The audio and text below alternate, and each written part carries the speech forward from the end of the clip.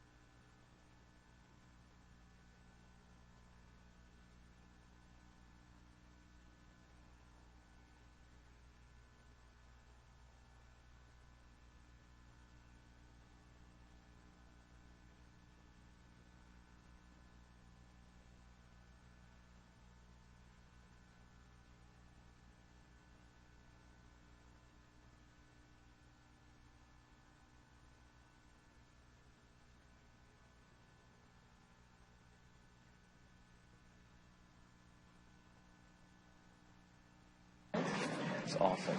Order, please rise for Mayor Michael Fougere. I should show you sometime.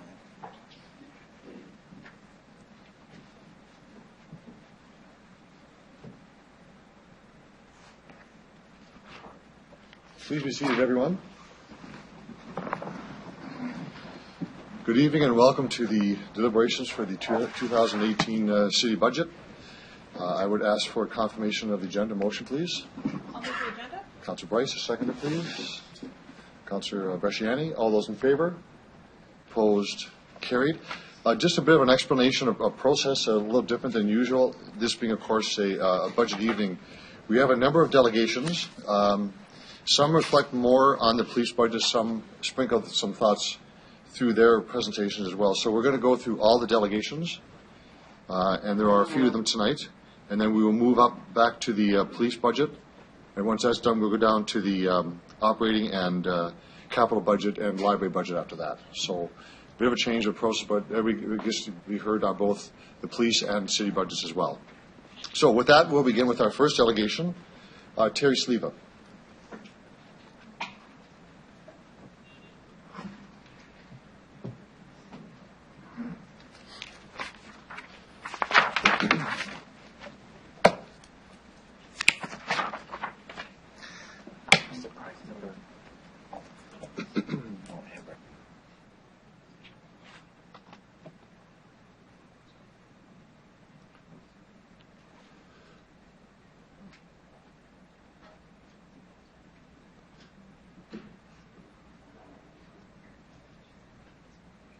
Welcome to City Hall, Ms. Sleva. Thank you for being here. If when you're ready, if you could identify yourself, who you represent, and you have 5 minutes for your presentation, and there may be questions from members of council afterwards. So whenever you're ready to start.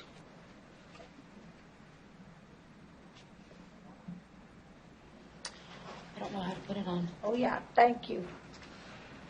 Your Worship, City Councilors and Administration. I'm Terry Sleva, and with me is Heather Dawn Caswell. I'm the chair of the Regina Citizens Public Transit Coalition. And I would like to speak about the city budget. The 2018 Regina City budget allocates a sizable amount of money towards the Regina Police Service. $88 million for operating expenses, $375,000 for the purchase of a tank. Exactly how many times a year is this tank used? Why isn't the RCMP's good enough? Does Saskatoon have a tank like that? $12 million in 2018 was given towards the purchase of the former SDC Depot building That's $3.4 million more than in 2017 budget, and 20% of the city's operating budget. I can't read that. The most of any budget item. Why do they always get what they ask for? I'm left wondering why Regina City Council considers that to be more of a priority than addressing some of the real issues Regina citizens are facing daily. One, despite the mayor's the mayor's election promise in 2016, there is nothing in the 2018 budget for Housing First. Instead of putting money into ending homelessness, City Council has commissioned yet another plan to end homelessness. How many studies does it take before the plan to eliminate homelessness in Regina could be initiated? I'm thinking this is one too many. And then there is Regina City Transit, which is getting less money than it did last year. But Brad Bell's corrected me.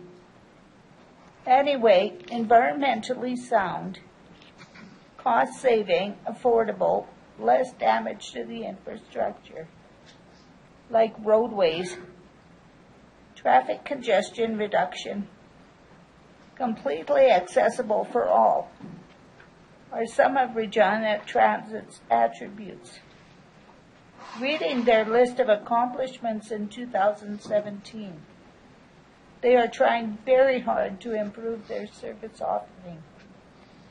It's difficult when there is a high employee turnover, and they end up having to pay overtime. They need route, hours of availability, and other improvements such as paying the drivers for what they are really worth as an incentive to make their service more accommodating for Regina's citizenry. And I understand the operating budget hasn't been cut, but it sure hasn't been increased. In this austerity budget, how does giving more money to the RPS make sense when others go without through no fault of their own? Mahatma Gandhi's statue is in front of City Hall. He stated, the true measure of any society can be found in how they treat its most vulnerable citizens. How do you think Mahatma Gandhi and do you think Regina is doing? What do you think he would say? Thank you. Thank you, Ms. Leah, for your presentation. Are there questions from members of council? You made yourself very clear. Thank you very much. You can return to the gallery.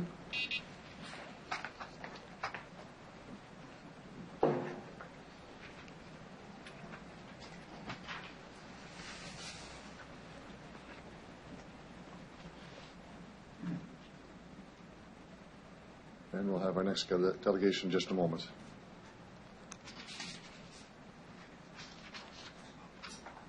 D18-12, Shayna Stock.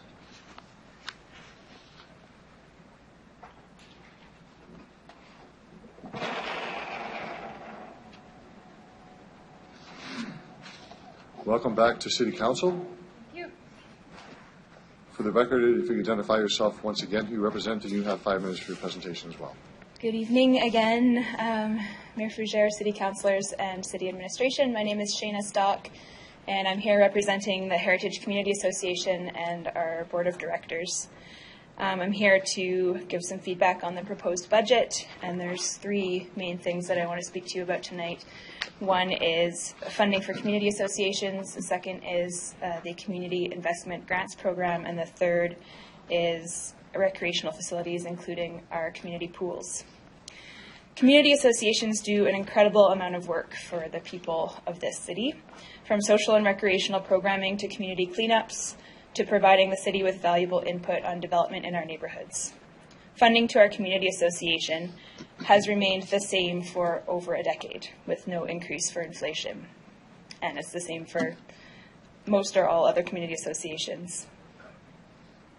While we are grateful for the city's ongoing operational support, a funding model that does not adjust for inflation is unsustainable in the long run. We also understand that as our city grows, there are neighborhoods interested in forming new community associations. We respectfully request that City Council consider increasing funding to community associations in order to accommodate for inflation and the establishment of new community associations. Second is the Community Investment Grants Program, which is absolutely vital to our programming.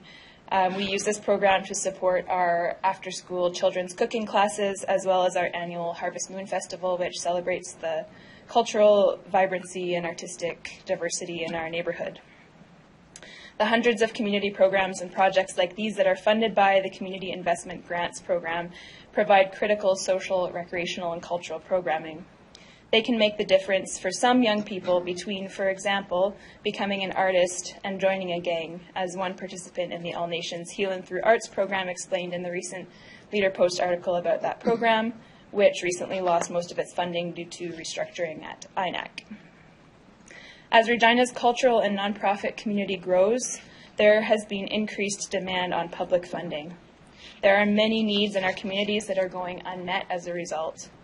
We urge you to consider an increase that at least matches the increase in demand so that nonprofit and community-based organizations can continue to deliver the high-quality, accessible, social, recreational, and cultural programming that is so vital to the safety, health, and vibrancy of our communities. We also want to emphasize the importance of community pools and other community recreation facilities, particularly in lower-income neighborhoods like ours. These facilities, including Maple Leaf Pool in our neighborhood, provide vital free recreation opportunities for families and young people who, in some cases, may not have anywhere safe to go otherwise. In communities where many people face multiple barriers, including transportation and financial, to accessing recreational programming, community pools and other free or low-cost recreation facilities and programs are not just about having a fun time, although that's an important impact as well. They also prevent social isolation and boredom, support mental health, provide a safe outlet for physical energy, and significantly reduce the stress of single parents and parents with low income. As the only free recreation facility in our neighborhood, Maple Leaf Pool is full from open to close every day all summer long. On page 7 of the proposed budget under risks, it states that the effort to maintain low user fees and property taxes in the past has created a backlog of needed asset renewal. This gap has the potential to create risks to the quality or consistency of our services. Earlier on page 6, it also states, as the financial constraint of the recent economic downturn becomes a reality, the city must avoid returning to the previous choices and burdening future generations with the cost of renewing assets that are being used today. We understand that this budget includes $200,000 in capital expenses for outdoor pools. We also understand that this amount is meant only for emergent structural issues with high risk of failure. We believe that our pools require more than this, and that if proper investment in their maintenance and revitalization is not made now, time and neglect will continue to take their toll and eventually render our pools unsafe or unusable. This would be a devastating impact or loss for our community. We provided this same feedback to the consultations for the Recreation Master Plan, which we know will be released soon. Mayor Fougere and City Councilors, as the Recreation Master Plan reaches its completion and as you consider the proposed 2018 budget, we urge you to push for significant investment in the renewal of the city's outdoor pools. Thank you for listening, and I'm happy to answer any questions. Thank you for your presentation. Are there questions of the delegation? Thank you very much. You can return to the gallery. Next delegation, D 18-13, Norman Brown.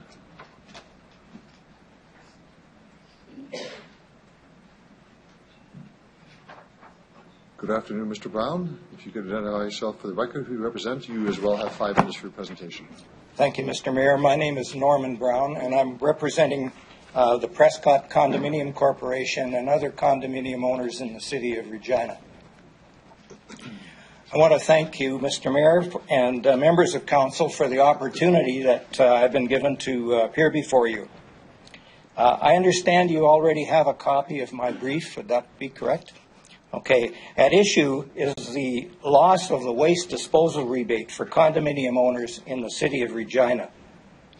While I'm addressing this on behalf of residents of Prescott Condo, which is located in East Regina in Ward 5, it also affects condo owners all around the city.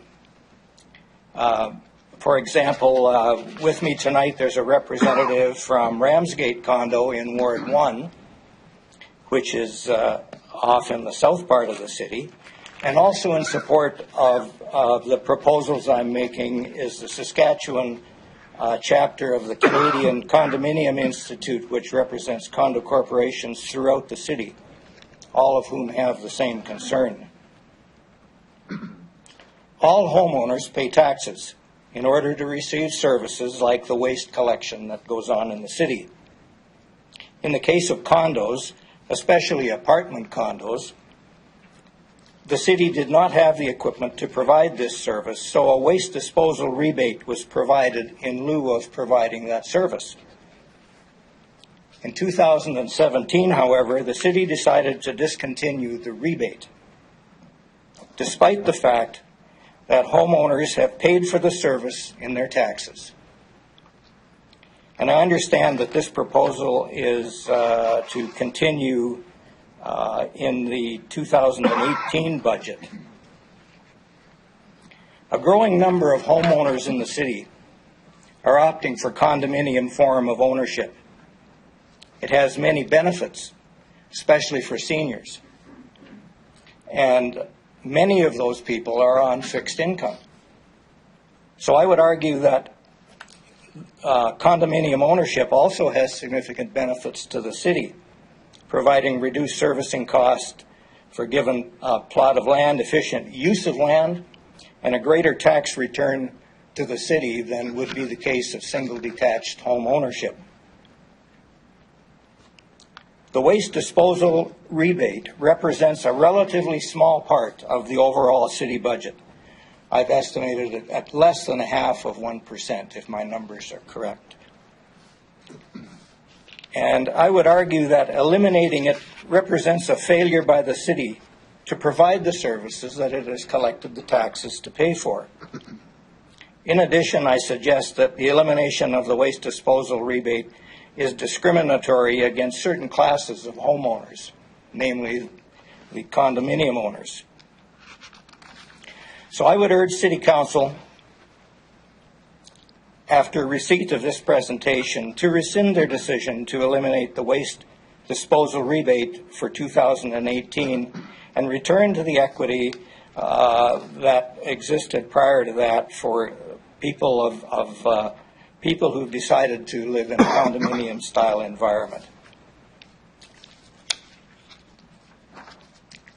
I understand that the city administration is exploring alternate methods of waste management in the future, but until any such global changes are made and enacted by the city, I'm urging the City Council to stop discriminating against condo owners and to reinstate the waste disposal rebate for the 2018 fiscal year. So that's basically my presentation to you, ladies and gentlemen. If there are any questions, I'd be glad to answer them. We'll see if there are. I believe there is one, yes. Councillor Flagel. Thanks and welcome out. Do you know how many complexes are affected by this? I'm not exactly sure of the total number of condos. I understand from the Canadian Condominium Institute that there are about 6,000 people owning condos in the city, but I'm not sure how that relates in terms of number of condos. Right. Our condo represents 96 units. Okay. Ramsgate, I believe, is 36. So, it varies, and some are bare ground condos, and some are apartment-style condos, and it's really the apartment-style condos that are affected. That was what I was going to ask you through you, Mr. Mayor. Is you live in an apartment style? Yes, So were you original owner? yes. Were you ever asked by the city, or had the city come out, or somebody come out to see if trucks could get in and out and through the complex to pick up your garbage? The unit we're in is new, so I can't say that I've experienced that. Okay. But I do know that, for example, I've had representation from Councillor Young talking about, Bearland condos in there where the deliveries or the pickup service has changed with the city's smaller vehicles. Right. But at the present time, most apartment-style condos have large receptacles, and a truck comes and just dumps the garbage and the recycling. Right. So as far as I know, the city has never approached anyone to say, well, like we can come and look after your garbage now. So if I could ask you, what does it cost you per month to have a private company come and pick up your garbage? For the 96 units that I'm involved in, the fees are, let me get the number right, about $300 a month. $300 a month? And just clarify, where is Ramsgate? It's it's on Windsor Park Road, up against the Regina Memorial Gardens. Oh, okay. Now I know where you're talking Well, about. that's Prescott. Ramsgate is on 23rd Avenue. You're in Prescott? Yes. Okay, sorry. Ramsgate is 23rd Ave. Yes, Yep. okay. That's what I was thinking because of Councillor Young. So $300 a month. Did the condo rebate cover the costs for you? No. Based on, but it helped, right? It helped. Okay. And, okay, no, that's what I wanted to know. Thank you. Thank you. Thank you, Councillor Flagel. Councillor Massanelli.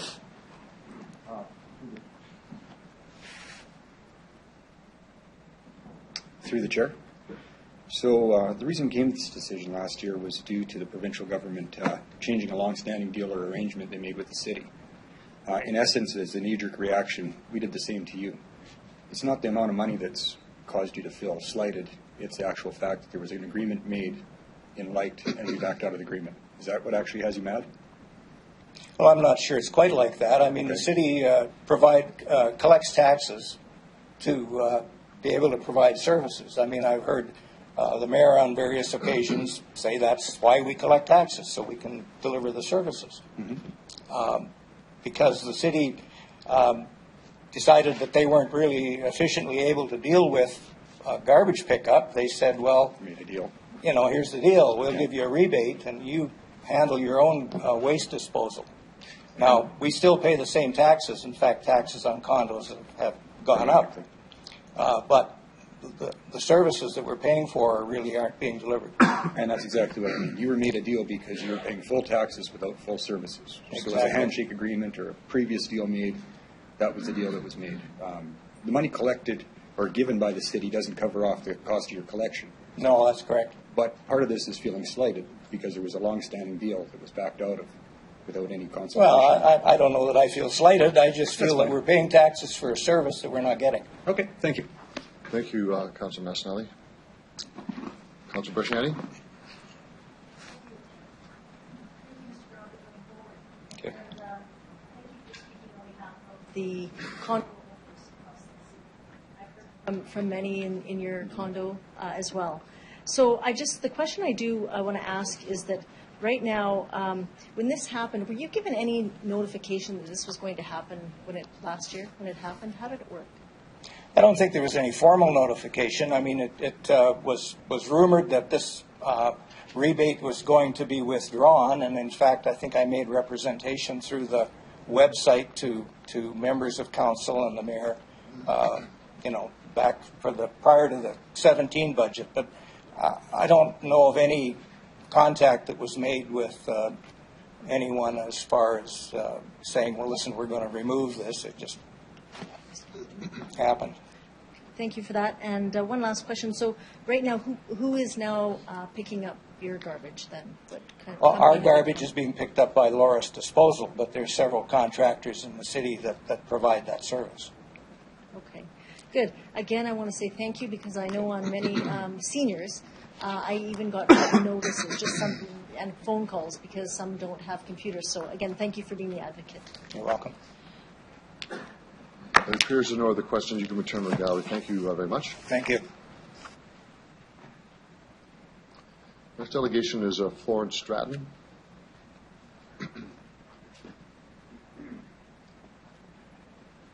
Ms. Stratton, for the record, if you can identify yourself, who you represent, and you have 5 minutes for your presentation as well.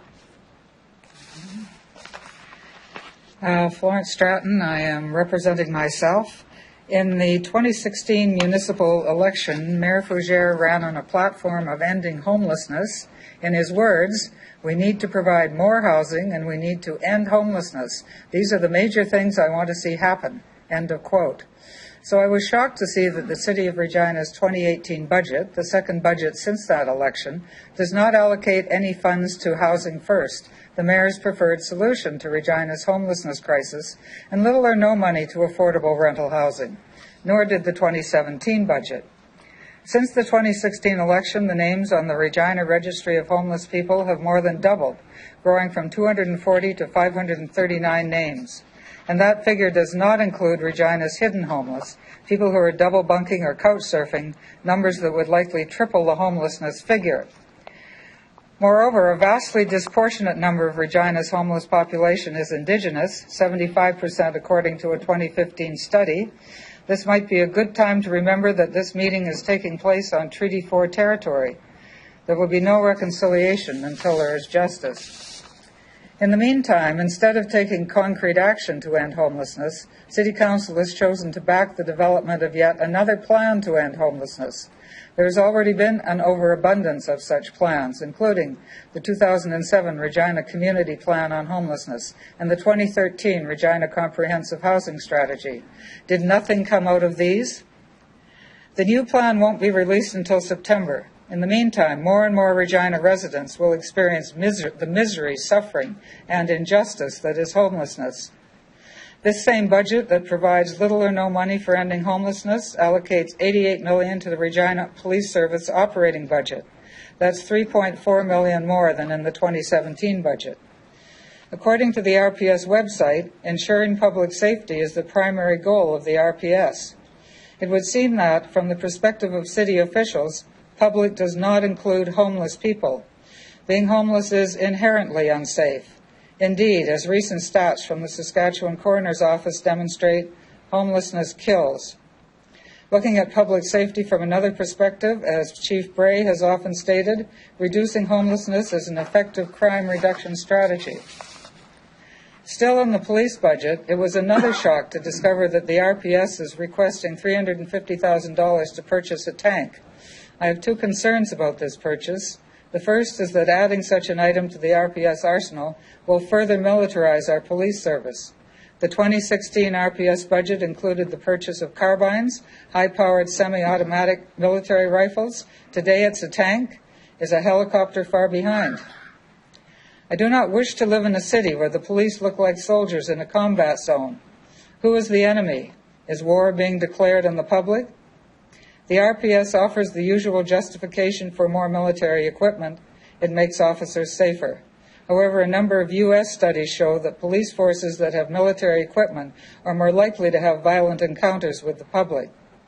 My second concern with the tank is cost. The $350,000 price tag is in addition to the $88 million asked for under the operating budget.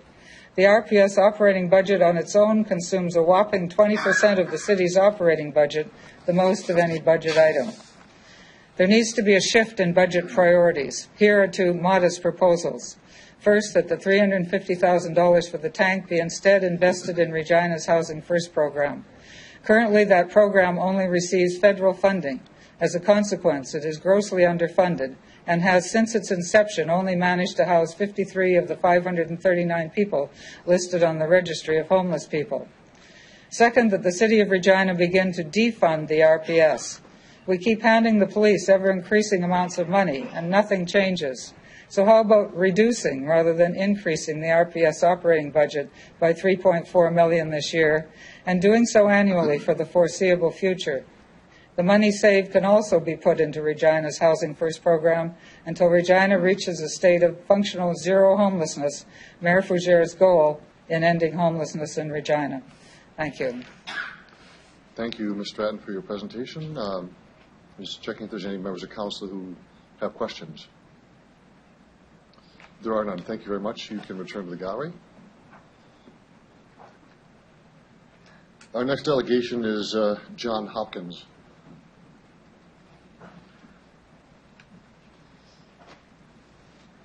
Good evening, Mr. Hopkins. If you could identify yourself for the record, who you represent, and you as well have 5 minutes for your presentation.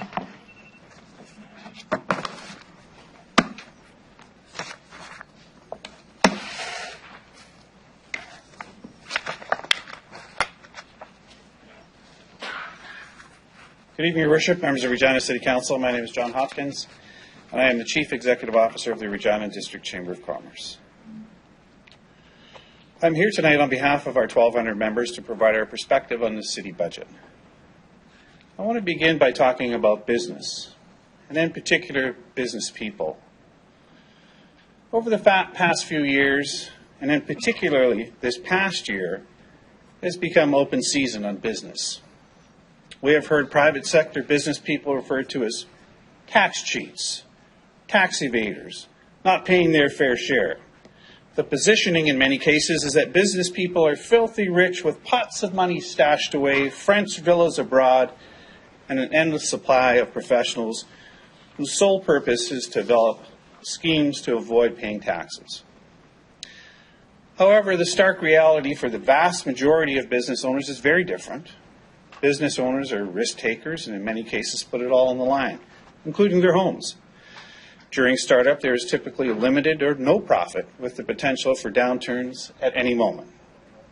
At the same time, business owners have no safety net. There is no social program if the business doesn't make a profit. They simply don't get paid. There is no earned vacation pay, no medical leave, no maternity leave, no overtime pay, no employer contributions to a pension plan, and no severance or health benefits. In short, in many cases, it's a struggle to survive. So why do they do it? In our discussions with business people, particularly new entrepreneurs, the reason is simple. They love to do what they do. Yes, some do grow to become global companies, but that's the exception and not the norm. Moreover, the sad reality is that many businesses fail. In fact, according to Industry Canada, survival rates for small and medium-sized businesses in Canada decline over time. About 85% of businesses that enter the marketplace survive 1 full year, 70% survive 2 years, and 51% survive for 5 years or more. But there's another angle, another perspective, another vantage point. It's these very same business people that create one of the most critical elements within any community. Jobs, careers, and opportunities for others.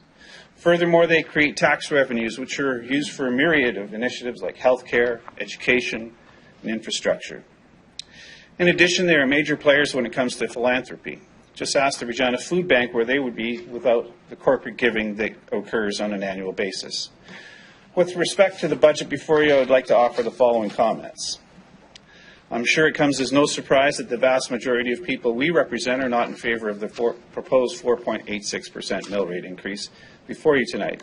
In fact, this year's support is very low. The downward trend in support is due to a number of factors, including the downturn in the economy, challenges related to the sales tax, uncertainty over NAFTA, tax changes on both in Canada and the U.S., as well as the carbon tax, among others.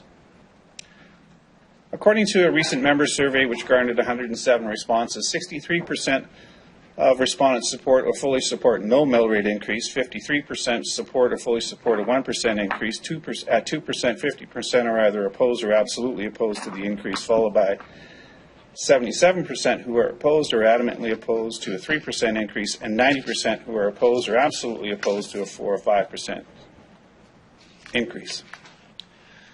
Your Worship, while there is concern about the mill rate increase being proposed, I thought it prudent to provide some other outside perspective. According to the City of Calgary's 2016 Residential Property Tax and Utility Charges Survey, based on a representative bungalow in each community, Regina municipal property tax in isolation was found to be second best at $1,526. And on a per capita basis, we were second best at $1,351. But to be clear, this is just the city portion of the tax and does not include education and other levies like the library. The biggest issue for Regina in this survey is utilities. According to the report, Regina comes in last when looking at utilities, which combines power, water, sewer, garbage, land drainage, and other fees at $237 monthly. When excluding those services that are not controlled by the city, Regina is in second last at a rate of $126 monthly versus an average of $94.44. In closing, I want to thank you for the opportunity to be here tonight and encourage you to continue to provide an environment that is conducive to growth, not simply for the sake of growth, but for all that growth affords us: jobs, tax revenues, and new opportunities. Thank you for the opportunity. Thank you, Mr. Hopkins, for your presentation. We do have some questions. We'll start with Councillor Young. Thank you. Through you, Mr. Mayor. Mr. Hopkins, good to see you again. I have a question for you. You usually use the Calgary property tax report when you talk to us each year. So my question is, why do you use that report and their approach to taxes? Over the years, it used to be the City of Edmonton that did the report. It's really hard to do the comparative across the country. In fact, it's very, very difficult because we have a different methodology that we use in Saskatchewan than Alberta uses, than BC uses, than Manitoba uses, than Ontario uses. So with the use of a model house in each community, it's a better sort of representative sort of review in terms of how we compare across the country because it's based on a model property. So that's why we continue to use that particular study. And again, it's not us saying it, somebody else. It's not, the Regina District Chamber of Commerce is saying this. It's somebody other than us. So we use that fairly consistently and look at it just every year that it comes out. Okay, so then my question to you is it an apples to apples report? Because, for instance, each of the cities that's assessing taxes may have a different way to access water. The distance, for instance, to the water source may be different. Yep. They may have maintained their residential roads over the last 40 years, or the assets they have may have been taken care of, which would have a great impact on the taxes that are levied. So can you talk about apples to apples? It's very difficult to do an apples-to-apples comparison with these studies. There's no question about that, whether it's that study or others that are out there like the Altus Group and others. On the issue of water for Regina, Regina's water is going to cost more because it's got to be piped from Buffalo Pound. It has to be. It's not like we're living beside Lake Ontario, right, where there's an abundance of water, or even Saskatoon, or in Calgary, or other places. So there's going to be a challenge there, as well as on the other side with wastewater. It's going to be more expensive for us. So not surprising to see some of that in some of the reports that are there. And it also is difficult doing apples to apples because of what you said. Okay, so what level is the infrastructure at in A community versus B community? So it's really hard to make that determination. But as far as we've seen, this is about as close as we can get. And again, it's just simply on a model house. Okay. So you speak about corporate business is a bad word in some people's vocabulary. And we all know that there's good and bad in just about everything. There's some people who do business very well and some who don't. Can you talk a little bit about small businesses here in the city, and who would the competitors be for this city for small businesses if the taxes became a burden to them? Thanks for the question. I mean, there is good and bad, but I would say the vast majority of the businesses, most of the businesses that are here in Saskatchewan and Regina, care a great deal about this community and show that every single day. I mean, the philanthropy that goes on at the food bank, the giving that occurs there all the time, as well as the sponsorship that goes out to this community for all kinds of different things from business. And I know because we were involved in a lot of these different things. And so there's a lot of different type of giving in terms of volunteer hours. In fact, some businesses will mandate it. You must volunteer X number of hours. And a lot of people do that. So there's a lot of good things. And then there's what a lot of businesses do is actually take people in at an entry level and move them up. And all of a sudden, it's not just a part-time job. It starts from a part-time job or a term job and ends up into a career. And there's a lot of good things like that that are happening, that continue to happen, and we're encouraged by that. And I think that when I look at business here, there's 4,100 non-residential properties in the city versus 65,000 residential properties in the city. And I think that there's 125 properties that pay 50% of the non-residential levy. That is an asset that I think that we need to be mindful of and try to protect as much as we possibly can. I think that's really, really important. And then if I can just go a little bit further, there's 481 properties out of 4,100 that pay 75% of the bill, or $60 million. So I think, again, that's another asset that we need to protect in this community. So when it comes to competitiveness, who are our competitors? Well, certainly is let's say Calgary and Edmonton, Saskatoon, maybe Moose Jaw. And one of them that seems to be growing is the RMF Edenwald. And so I looked at the RMF Edenwald, and I looked at Saskatoon and ran the mill rates. And I'm not saying we're not competitive, because I think we are competitive. I think that's an important distinction. A little bit cheaper in Saskatoon, and there's reasons for that. And I know I've been around here long enough to know that the electrical utility in Saskatoon has an impact on the rates that they have. I get that. So Saskatoon's a little bit cheaper on both residential and commercial when you run the numbers on the same values. But when you look at the RM of Edenwald, it's half.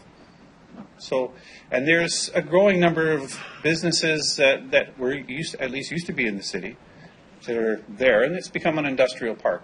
So that's some of the things I think it's important to ensure that we try to protect the assets that we have in terms of the non-residential property owners, because they do, in fact, pay a large percentage.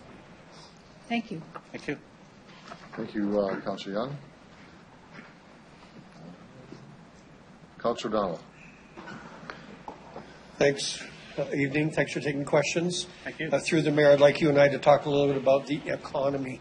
So I'll throw a couple stats at you real quick. One, second fastest growing city in all of Canada, Regina. 1 out of 5, young. And when it comes to new Canadians, we lead the nation at the fastest rate.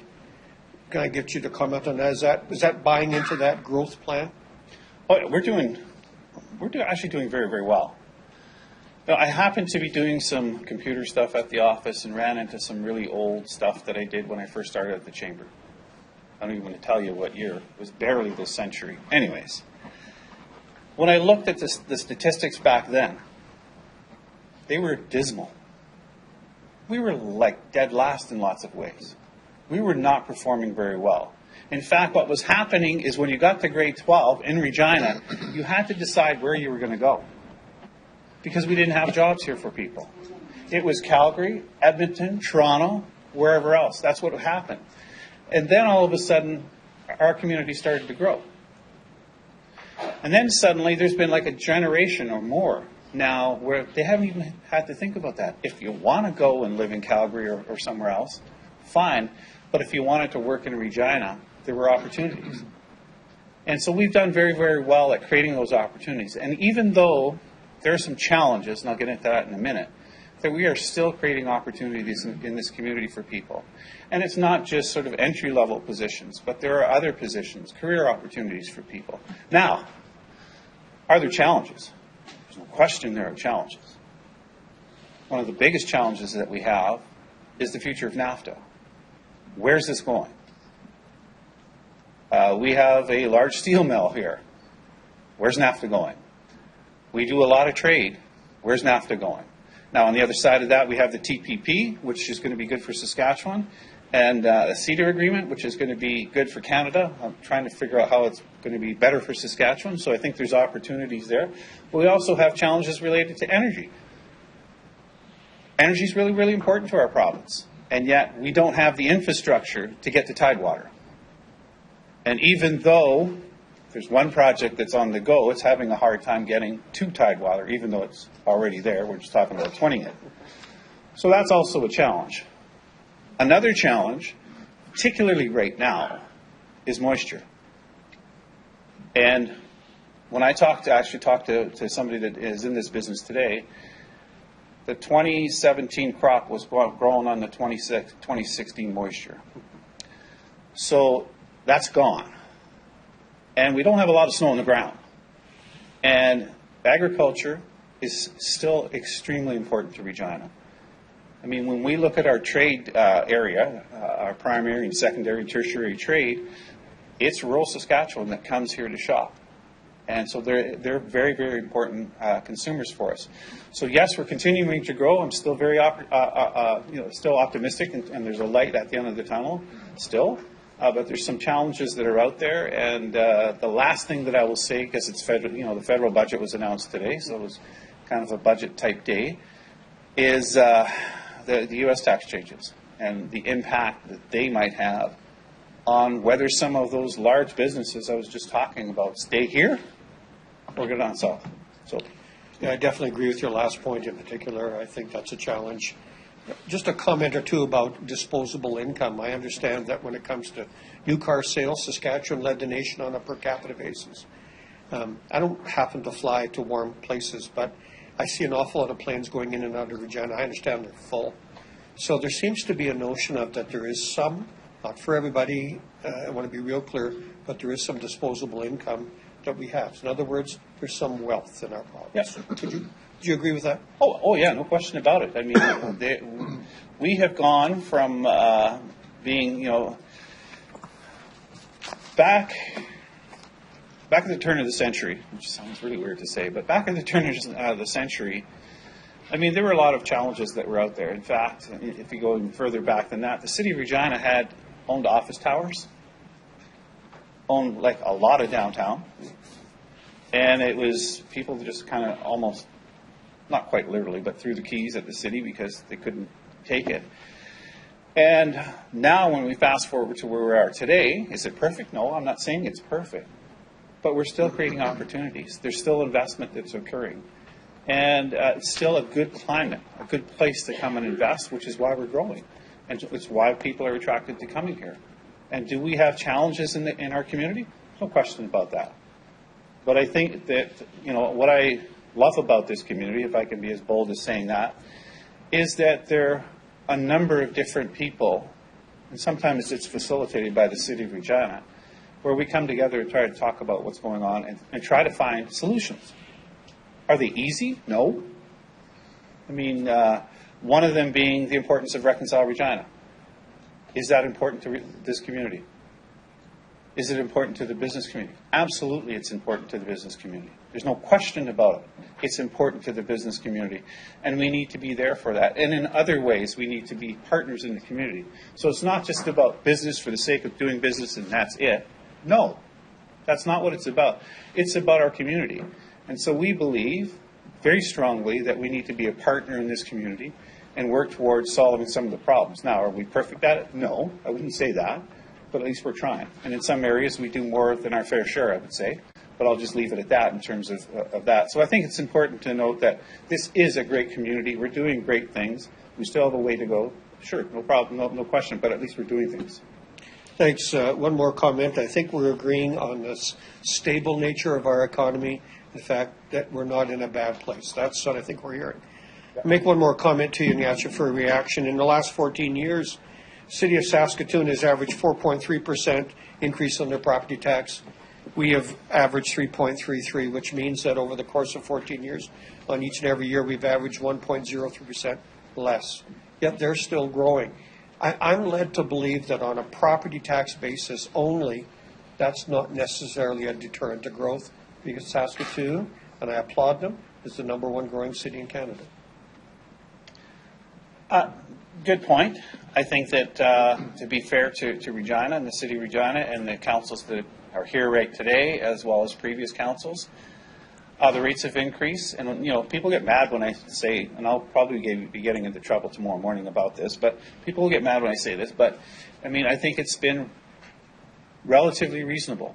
A lot of people want to get to zero. In fact, I told you about the survey results, and I hear it consistently. People would like to get to zero. And typically we've had one of the lower rates of increase, and I think that for the most part, that has shown up, and some people certainly do appreciate the fact that that's where we are, and it continues to help us to grow now and into the future. So I would just like to say thank you for that. Good, thanks. Thank you, Councillor O'Donnell. Councillor Stevens. Thank you. Councillor O'Donnell's question is quite timely, and mine actually leads into it. So thanks, John, for coming out this evening. I want to walk through what the 4.8% mill rate increase as proposed in the budget looks like, and I want your thoughts on it. Specifically, what do your members want to see reduced and cut in terms of services and taxes? If we add up the implications of the 2017-18 budget, potentially 2.99% increase. So that's annualization of the provincial budget, elimination of the education tax collection fee. We see 1.5% increase for residential roads, Mosaic Stadium, which I know the Chamber was enthusiastic about seeing actually constructed. The city itself only goes up by 0.42. And the city of Regina, if you exclude the RPS, which is 1.06, the operation expenses actually go down. So that brings us to the 4.8% increase. What does a zero look like for your members, and what would they like to see cut and dealt with? Before we get to the answer to the question, Councillor Stevens, I know you want to ask a question, but the preamble's way too long. If you're going to go to the question, go directly to your question, please. Mr. Hopkins? Thanks for the question. I've read the budget documents, so I am aware of the breakdown of where the increases are and where the decreases are. I wouldn't be able to recite it by any stretch of the imagination, but I certainly understand where that is. When we asked our members where they would like to see cuts, and you asked the question, so I'll tell you, the number one response was the size of the public sector here. That was the number one response. Another response was to look at the level of grants that the City of Regina gives out. That would be another one, and those two combined would be a significant portion of it. I actually have the survey here, so I'll take a look at it.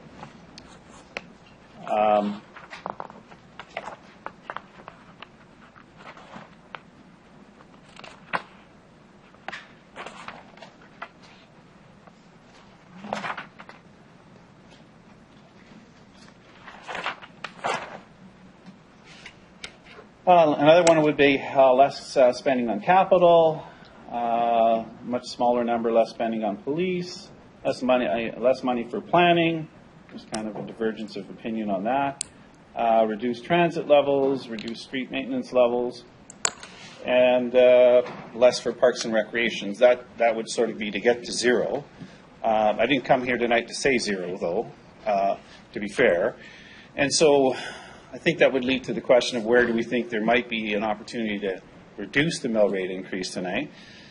And so I read I think it was a financial report in September, I think it was. It looked at sort of where it looked like the surplus or deficit might be for this year. And I don't know how you guys do it every single year, but it seems like almost a surplus every single year, which sounds, kudos to you because you do a great job at that. And so when I looked at it, it said $4 million. And so I know I've said this every single year, and I'll say it again. It would be, we look at it, that's a surplus at the end of the year. Take a percentage of that surplus, whether it's 50% or 25% or even 10%, and use it for one-time costs in the budget so that they're not annualized, and use that to reduce the mill rate. Another thing that's come up in past council meetings on the budget is to ask the administration, and I know I can't ask any questions here, so I won't. Is there any capital projects that maybe might not happen this year? And there was an occasion, I remember, not that many years ago, where that was the case, and it led to the reduction in the mill rate increase. Another one is, I can't remember the page, I should have wrote it down, is on the reserve levels, and on the page it says the minimum and the maximum in terms of reserves. And I did note that in some cases there are reserves that are above the maximum. It's like, well, is there an opportunity there? And maybe there's a reason why some of those reserves are, in some cases, well above the maximum. I don't know. Anyways, there's a few answers. If I could ask a follow-up, and I know you speak for the Chamber, but in terms of those cuts that you had identified that some of your members wanted, is that your vision for the city in which we're spending less on community organizations like the food bank, where we're spending less on parks and transit? That's what makes this city. Is that the city that you envision, where we're reducing funding and reducing spending on infrastructure? We're getting close to a debate here, so just take It's a question. Well, Straight question. I think what's important to our organization is there is a diversity of opinion on a range of different things. In fact, when I look at the survey results, there are some members who would support much higher than 4.86. And then there's a bunch of members that would want to get to zero, and every year it's get to zero, get to zero, get to zero. And in some, it's even, well, let's not get to zero, let's have a decrease, whether it's 5 or 10%, whatever the case may be. And then typically there's more around the middle. And from our perspective, when we look at our organization, what's important is the community. It's not just the business community, it's the community as a whole. And there are lots of different pieces that go into the city that make the city important. So has there been a review done on sort of the core services? It's been done. It continues to be done as far as I understand it. And there's good work that's been done there. I do note that the budget does reduce the number of FTEs by 10, I think is the number. So there has been some work on that. There has been some cuts in some different line items. There's been some increases in some other places. So there has been some work done on the budget. So at the end of the day, what kind of community do we want to see? We want to see a really healthy, vibrant community. Final question. In terms of the percentage of operating expenses that are made up by property taxes, I've never been able to pinpoint that. So what's the average amongst your membership? Percentage of operating expenses chewed up by property taxes?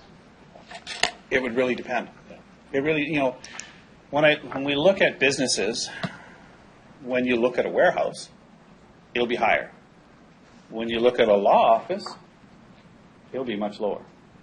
And so it really depends on the type of business in terms of how much of that will actually impact sort of their property taxes, as well as impact in sort of investment decisions. Because why do people invest in this community versus that community or our community or wherever it might be? Is it property taxes that drive the decision? No. In some cases, it will be higher on the scale and lower on other scales, because there's a number of different factors that will impact why business might choose to locate in one community over another. In lots of cases, it'll be sort of the market. How close are we to the market? Another one that we went through, and we did a lot of work in this area, and it's something we just talked about, is labor force. Is there the labor force there that will meet the need that I have to grow my company? That's important. Is the regulatory environment the right environment? Can I get land use studies done, planning properly done, and all of that stuff? That'll all be part of the decision. So property taxes, well, there's certainly, I've never seen it where that's the number one sort of determinant, but it really depends on where it is in terms of the type of business it is. Thank you. Thank you, Councillor Stevens. Councillor Flegel. Thanks and welcome back. It's always good to see you around here. You referred to us being at $123 for utilities, and the average elsewhere is $94. What cities did you utilize the numbers from? That was the City of Calgary. Just Calgary? That's the City of Calgary property tax survey. So I'll name the cities off. But the utility, you said... Yep. It's from the City of Calgary residential property taxes and utility charges. Okay. So I'll read them off here in a sec. I'll just find the page. Victoria, Medicine Hat, Halifax, Winnipeg, Lethbridge, Red Deer, Calgary, Edmonton, Leduc, Regina, Vancouver, St. John, Toronto, and Grand Prairie. Okay. So a fair amount of smaller centers, like And some big ones. 120,000 or less, probably, for population. And some huge ones like Toronto, Vancouver. Yeah, in Toronto, Vancouver. Do you value, if you look at that and you talk to your membership or anything, do you value topography in terms of how much money has to be spent to push water, push sewer to where it needs to be? Yeah. So what does that reduce Regina's by if you try to put it back to an apple to apple as opposed to like saying with Councillor Young, apple and orange, because you're not comparing. Very many cities do not have the same topography that Regina does. So what kind of a dollar value would you put? $10, $20 a month? And again, it's like I said with Dr. Young, it is not an apples to apples comparison. Okay. It is not, because we have to pipe our water all the way from Buffalo Pound, whereas Toronto isn't piping it from what? Lake Ontario? Yeah, exactly. So there'll be a huge difference in terms of the cost. And then, of course, when it comes to wastewater, I'm not anywhere near a wastewater expert. I have no idea about that stuff. But it would seem to me the larger the body of water, the cheaper it's going to be, because you have a lot more water to diffuse whatever it might be. And closer. Yeah. So it would be a lot closer. So it's not an apples to apples. It's just a comparative that's in this report. Yeah. You spoke about the challenges and the competition of the RM of Edenwald. There's discussions going on about, or had been, about setting a levy into place for people living in those areas and then coming to drive on our streets, swim in our pools, use our hockey rinks, et cetera, et cetera. Do you think your membership would endorse something like that? To bring it to maybe a potentially fairer comparison, if that's what you're saying we're lacking? That's a challenging question to answer. I certainly would want to be part of the discussions on that, and we'd have to really check in and what people think about that. I know that that's been talked about since I've been coming around here, which is back into the 90s. Yep. And that's been a discussion. There's another side of that, though, and the other side of that is that people are coming here also to spend money here. Absolutely. And that economic impact is really, really important to us as well. Would want to be part of the discussion. I wouldn't be able to give you an answer on that tonight. I was just wondering, because we're talking taxes tonight. Yeah. Your membership, when they see the tax bill, do they see the $5,000 tax bill, or do they see the $2,700 tax bill from the city of Regina? That's a great question. And I think that, to be fair, the people that do this every day know that there's different sort of places where taxes go. They'll know that, yes, this percentage will go to the city of Regina, this much will go to the education portion of property tax, this much will go to the library levy, and you might have a bid levy too.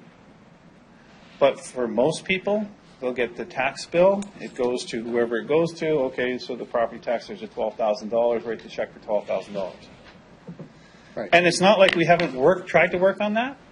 I've written about this many, many times, and I've talked to people numerous times, and I've actually presented on property taxes or property tax policy on a number of different occasions.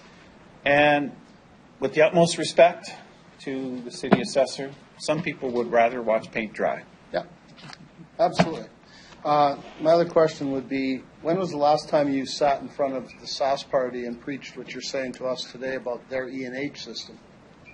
Pardon me? About their tax system to the tax bill. I'm not yeah, talking Okay. any other taxes. So my question is what, through you, Mr. Mayor, when was the last time that you spoke to the SAS party regarding what you're speaking about to us today?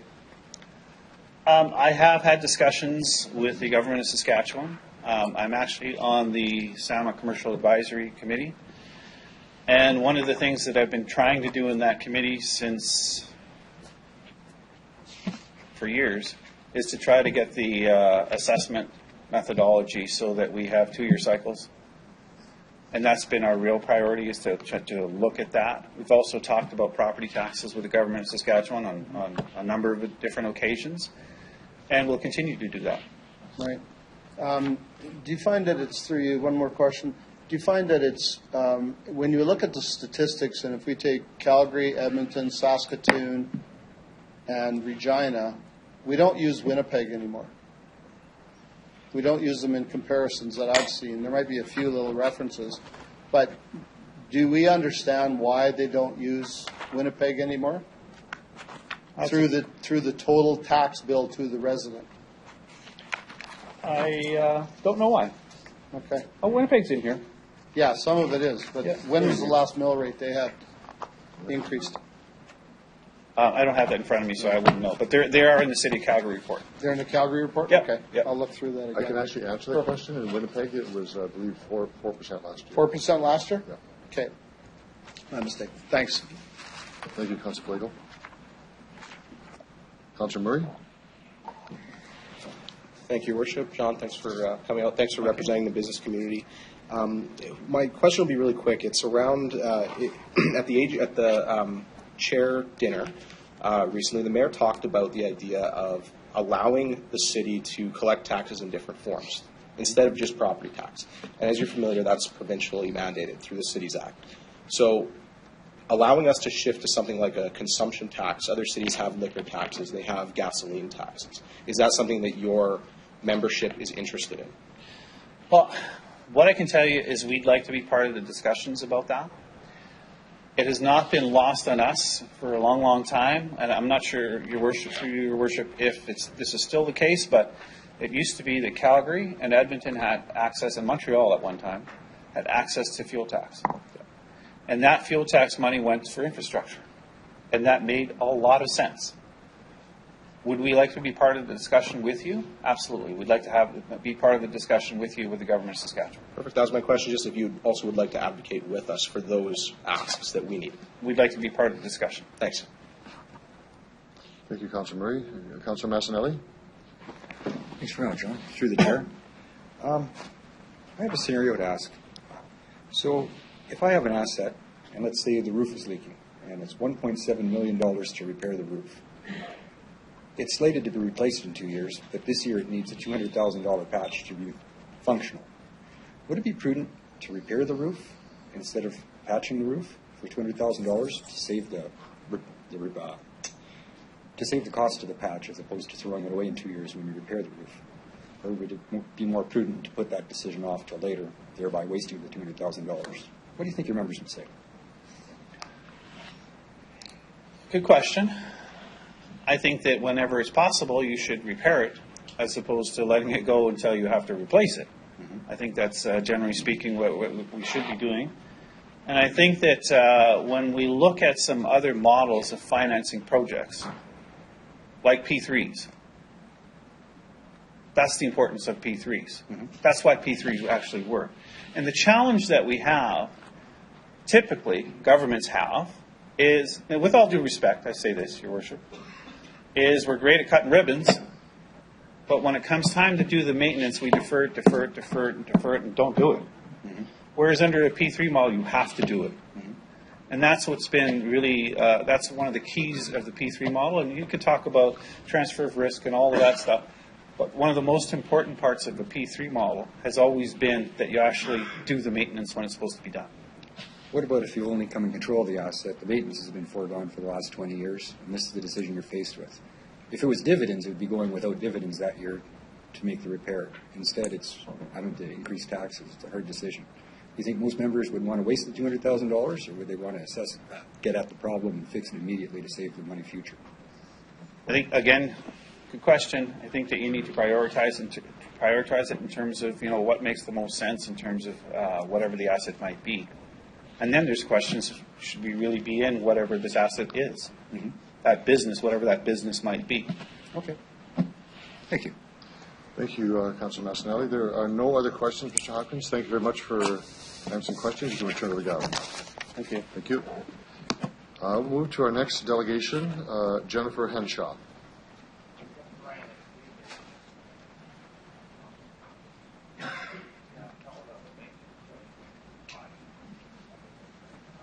Ms. Henshaw, if you could identify yourself and tell us who you represent. You have 5 minutes.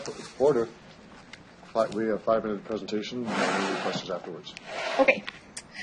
Good evening, Your Worship and members of Regina City Council. My name is Jennifer Henshaw. I'm the Senior Policy Analyst for the CFIB. Thank you very much for the opportunity to present the highlights of our members' views and concerns regarding the City's proposed 2018 operating budget. While we recognize the significant fiscal challenges facing the City as a result of the decrease in provincial funding, we fear the proposed 4.86% property tax hike, the second highest increase in 10 years, will only add to the uncertainty business owners are already facing. That's why we share Mayor Fougere's concerns regarding the magnitude of the proposed property tax increase, and we also hope City Council will look at reducing that number. While we recognize the City's cost-saving efforts that found $9.4 million in savings, we urge Council to consider CFIB's recommendations to find further cost savings in order to lower the proposed property tax hike. It's important to provide some economic context on the challenges that our province's small business owners are dealing with. Just last Thursday, CFIB's Business Barometer revealed optimism among small business owners improved to an index of 56.8, but it's still the third lowest in Canada. The top cost pressures for Saskatchewan entrepreneurs continue to be tax and regulatory costs, cited by 69% of business owners, a record high. There's little doubt that some of the major contributing factors are related to a number of issues at federal, provincial, and municipal levels.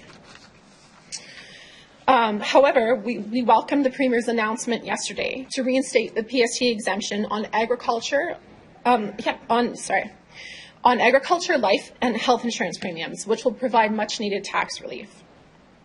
For those who say that this property tax increase won't have an impact, our survey data shows otherwise. But let's be clear, we're not talking about multinational corporations who can more easily absorb these costs. We're talking about your local hardware store or your favorite restaurant. They are the businesses in our community who will be impacted by annual property tax increases. In fact, a recent CFIB survey found that 74% of Regina business owners stated that recent municipal property tax increases have negatively impacted their business. Only 11% said that there's been no impact. Given these facts, CFIB has a number of practical recommendations for the City to consider. For the short term, building upon the administration's $9.4 million in savings by continuing to review current programs and services with the objective of identifying areas that can be eliminated, streamlined, contracted out to the private sector, or sold.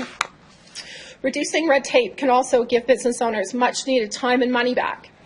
We recognize the City's ongoing streamlining work to streamline and improve processes. We urge the City to make red tape reduction an ongoing priority by continuing to look at ways to further reduce red tape for Regina's business owners. We also know salaries make up more than 50% of the total expenditures at the City. That's why we recommend the City continues to examine its spending on salaries and benefits by developing a long-term strategy to narrow the compensation disparity between public and private sector employees, introducing a plan to reduce the size and cost of the civil service, primarily through attrition and pension reform. We were pleased the City realized $1.7 million in savings for the elimination of vacant positions, which did not result in the layoff of permanent staff. We believe the City should continue these attrition-focused staffing reductions and introduce a plan to further reduce the size and cost of its municipal civil service. We also encourage the City to look at eliminating costly and outdated municipal bank sick day policies and replacing them with affordable short-term disability plans. As you may recall, we commended the City last year for reducing its commercial mill rate factor. We're also pleased the budget does not propose to increase the commercial mill rate factor for 2018. We therefore urge the City to develop and implement a plan over time to further reduce the commercial to residential property tax gap. Also, we urge the City to consider the introduction of a base tax for all homeowners. In Saskatchewan, you have 1 minute to go. Okay. Currently, 12 of the 15 cities have a base tax. And lastly, develop a plan to measure, report, and reduce the total number of regulatory requirements imposed on Regina businesses. We thank you for considering the views of Regina's small business community as you work towards finalizing the City of Regina's 2018 operating budget. As CFIB's research has shown, municipal decisions significantly impact Regina business owners' ability to grow and create businesses. Thank you very much. Thank you for your presentation, and we'll see if there's questions from members of Council. Councillor Bresciani. Thank you, Your Worship. Thank you, Ms. Henshaw, for coming forward tonight, Thank speaking you. on behalf of the business owners. I do have a question. You mentioned in your speech about red tape reductions. Yes. You can just share some of your findings or and how it, I guess, the outcomes. Absolutely. And before I jump into that, I also just wanted to say that red tape reduction can be low-hanging fruit, and it's a great way to help business owners when they're struggling. So in terms of red tape reduction, we have a number of examples. I know in our presentation itself, we highlighted in our submission the City of Calgary implemented one of the largest cost savings projects was their Cut Red Tape program. And they actually found $14.6 million in savings since it was implemented in 2010. It really isn't a single measure, but rather it's a comprehensive plan intended to remove unnecessary forms, procedures, licenses. We also have seen the City of Victoria, out in BC, they actually introduced a small business portal. It's kind of like a one-stop shop, if you will, for business owners to be able to basically reach out to their municipal government. And especially for startups that are new to the community, it's a great resource for them. Also, when we're thinking of the province, and I know it's the provincial government, but they have also introduced an extremely comprehensive plan to basically what they do is they measure and they've created a baseline count of all of the regulations. And they've actually put in place a plan to reduce the overall burden on businesses. And they have introduced something called the direct cost estimator, which basically is you insert all the information, if you will, on regulation, man hours, those sorts of things. And it'll help you make those decisions based on the cost itself. Something else that we've seen, and actually won CFIB's Golden Scissors Awards, in 2017, the government of BC has Red Tape Reduction Day. And this was under Christy Clark and Corley Oakes, the small business minister at the time. But what they actually introduced was a red tape portal, and they basically gave red tape reduction a permanent place on their website. And it was a place where business owners, everybody in the community could go online and submit their red tape headaches, like, why is it that when I call the PSD department in the morning, I get a different answer than when I call in the afternoon, or this form is driving me crazy. So it's those kinds of little things that really do make a difference in business owners. They really do save time and money for business owners. Thank you for sharing that, because I know I have relatives in Calgary, and it's interesting that you would say that. But that is exactly how the city has found their savings. But they wasn't about reducing staff. It was about empowering the staff to kind of cut the red tape to work smarter. Right? Exactly. It's all about working smarter. And again, this is something else that I was just thinking of as you were talking. It doesn't have to be these massive projects. Sometimes it's the low-hanging fruit. For example, in Fredericton, New Brunswick, they actually demonstrated how effective small changes can be for helping the environment and reducing hard costs. In Fredericton, buses previously had to wait 10 minutes at hubs for mass transfers of passengers, and basically what they did was the city introduced an anti-idling policy for the bus fleet. I know Regina is a little bit colder, but the results were significant. Shutting down 11 buses for 10 minutes actually eliminated 17,353 liters of fuel consumption, and that translated into an annual savings of $20,000. So it's these little things. We're not talking about cutting staff or anything like that. Red tape is just that. Internal cost savings and saving money for our taxpayers, business in general. Perfect. Good. Thank you. Thank you. Through you, Your Worship, I have one more question. So from your members' perspectives, what are some of the specific impacts that I guess businesses would have? In terms of property taxes? Yeah. Yeah, absolutely. So we actually surveyed our members on this, and some of the specific impacts that they had was that the number one really was that they wouldn't be able to reinvest in their businesses. So that was first and foremost. A lot of them have, not taken on that additional staff member. So those are some of the big ones for our membership. And again, business owners always like to reinvest. Most of the money they do make, they reinvest back into their business to help it grow. But when we see those year-over-year property tax increases, it does eat into that. Okay, good. Thank you for sharing that. And one last question. Sorry, last one. Sorry, we talked about, I guess, reducing the property tax gap. Can you just share a little bit about what other cities have done? Yeah, absolutely. So, and I know we touched on it in our submission, but we've seen, and I'll just pull it up in my report here so I can provide accurate information.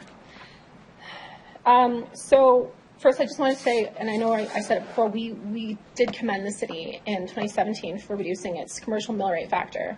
That's definitely moving in the right direction. And we are pleased the budget doesn't propose to increase the commercial mill rate factor. We've seen a couple of different cities do a better job at, or taking a bit more leadership in terms of reducing their property tax gap. The city of Meadow Lake was a city that recently reached out to us, and what we heard from the city of Meadow Lake was that in 2015 they formally adopted a policy to reduce the gap between residential and commercial taxpayers over a number of years. More recently, we also spoke to the city of Prince Albert, and as we outlined in our property tax report, they actually had one of the highest property tax gaps in the province, highest out of all the cities in Saskatchewan. And we're really pleased to learn that during Mayor Greg Dion's city address, he actually committed to say, he said, this was his quote, small businesses are the ones that are really hurting. They're the backbone of our community, and we have to make sure that they survive. We can't be part of their demise by having the highest taxes in the province. We're committed and we're going to address it. So in terms of next steps, what they're doing is they are going to develop a plan with what we understand is within the next year or so to really work on reducing that gap between commercial and residential property tax. Perfect. Thank you, and thank you for coming here on behalf of business. Thank you, Councillor Bershani. Councillor Stevens. Thank you. One question. This kind of stuck out in your report, and you kind of concluded with it, and it has to do with the base tax, specific for residential properties. Yep. So as I understand, and correct me if I'm wrong, a base tax is a form of a regressive property tax in which you would elevate the property tax bill for lower valued properties and reduce it for higher valued properties. Although imperfect, there is a relationship to income. Why would your membership support that kind of regressive property tax structure? Well, it's not, let me just clear the air, it's not a regressive. It would apply to residential properties of all value. It doesn't matter what value it would be. But before I jump into that, I just wanted to clarify on what you said on the base tax. So I'll just pull it up here. So basically what we found, because, and I know you're aware, but we do our property tax report every year, is that we've actually found that 51 of 75 municipalities and 6 of the 31 RMs that we study have a base tax. And the reason that our membership agrees that a base tax would be a good idea is that it basically, it would pay for basic core services and it would generate another source of revenue for the city. The reality is local government services are enjoyed by all taxpayers and the costs have to be shared by all taxpayers. And that's why we've urged the city to consider it. I didn't know that last element. Could you explore a little bit further? How does it generate new sources of revenue? I didn't know this part. Well, base tax, effectively, and that's why a lot of cities do it, is that it's just another revenue stream, if you will. And so it helps cities pay for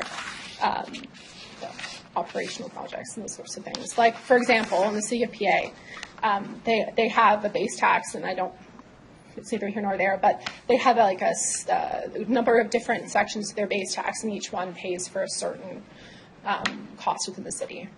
Okay, thank you. That's it. Thank you, Councillor Stevens. There are no other speakers or questions, so thank you very much. You can return to the gallery. And thank you. Move on to our next delegation, Mr. Gord Archibald.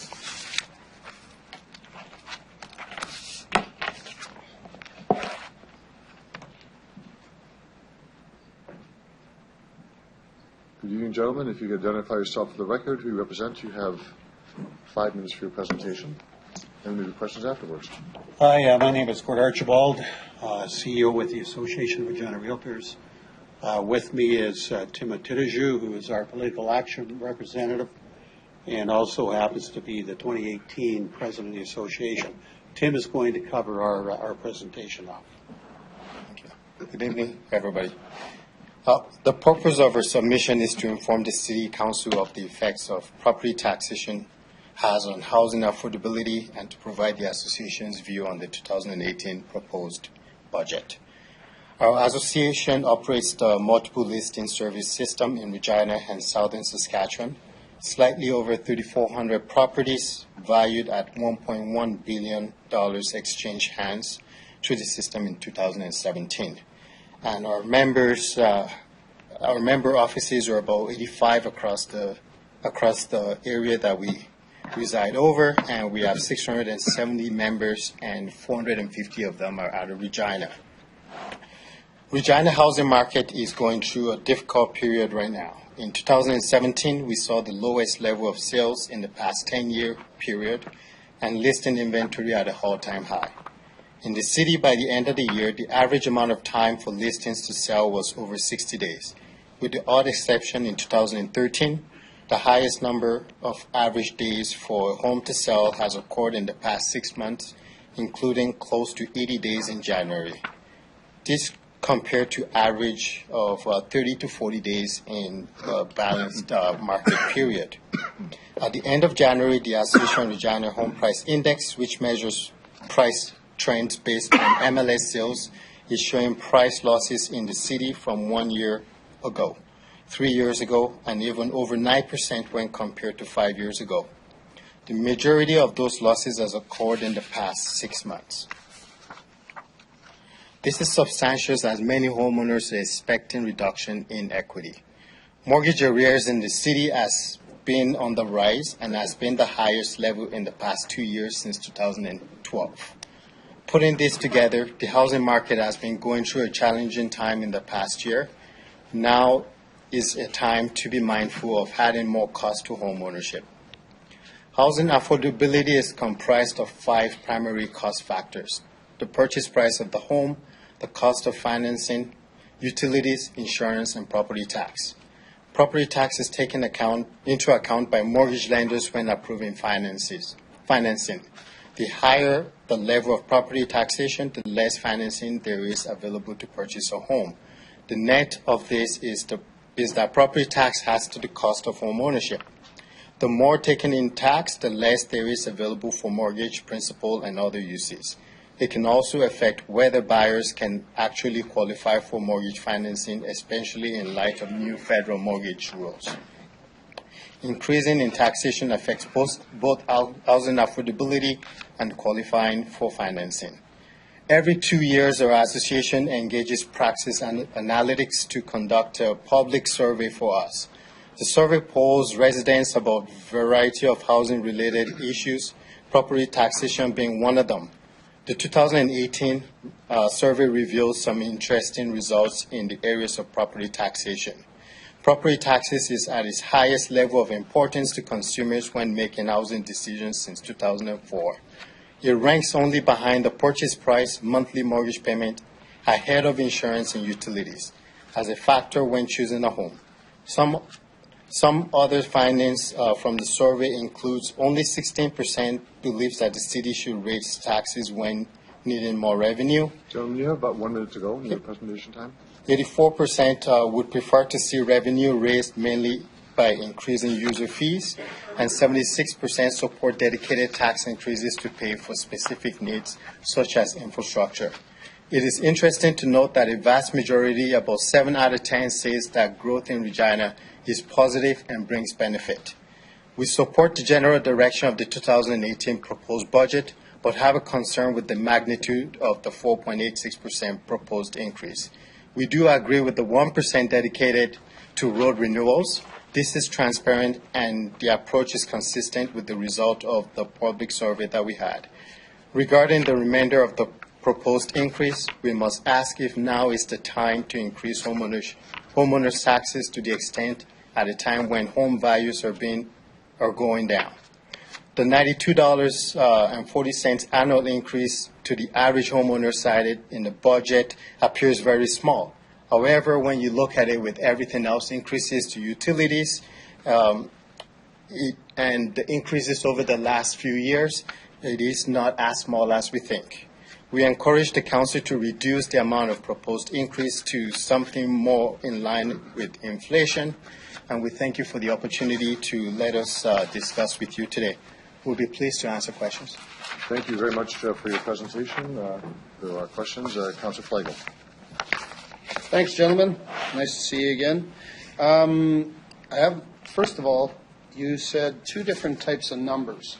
You said there's 5 reasons at the very beginning of your speech. You said there's 5 things that people look at and are conscious of, and property taxes was number 5. Then about 2 minutes later, property taxes became number 3. What was the first line of category as to why property taxes were 5th on that list? I missed what you said about. Well, go ahead. There was no particular reason for that, for listing the 5. It just happened to come in listed as 5th. Okay. There's no correlation between the survey results and that list. Okay, because I just thought there was a different list that you had. So, is it correct then? Last year, you basically came to the table here and said the same thing. Property taxes are number 3 on the list of residents. Yes. Okay. As an association, and if you heard what Councillor Stevens had said earlier, the City of Regina in this budget is getting 0.42% new money. Where could we do better and cut some services, in your opinion? We don't have any specific suggestions for that. We look to you and the administration who understands the detail of the budget and the plan and where the opportunity may be. Our simple message here is to say that that property taxes, cost of home ownership, increased property taxation adds to that cost. Yeah. Thanks. And through you, as I asked Mr. Hopkins, have you gone to the provincial government to talk about reducing their E&H on housing and reducing costs to the resident in times of, like you said, in a market downturn? And I'm glad to hear you say that, what you said about that it is true. There is a reduction in the market in Regina. But have you gone to the provincial government? We've had a number of discussions with the provincial government on the issue of municipal financing going back 10 years plus. And we were engaged pretty heavily with them in terms of finding a solution to a sharing pool based on a formula of broad-based taxes. We had suggested at the time that it be based on a number of different taxes, not just PST, but including income tax, corporate income tax, royalties, and others. So all of the broad-based taxes be included in the formula. Right. In the end, it came out to the PST. Yeah. And I think the formula that the province came up with has been pretty generous over time and allowed municipalities to participate in the economic growth that's taken place over that period of time. And the pool has increased. Been a little tougher the last year, obviously. The PST revenue isn't what it had been, and that's because of a bit of a fall off in the economy itself. But I think the underlying principle, at least as far as what we understood it to be with the sharing pool, is that would allow municipalities to participate in growth in the province, but also when there's some negative growth at the same time. And I think that's what's occurred here in the last year, roughly. Thanks. If this increase was to go through as it is, it's going to add about $100 a year on average, some plus minus, to a home. Yes. Do you really believe that that's going to stop somebody from buying a different house? In the grand scheme of things, it looks like it's a minimal increase. Okay. But if you look at it from, let's take a brand new home for example. In the last year, brand new homes have saw thousands of dollars in increase because PST is now part of it. And people that were putting less than 20% down up till today that changed, we're seeing increases even in their CMHC fees because now they're being charged taxes on it. There's increases to utilities. There's just increases altogether. And if you look at it cumulatively over all the increases, yes, it does matter. Okay. So if I could, I just would like to know when utility rates go up, when access, cable TV goes up, internet goes up, cell phones go up in cost, do you go to those entities and say, hey, cut back because we can't sell houses for the realtors? Because you just mentioned that it's a cumulative thing, but do you go and lobby to those different organizations like you're doing here tonight? Well, we do lobby the provincial Order government. for a moment, please. Just, you're almost getting to the point of debate here. Yeah, no, I'm Make your asking the point. question. I know you are, Yeah. but the way you're asking it is almost a debate, so we'll keep it separate. Yeah. Do you go to the other organizations? and Well, look we for do lobby changes? the provincial government on issues that relates to housing. And, provincial government is in charge of some of the utilities. We don't go to SAS Power per se or SAS Energy per se. Okay. No, that's provincial government too, or crowns. So appreciate it. Thanks. Thank you, Councillor Flagel. Do you have another question here? Councillor Mastinelli?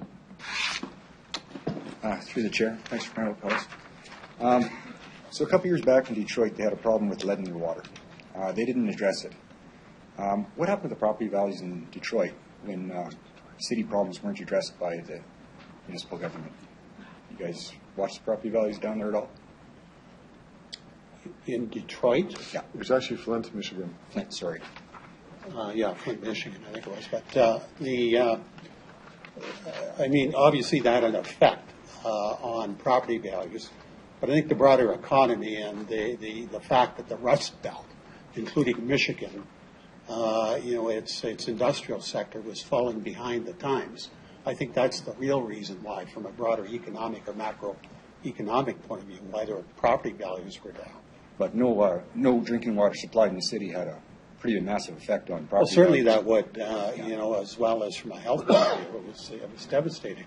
So do you think if someone would have came before those people 10 years earlier and said, you know what, we can fix this water problem if we charge you an extra 2% a year, do you think they would have fixed it, or do you think they would have let the property values sink to nothing? Well, I think certainly in retrospect, that's what the answer would be. Yeah. I'm not sure that we have an analogy here or not. Maybe not for In this drinking budget. water, but for assets overall, we are coming to a point that is quite serious. There's no debate. Money has to come If I first. just- Thank you. Just for some members of council, that there's not a debate with the delegation, simply the question with not a big preamble, let them answer and go back and forth, but it's not meant to be a debate. I don't think that was the spirit of what you're doing, Councilor Mastinelli, but it could be seen that way, that not debate. No other questions. Thank you very much, gentlemen. You can return to the gallery. Thank you. And we'll move on to our next delegation, Jim Elliott. Mr. Elliott, for the record, you could say who you are, who you represent, and you have 5 minutes for your presentation as well. Thank you, Mr. Mayor and members of the council. My name is Jim Elliott. It's heartening tonight to see more citizens coming forward with concerns about the future of this city. But it is also disheartening that what many of the citizens of Regina have come forward with rarely gets into this budget. Now, today it's my assertion that essentially this budget that you've got in front of you is not sustainable, nor is it prudent given the ongoing and anticipated demands put on our community into the future. So as I've outlined below, I think it is essentially a status quo or an inertia-based response to going forward. We continue to put burdens on future generations with no rationale. We continue to not engage solutions for foreseeable outcomes on our path, and we continue to waste precious resources that could bring resilience to our place on this planet. I've got 4 points that I want to cover. First one is the continued 1% residential road renewal fund. So since 2014, we've had $20.69 million put into residential road renewal. And my question is, how has this city changed? And I would assert that the fundamentals have not changed significantly. When do we anticipate that this 1% tax will be removed from the budget in the future? And again, I suspect that it never will be removed. So my question is then, why not just increase the tax burdens on the residents and stop this smoke and mirrors around this idea? One effective way to reduce the number of automobiles on the street is essentially to increase the use of public transit. This budget projects that you're going to have $1.2 million reduction in transit revenue. As well, this budget is not spending as much money as it did last year. Point two is the lack of action on the reduction of the climate footprint. Canada and Canadians have made a pledge to reduce their carbon footprint into the future. So what does the city do? Essentially, it spends $20.69 million supporting the continued use of the single occupancy automobile in Regina. Now, it's also been said that 25% of our carbon footprint in this city is to simply send potable water to our homes when much of that same water is used to flush our toilets. We continue to send substantial resources and their embedded energy to be buried in our landfill, not to be used again. And we continue to physically expand the geological footprint of this city, forcing Regina residents to travel more and longer distances. Now, as stated in my report, we could easily have been building positive infrastructure for a sustainable and resilient community, including support for active transportation, reducing energy use as well as renewable energy sources, and again, fundamentally focusing on eliminating homelessness and building on social capital. Point three is the lack of action on restoring our social capital. Today, we continue to have homeless people living in this city. Today, many residents depend on the charities of others to feed their children. Some residents spend more than 30%, some even higher of their employment income on housing. And some schools have little capacity to adequately educate our children to the world that they will be inheriting. Mr. Elliott, you have 1 minute to go. And thank you. And we continue to put limited resources into end-of-pipe actions that will never give us the capacity to build solutions. My fourth point is a big armored vehicle is not a solution. Albeit that the Regina Public Police Service may be trying to be the best service that it can be, it brings me back to the baby in the river parable. Being the best at saving babies in the river with increased operating and bigger capital budgets should not be the focus of the Board of Police Commissions and this Council. In conclusion, in order to us to move towards being sustainable and resilient into the future, I have 3 points. First, reduce our footprint on the planet and reduce our energy demands. Second, build social capital and reduce deficits. And lastly, stop spending money that hurts the first two. Thank you. Thank you very much for your presentation, right on time. Any questions from members of council? There are none. Thank you very much. You can return to the gallery. So now we'll get into the top of the agenda. We'll move.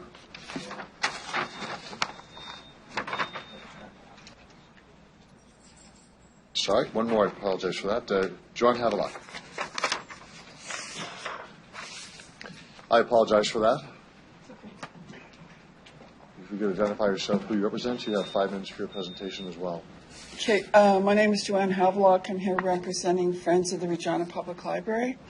And usually our presentation follows the presentation by the Regina Public Library, where they talk about all the great things they're doing. And we do appreciate those great things, and they're in the package, and maybe you'll be talking about them later. So for those of you who don't know, Friends of the Library started in 2003 when there was threatened closures of library branches. And we've continued along since then, supporting libraries. Sometimes we've had differences of opinion with some of the decisions made, and we hope that we present those in an honorable way. We've also celebrated a lot of things, like the recent opening of the Mamawiatatin Center and the Albert Library, and many other innovations. We've held events celebrating the history of the Regina Public Library, and most recently, members of Friends of the Libraries and others have contributed and edited this book, Bibliofiles, which I hope everybody will purchase. And we'll be talking about it at the Saskatchewan Library Association Conference, so that will bring more profile to the Regina Public Library. One of the things that we've talked about over the years is accountability. The Regina Public Library Board has become more open and accountable, and that's very important for financial and other decisions so that people understand them very well. They've got a focus on evidence-based decision-making, surveys, online surveys. I love numbers, and I think all of that stuff is really good. We sort of feel that more improvement could be made in that when decisions are made, they're floated out to the public, the staff, and related organizations before they're actually enacted, because sometimes some decisions have come of this bit of a surprise. The film theater and the Prairie History Room are two concerns that I mentioned in the letter, and I think it's just a matter of increasing that public trust and dialogue with the board. Change management has been something that is important because the library is instituting a lot of changes, and I think that's been a bit of a challenge, and hopefully things will go better in the future. With regard to the budget, we're concerned about the 0% increase, which is based on the fact that the tax base will increase, and also some thriftiness on the part of the Regina Public Library Board. However, there's staff negotiations going on right now, and we do not want to see the staff shortchanged. Also, provincial funding is not as reliable as it used to be. And Friends of the Library just today actually sent a letter to the Minister of Education encouraging the minister to restore and even enhance funding to the libraries and all across the province, because libraries are centers for learning and, to me, the cornerstone of democracy, and we really should be funding them properly. The other thing that I want to mention is the fact that when the library funding was cut in 2017, there was like a spontaneous eruption all around the province. I think the Drop Everything and Read had events in 85 locations. And this shows the enthusiasms that citizens have for their libraries. And nothing was engineered. It was just people from their hearts saying, we love our libraries. And you have 1 minute to go in your presentation time. Okay, good. That's lots of time. So one of the points that we made in our letter to the Minister of Education is that libraries are very important for the programs related to Indigenous people and to people with disabilities, like the outreach services at Regina Public Library are really great.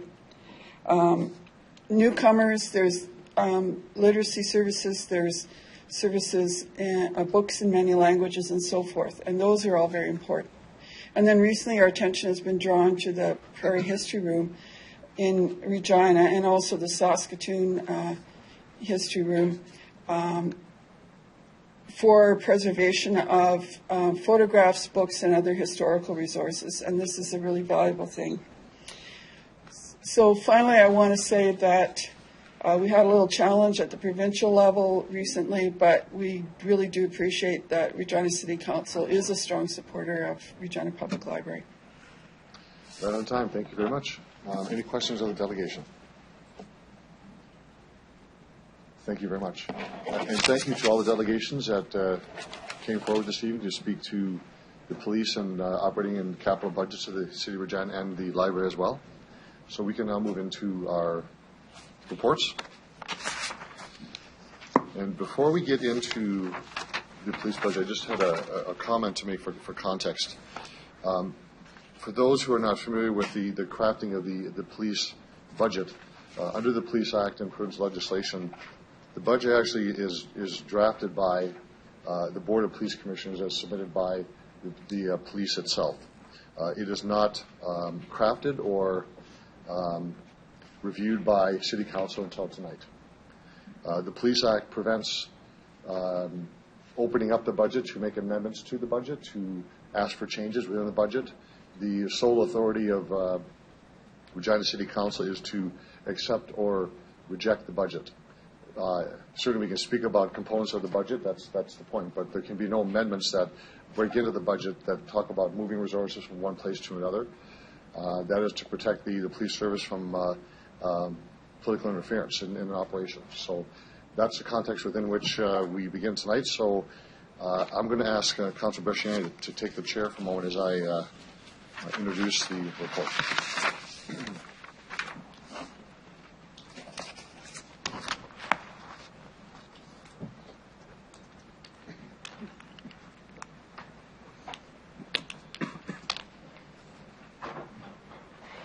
Mayor Fougere. Madam Chair, I move to for concurrence in CR 18-4. If I can have a seconder for that, please. Councilor Marie, thank you very much. I just want to say a few words about the budget itself and just a quick summary of this. And I would say the police service works hard to balance public safety and fiscal responsibility for Regina residents while working to continue with community engagement and building partnerships across our city. The service is focused on adapting to serious crime trends.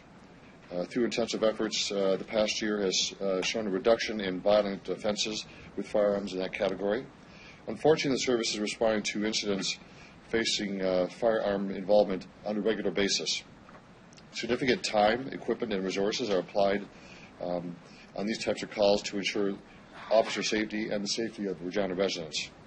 The past year has been a year of reflection, examination, and engagement for the service in terms of community response and response to deployment. And here are some of the highlights of the work that has been done over the past year. Members of Council may remember that domestic incidents and conflicts have been a priority for the police service. There's an average of 17 calls per day. So the service created a new domestic conflict policy and training for our members and continues to work with partner agencies, creating a more robust response to keep individuals and families and communities safe.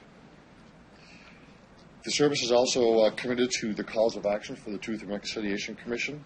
They participated in a blanket exercise. Education is a goal with the Truth and Reconciliation Commission, and meetings with community partners that contribute to that process is very important. There's a completion of the patrol workload assessment organization review to balance the appropriate allocation of resources to areas of need at the right time and the right place. Examination and development of policies in preparation for the inclusion of local authorities of Freedom of Information Protection and Privacy Act. That has a direct impact on the budget tonight.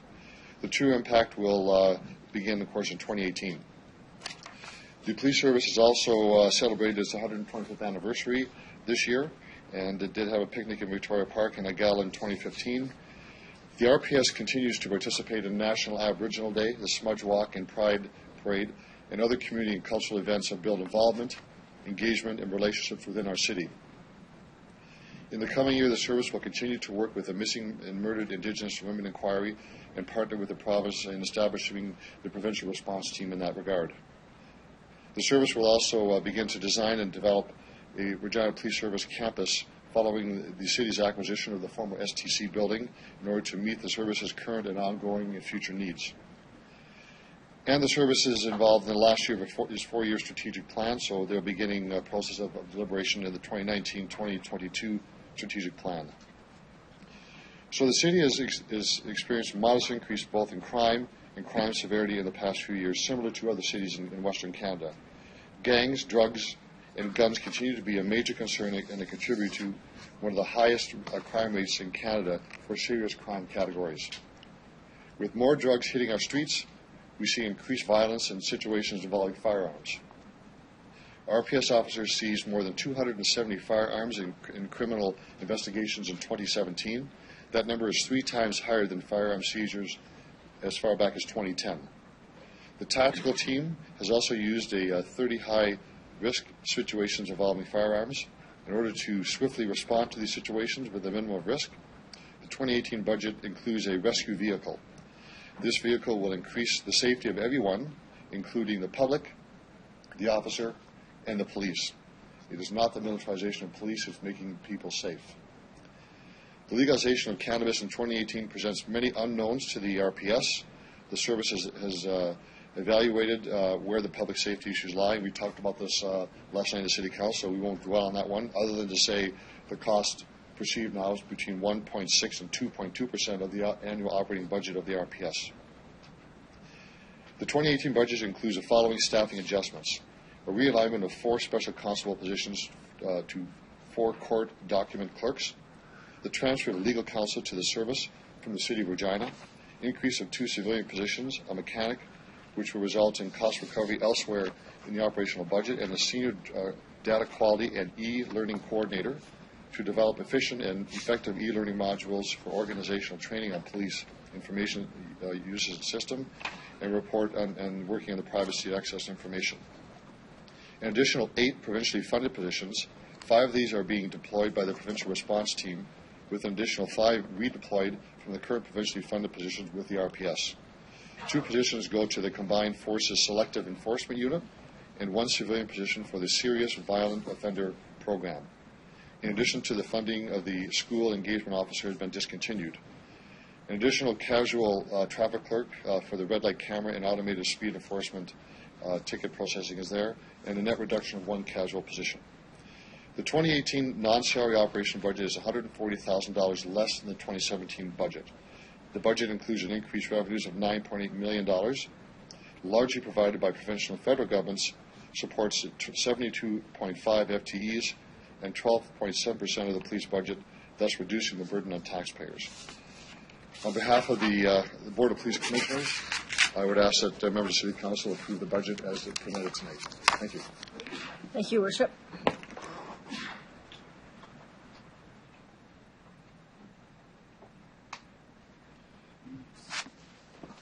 So we'll begin with questions. I know that Chief Bray and his team is here to answer questions. We'll begin with Councillor Young. Thank you, Your Worship, through you. Good evening, Chief Bray. Good evening. I have a page of questions here, which I hope you can briefly answer them so we can get through the whole thing. Within 5 minutes or so. For me or for him? Okay. Is it big? I would like to clarify some perceptions about the police service that I heard this evening and that I've heard in some questions that I've received from the public. So my first question is that crime overall is down compared to past years' statistics, but the kind of crime that you're facing now with drugs and with weapons is different than it was in the past, and it has required new tools. And the 2 that I hear the most about that I'd like you to talk about how they're used and why they're needed is carbines and the rescue vehicle. Okay, thank you very much, Councillor. Good evening, Your Worship, Council, and members that are here tonight. I appreciate this opportunity to talk about any questions that you might have with regard to our budget. So with regard to your question, Councillor, first the carbine rifles. Those are a tool that really came about as a result of an RCMP tragedy that happened out in Moncton, where unfortunately there were officers that lost their lives, and there was an inquiry that was done into that, and it was determined that the officers were ill-equipped to respond to that. And as a result of that inquiry, that sent really a change in behavior in police services all across Canada. And our police service in the Saskatchewan Police Commission really followed suit with that, just ensuring that our officers are equipped with weapons that allow us to respond in high-risk situations like that. Unfortunately, we hear about tragedies happening all over the world. Very lately, we've heard about a couple of incidents that have happened in the States in regard to some school shootings. These carbine rifles, for the most part, stay in our vehicles and are not taken out. They're not just something that our officers carry day to day, and they are not something that we are looking to use on a day-to-day basis. They are really only there if we need them in an extreme emergency, which would be a situation where we're having to do an immediate rapid deployment into a tragic situation where we've got an active shooter. That could happen in a school. It could happen in a public forum, a rider game, or something like that. And so we're ready to respond to those. And really, it comes down to a combination of being ready to respond to today's challenges that we have in our world, and an occupational requirement that has been brought about by some work that was done on the East Coast and is now really permeated across Canada. So that's with regard to the carbine rifles. With regard to the tactical rescue vehicle, I'll be honest, this is something that we could have used a while ago. We're seeing a real solid increase in high-risk gun crime in our city. It's not a weekly occurrence, it's a nightly occurrence. I almost guarantee you we're going to have a gun call tonight in this city. And we're having tragic gun calls in this city. We just had a homicide a couple of weeks ago, which was a very volatile, high-risk, something that you would not think would happen in Regina, Saskatchewan. Unfortunately, it does. And there's lots of reasons why this high-risk activity is happening. A lot of it's attributed to guns, to gangs, and to drugs. But the reality is it's happening. And so I've heard comments before about, I don't want to live in a city where there's militarization of the police. Neither do I. Neither do I. This is not the militarization of police. In fact, what you see is a very approachable professional police officer, and all of our police officers are dressed like this. We have students running up to them in the city, asking for tattoos, engaging with our police officers. We have a very good relationship. We are not setting out to become more militarized. In fact, as long as I'm chief of police, that will not happen. However, we have a job to do. And sometimes at 2 in the morning, and sometimes at 2 in the afternoon, we have to respond to a high-risk situation where we've got to get our officers into a situation quickly, and we have to make sure that we can end that situation so that everybody stays safe, including the suspect, including the person who's putting our public in harm and in harm's way. And I can tell you, with a rescue vehicle like this, not only is it safer for our citizens in our city, it's safer for the suspects who are making bad decisions, a lot of times because of some sort of an addiction or perhaps mental health challenges that we will work on as well. But we have to resolve that crisis quickly, and we have to keep our officers safe. That's an important part of this, because it's easy for me. I'm not even going to say anyone else in this room. For me, I'm going home to bed tonight. I'm not working night shift tonight. But we've got men and women that are, and they don't have an option to say no.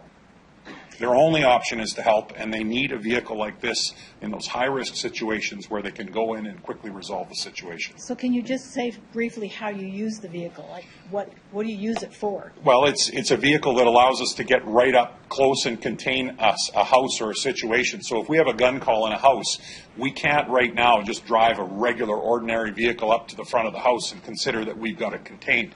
We had a situation before Christmas where 2 of our officers were shot at, retreated, hid behind a tree in a vehicle, and then had to call in our SWAT team. And our SWAT team showed up.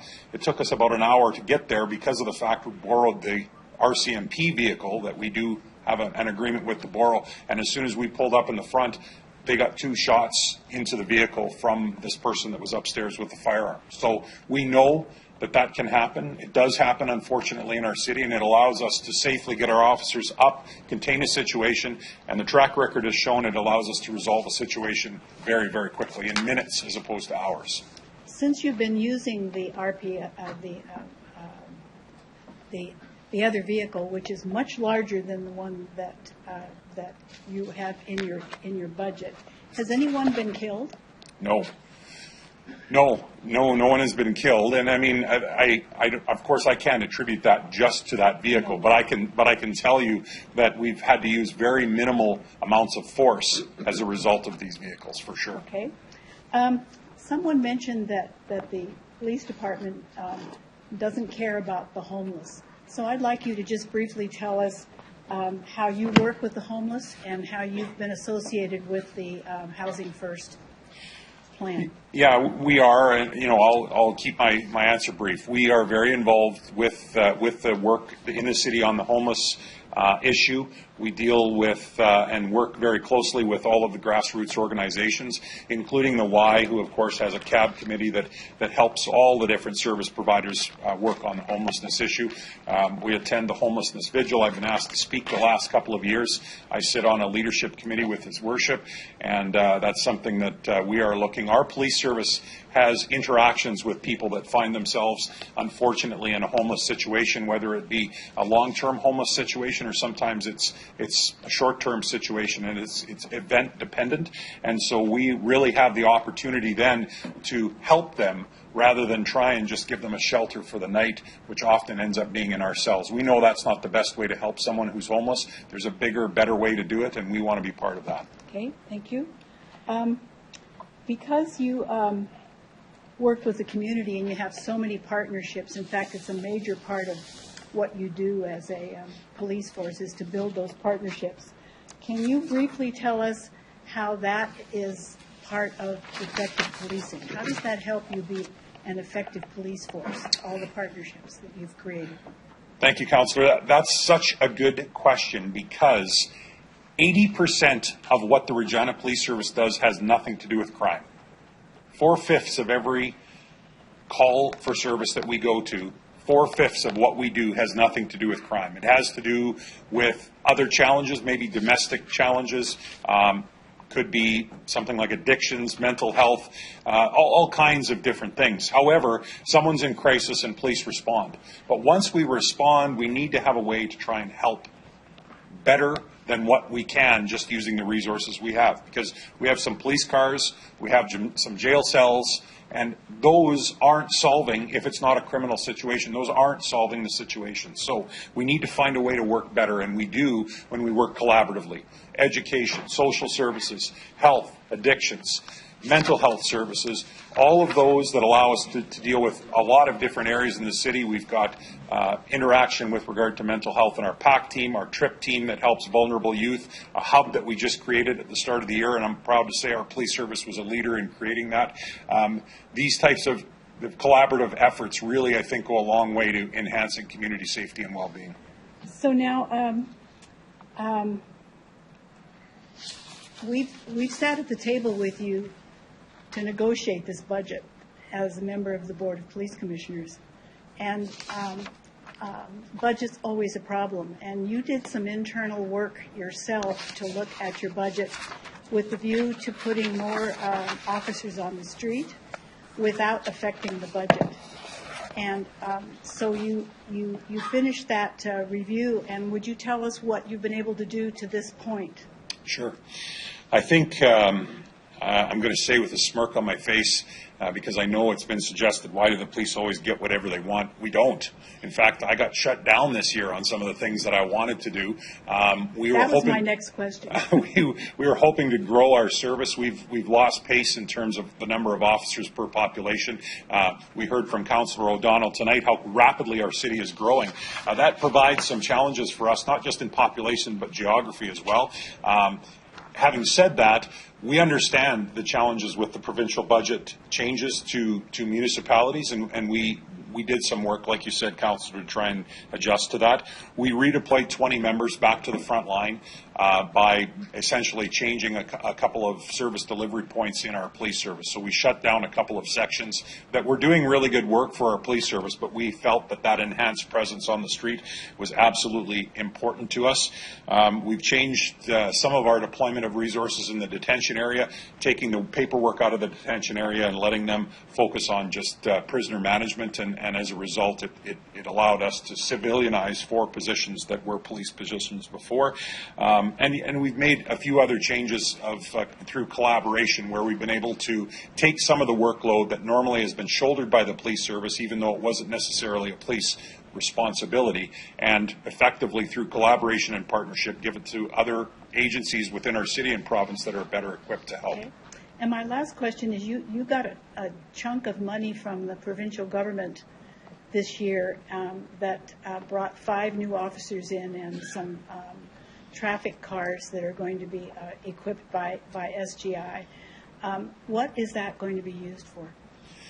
Yeah, that's the combined traffic safety and service area of our police service that has really been redeployed through the provincial government's change to try and enhance protection and enhance service delivery in rural Saskatchewan.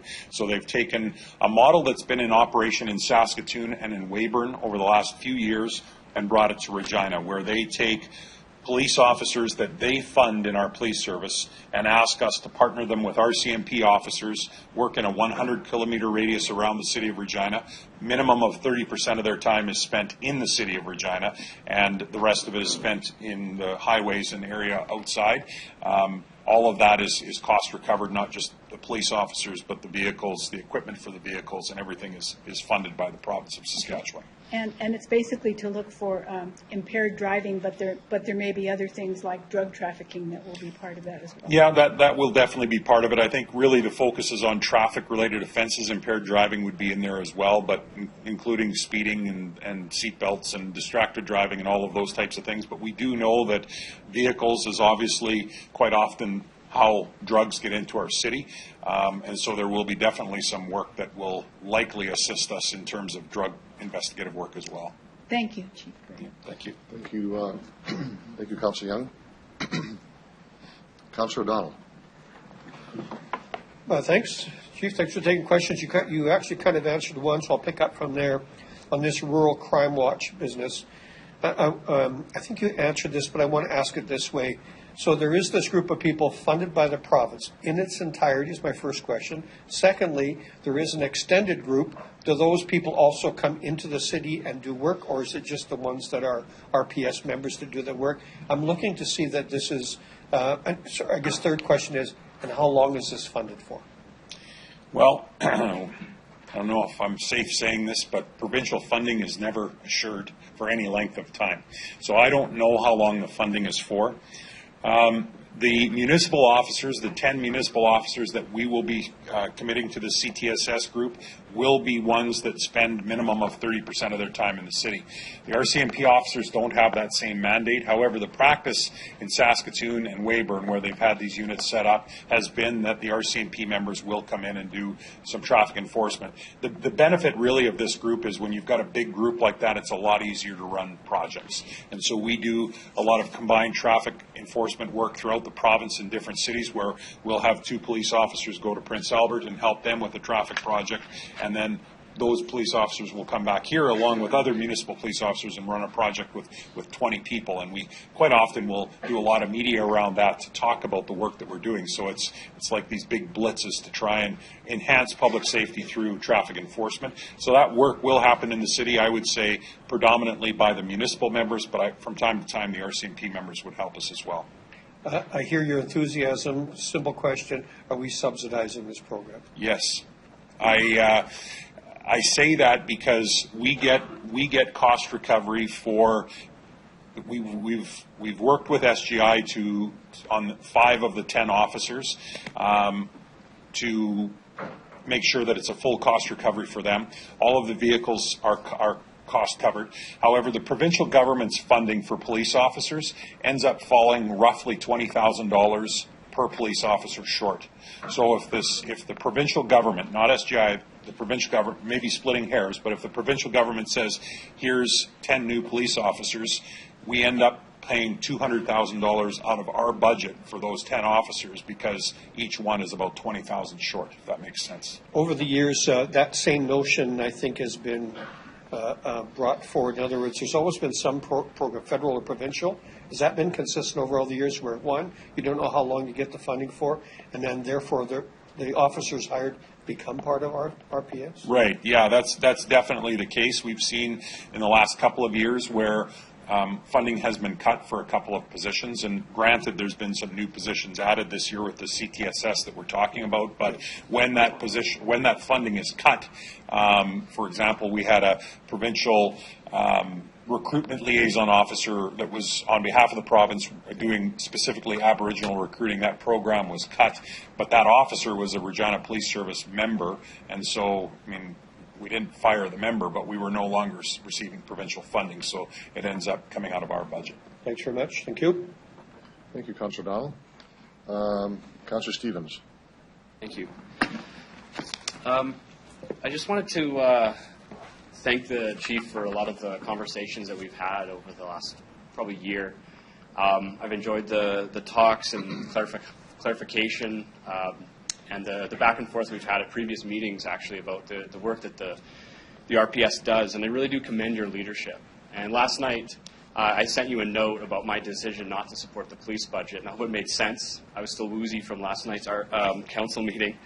So I just wanted to provide some clarification. I've had these questions addressed already, but a few comments. And the reason is I'm seeing the police spending here as a totality. And I understand there are differences between where the operations and capital come from, but the reality is we're going to be spending over $100 million, including the SDC, including capital, new equipment, vehicles, and operations, over $100 million. And it's hard to swallow that. We're emptying out, over the next few years, an asset revitalization reserve, which we will no longer be able to use to invest in critical community and social infrastructure. Many of the delegates today have spoken to those issues, from pools. RPS, I understand the new building was one of the leading priorities in terms of capital investments, but it was accompanied by dozens of other high priority items that we no longer have the money to invest in at that scale. We'll see that in the budget. Community pools are kind of on the verge. Other infrastructure is teetering. We also see in the city conversation lengthy debates about cuts to out-of-province travel. We talk about austerity, rolling down of full-time equivalents. We're not seeing that in the RPS, and I'm not saying that we have to spread that austerity, but I see some unfairness. And I do agree that the RPS isn't getting everything it wants, but I'm seeing cutbacks, austerity, not investing in the infrastructure and the capital we need on the city side, not the same as what I'm seeing on the Regina Police Service side. Another thing that is kind of that I struggle with is we don't really have a citywide public safety strategy of which the RPS is a part. Instead, what we have is an arm's length organization that's tasked with doing all of this work. It's good work. It's accomplishing the objectives in the TRC. It's looking at community engagement, public community policing. I applaud that. But I would argue that we actually need a city-based strategy of which the Regina Police Service is a part. And we would talk about how we address the 80%, and I think Chief Bray's words are worth resonating here.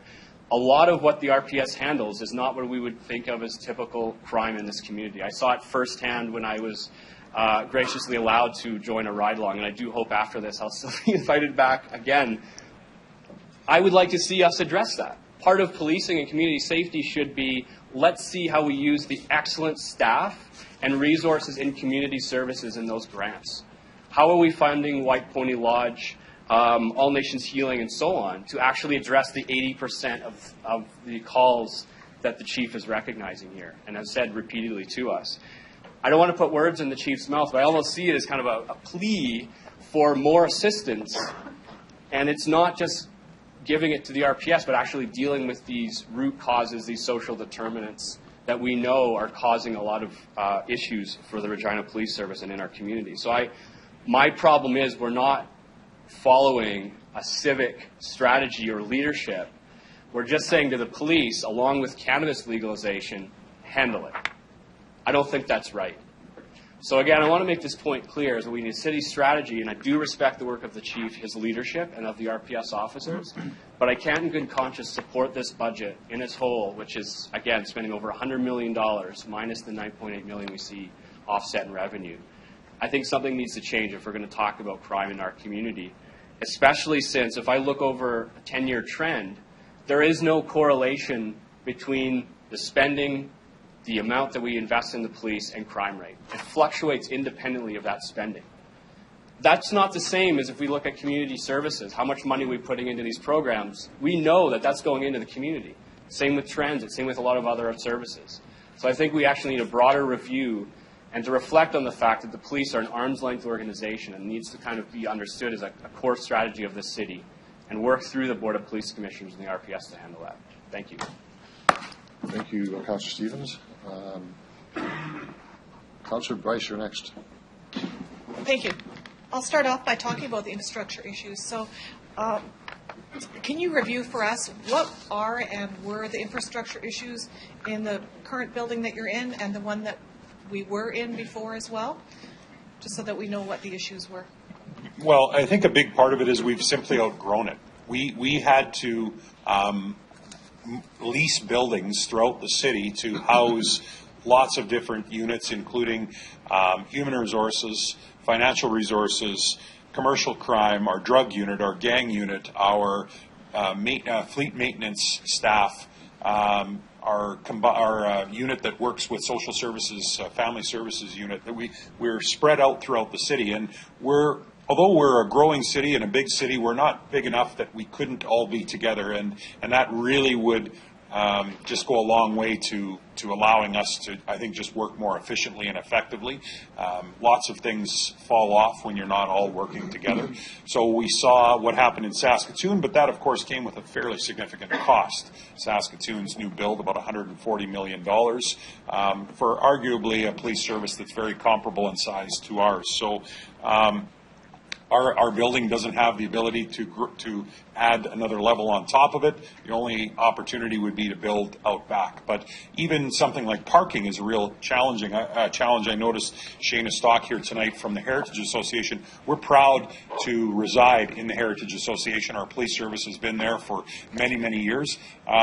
But parking is a real issue, and it's something that we're always looking for more parking lots, and yet the Heritage Association rightfully doesn't want more parking lots in that area. They like housing and green space.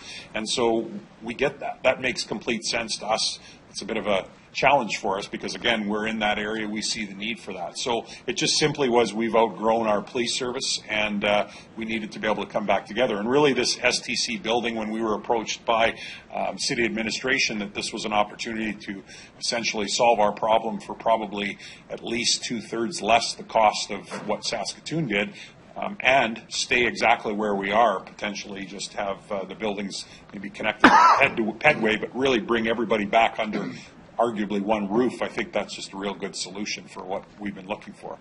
Thanks. And there was another building, sort of kitty corner behind the police service, I think, that was really run down. I know we went on a tour of it a couple of years ago, and they were using that building, but can you tell me about that as well? Because that's part of the infrastructure issues as well. For sure. That's the Municipal Justice Building, and so that at one time did house the police service. There's old cell block area down in the basement and the desks and the administrative offices upstairs, but that building has got some severe structural problems. It's been condemned. We had to move everything out of there. I know there's all kinds of roof issues and structure issues with that building, so it just wasn't sustainable. And then I guess there was some discussion about whether tearing it down and building a new building there was a possibility, or adding on to our building. But anytime you're building a brand new building, of course, there's some cost to that. But that is a possibility, I think, for long term down the road, if the existing structure with this addition of the new building, if that doesn't provide all of the space needs that we're looking for, then there's options back still on our lot there to add some space. Thank you. Who ultimately owns the buildings? City of Regina. So they are infrastructure issues that the City of Regina has been having, and we've found a solution to deal with them. That's correct. Thank you. I just wanted to talk about that this is city infrastructure, and we do need to take care of it and move forward with it and make sure it's appropriate space for what we're using it for. I want to go back to the rescue vehicle. What are we currently doing for a rescue vehicle, and why can't we continue to do that into the future?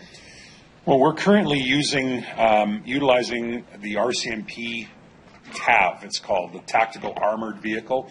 That vehicle is something that's been purchased by the RCMP and is used throughout the province. So it's only through a good handshake agreement that we have access to and use that vehicle. The challenge with it is that we can't get access to it every time we need it, and when we can, it adds as low as 30 minutes and as high as 2 hours to the response time. So you heard me talk about a real situation that happened just before Christmas where we had officers executing a warrant on a house. It was just a property warrant, didn't have any indication that there would be any sort of weapons or violence behind the door. Do the door knock to have the homeowner come to the door to serve the warrant, to execute the property warrant, and they were shot at by the person inside the house. Officers jumped behind a tree in a vehicle. Well, we couldn't get that tactical rescue vehicle there for an hour because it was coming from Saskatoon and it was out of town. So our police officers on our SWAT team jumped in the Suburban, which is just that. It's a Suburban they used to transport themselves out to the scene, and they drove up right in the line of fire in order to rescue these two officers that were trapped behind a tree, and they car at the house. They didn't get shot at in that vehicle, thankfully, and we're able to get them out of there quickly. As I mentioned, once we brought the vehicle in, that vehicle was shot at multiple times by the suspect in the house, and we were able to resolve that situation fairly quickly. So the option that we have right now to use the RCMP vehicle, it is better than nothing. Absolutely, but it's not something that we can readily have, and it's, I would say, about 50% of the time available for us. This new vehicle obviously would be there right now. It's much different. This new vehicle that we're looking at is much different. It's not a tank. It's not the big vehicle that the RCMP used. This is what I would call an urban-friendly vehicle. This vehicle is not a lot different than some of the big trucks that we see on the road now, Hummers or a Ford F-350s. Not much different at all, except for the fact that it's got the ability to stop bullets from penetrating it, so that when we've got police officers inside, they're safe and they can pull up right to the front of the house. I think another thing that's really important about this vehicle is the times that we've been able to use this vehicle. There are times where we've had calls resolved in 12 minutes from the time we got on scene with the vehicle. Lots of times when we don't have that vehicle there, it sometimes can take 8 to 10 hours. And so when you've got 12 police officers on the SWAT team deployed, many times called in the middle of the night on overtime, and you're able to shorten that up by a couple of hours per call, it doesn't take long for that math to add up, and I would suggest that in 3 to 5 years, this vehicle could almost pay for itself in terms of overtime saved costs. Thank you. You've kind of grazed into my next question. This has been referred to as a tank. So how does this differ from a tank? Well, I mean, a tank, like this vehicle doesn't shoot bullets, right? There's no, it's got tires. It really looks like a big truck. It looks like a Hummer or a truck. It doesn't have the turret on the top of it that the RCMP vehicle has. Last time I spoke with council, I threw a few stats out, but it's half the weight, exactly half the weight of the RCMP vehicle that we use, which is significant. It's a couple feet shorter, it's 6 to 10 inches shorter than a Ford F-350.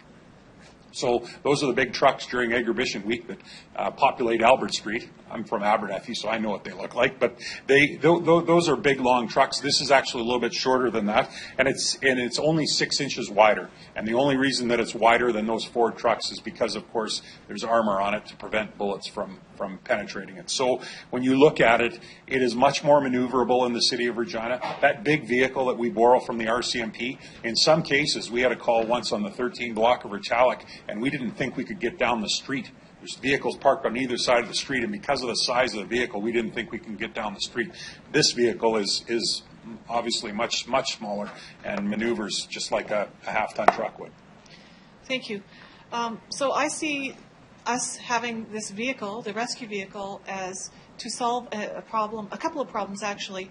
The inconsistent use of the RCMP vehicle will be eliminated because we have consistent use. It also, to me, in my mind, and you can correct me if I'm wrong through your worship, if you have a plan, when something happens, you should be able to follow through in the plan. And when you don't have access to a vehicle like this, your plan is, well, either we're going to do this or we're going to do this, depending on what's available. Am I correct? Yeah, that's right. And there's so many advantages. We want to try and resolve a situation using the minimal amount of force necessary. And oftentimes that involves us using things like tear gas into a house. Right? Because tear gas into a house has no long-term lasting effects, but allows us to quite often resolve that situation like that. This vehicle allows us to deploy that much more safely than if we're 150, 200 feet away, hiding behind a house across the street or a tree and trying to deploy it with a round out of a shotgun, because that's the only other way you can deploy that, but there's some real danger to deploying it in that fashion as well. So the ability for us to use lower level use of force tactics with this vehicle is actually higher, which is quite important. And so, just the positioning of the vehicle allows us to use different tactics, which allow for usually a much more swift resolution. Thanks.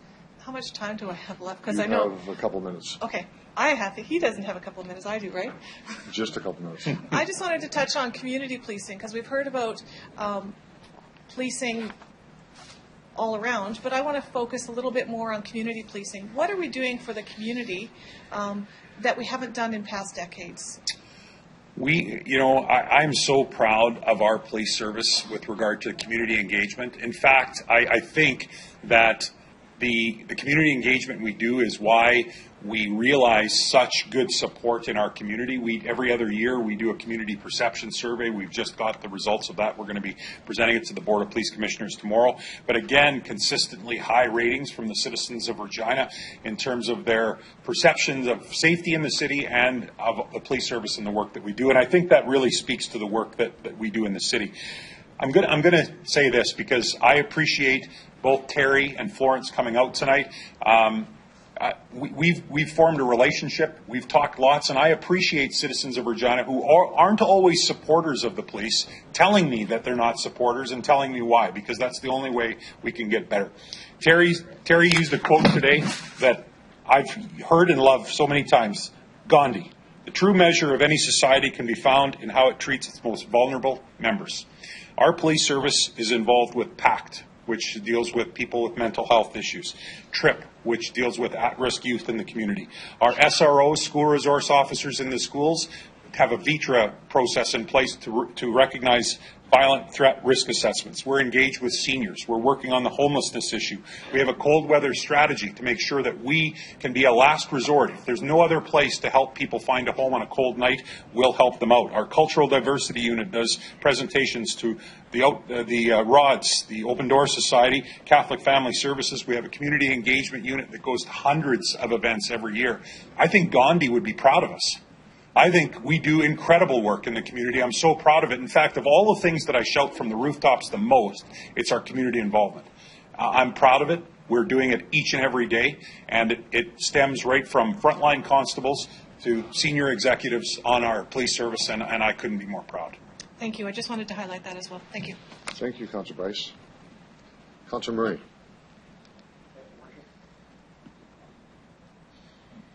Thank you, Worship. Through you. Chief, I want to say thanks for answering all of our questions. A lot of members have already asked the questions I was going to ask, so I'm going to ask one of Ms. Sleeva's questions that was in her presentation, and it was, does Saskatoon have a rescue vehicle similar to this? Yes. Yes, they do. It's the one we're looking at is I would say, a little bit smaller than Saskatoon's, and in fact, the one we're looking at is made in Canada, if that holds any weight with anybody. I think that's a positive thing. But they do have a vehicle. It's not as big as the RCMP vehicle. It's smaller, similar in size to the one that we're looking at. And I think we've seen from them that they not only use this vehicle where they have to deploy their SWAT team, but quite often it can be used throughout the year on routine gun calls.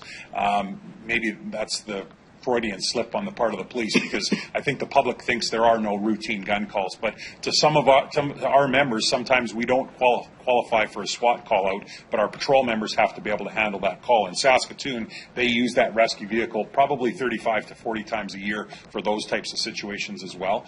Quite often you've got tactical or SWAT members working that could drive the vehicle there, use that vehicle in conjunction with the working patrol members to quickly resolve that situation. Thanks. That was my next question, is how Saskatoon uses it. My other question is around cannabis legalization and how it can affect the budget. Has the federal government allotted any amount of money to the Regina Police Service directly in the legalization of cannabis? No. Okay, thanks. Like I said, a lot of my questions have been asked, so I'll just end it with that. I want to appreciate Councillor Stevens bringing up the other 80% of things that we see and we deal with day to day, or that your members deal with. And I think that he made a good point that we need to address those root challenges, but the challenges, they're so complex that the police service aren't set to deal with them in a lot of cases. But the challenge is that you still need to attend those calls, and I can't in good conscience have members hiding behind trees being shot at. So for that, I'm going to support the budget as it is. Thanks. Thank you, Councillor Murray. Councillor Flegel. Thank you, and welcome back, Chief, and good to see you. You said there's 7 different buildings, and this is just about the new building. I totally supported it because you and I talked about it basically that day and said, hey, that could be a good building for you, and you were saying water slides later on and all that other kind of stuff. So what's your staff? 600. 600. So at 3 o'clock in the afternoon, would they all be in the new buildings? Like, how many would be in the new buildings? I guess of the 600, because you got shift work and. Yeah. But how many at one particular time? That's a good question. Gerard, I don't know. Do you know the answer to that question? Okay. Thank you. Gerard K., one of our imports from the fire department. Yeah. He just mentioned 55%, and that's reflective of parking needs that we have during the day. Right. So, we've got 140 officers roughly that work shift work in patrol. We've got some shift work officers in CID. So, I think you're probably looking somewhere between 300 and 400. A lot of the challenges happen on everyday, day-to-day parking needs are met, but then when we do training and we bring 70 officers in for training, that's when we start having those challenges. The one thing, through you, Mr. Mayor, I've never heard you say in anything is that you will be able to bring everybody into the two spots, the old building and the new. Are you going to reduce your footprint from 7 buildings to 2? Yeah, I think that's our goal, is to be able to do that. We have one set of police officers that work in conjunction with social services on sensitive child abuse-related cases. Right. And sometimes those sensitive files, there's a virtue in not asking the victims to come to a police service to do the interview. And so with the exception of that small group of people who have a home right now with some social services staff in an off-site location, we're expecting to bring everybody else back into our I remember you saying that before. The way I see this new building is it's not unlike the 1% road renewal tax. We're putting it on the plate today, giving you a building for the next 25 years, and we'll see, and build it from there. So I'm totally for the building. I'm totally for the TAC. The agreement that you have with the RCMP today, is there a cost involved? No. We put a little gas in it, and we help with some maintenance costs, but we don't pay a rental cost. Would you, if this was to go through, would you have a little bit of a share back and forth? If they needed our unit for something, or we needed their second unit to have 2 or 2 different calls, have you ever talked about that? We have not talked about it. We have seen a couple of situations where we would have benefited from 2 in our city. I know that Saskatoon, with the rescue unit that they have, do help a bit of the surrounding community if there's not a quick response there, but the chances of that are, I would say, few and far between. It's predominantly within the city. Right. On this TAC unit or any unit, I'm always a little bit of a fear with guns being utilized. We always talk about bulletproof. Is there any type of thing that is more, because bulletproof means it's going to go somewhere else, right? In most cases. Is there anything that we can do to even this TAC unit that would make the bullet absorption as opposed to ricochet going in, and it happens. They can ricochet off the side of a door or a house or a building and go somewhere else, and maybe, because we've had situations where somebody's fired a rifle in the air and it's come down and killed somebody. It was in Ontario, I think, not that long ago.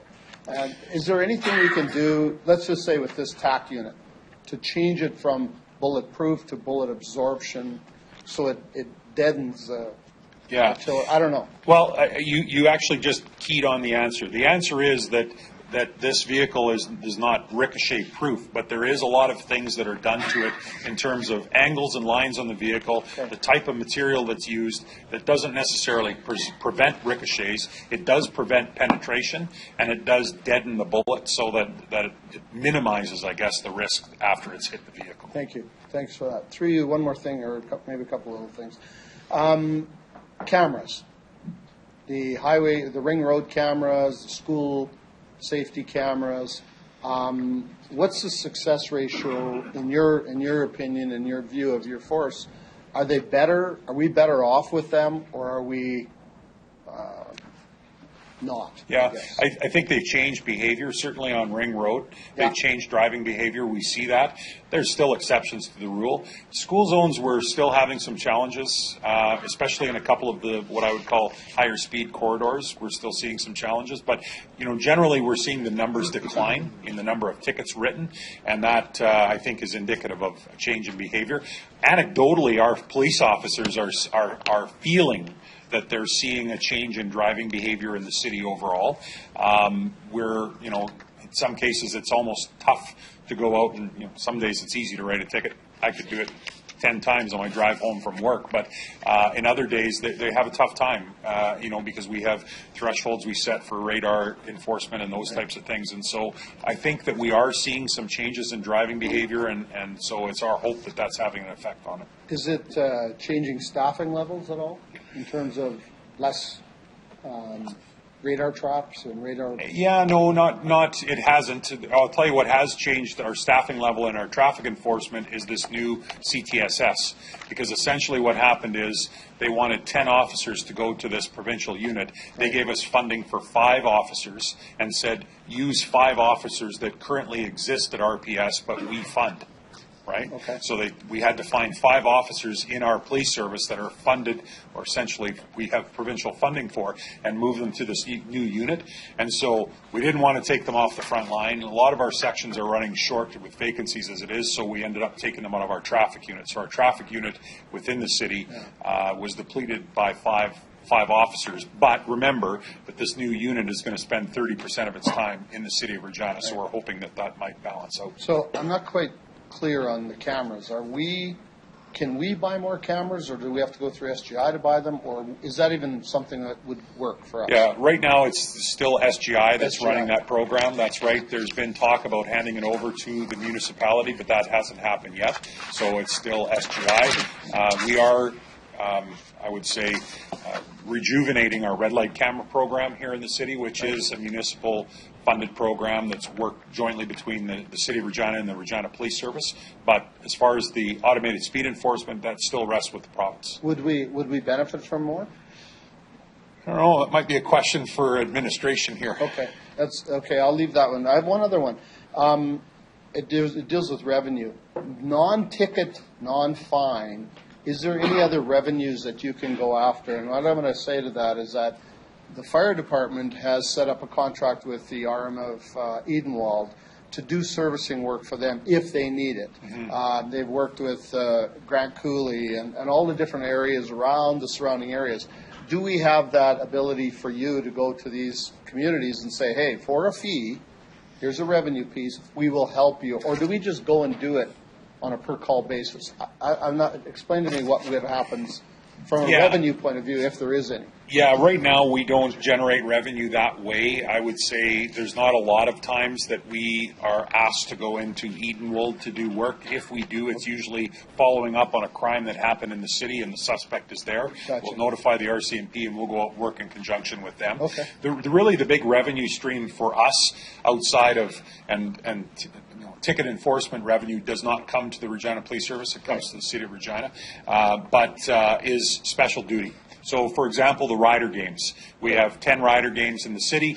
They want a guarantee of 16 members at each rider game. Well, we can't deploy that based on just our resources because we'd only have 5 members left working on the street some days if we did that. So what we do is we charge them a fee to have our police officers in their facility and focused only on that game. So they're guaranteed when they pay for special duty that those officers are in there and they're just focusing on that. And we do that for major concerts in the city. Anytime where there's a gathering of people and there's liquor consumption and those types of things, and people are applying to the City of Regina for a permit, the Regina Police Service is involved in terms of special duty. It's not a huge money maker for us, but we don't lose money on it. It is a way to generate a bit of revenue. Also, we do criminal record checks for people that are either applying for jobs or employment, volunteer, those types of things. We have fees that we charge for that. That's another revenue stream of ours. Perfect. Thanks. I'll keep my comments for another time. Thank you.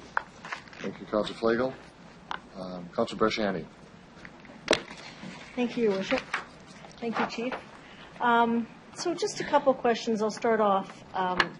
last year when you came to the budget, when we had the impact from the provincial government, RPS gave back $1 million. And you still, I remember your words, you said we are still going to find more and more efficiencies. So you did indicate that you've taken and moved some of those officers from the front, from behind doing other things, and moving them to the front lines to do that. So can you just explain a little bit about where now would there be some kind of the area that you've moved them from? Is that going to impact that area? No, it's not. We used to have two service center teams. That was the title. They were called Regina Police Service Center members. We used to have a service center that was in the Al Ritchie and a service center that worked out of Albert Scott. Over time, that started in the early 90s, and over time, demographics and needs changed, and really those officers, although they were still called service center members, were essentially kind of picking up the slack for our patrol officers because there were too many calls for service and they couldn't handle the call volume. So they were part of what was redeployed. We also had an investigative response unit that was predominantly plainclothes officers but worked in conjunction with patrol to help with those big files when they came in. The challenge is big files don't always come in, and yet there's constantly calls for service for the front line. So we took those two units, we redeployed them back to the front line with the exception of 8 officers who are now working out of the Mumaway to 10 Center, and they are our community engagement unit. They work in conjunction with 5 members from our cultural diversity unit, and they work out of there, and their sole focus is community engagement throughout the whole city, but really based out of North Central Regina. Perfect. Thank you for finding those efficiencies, and I think that's great to bring them onto the front line. I want to talk about the $1.3 million that's in the budget for the marijuana, for the cannabis. I've heard from residents, I guess, where is this money going to be used, and how did that come up with that number?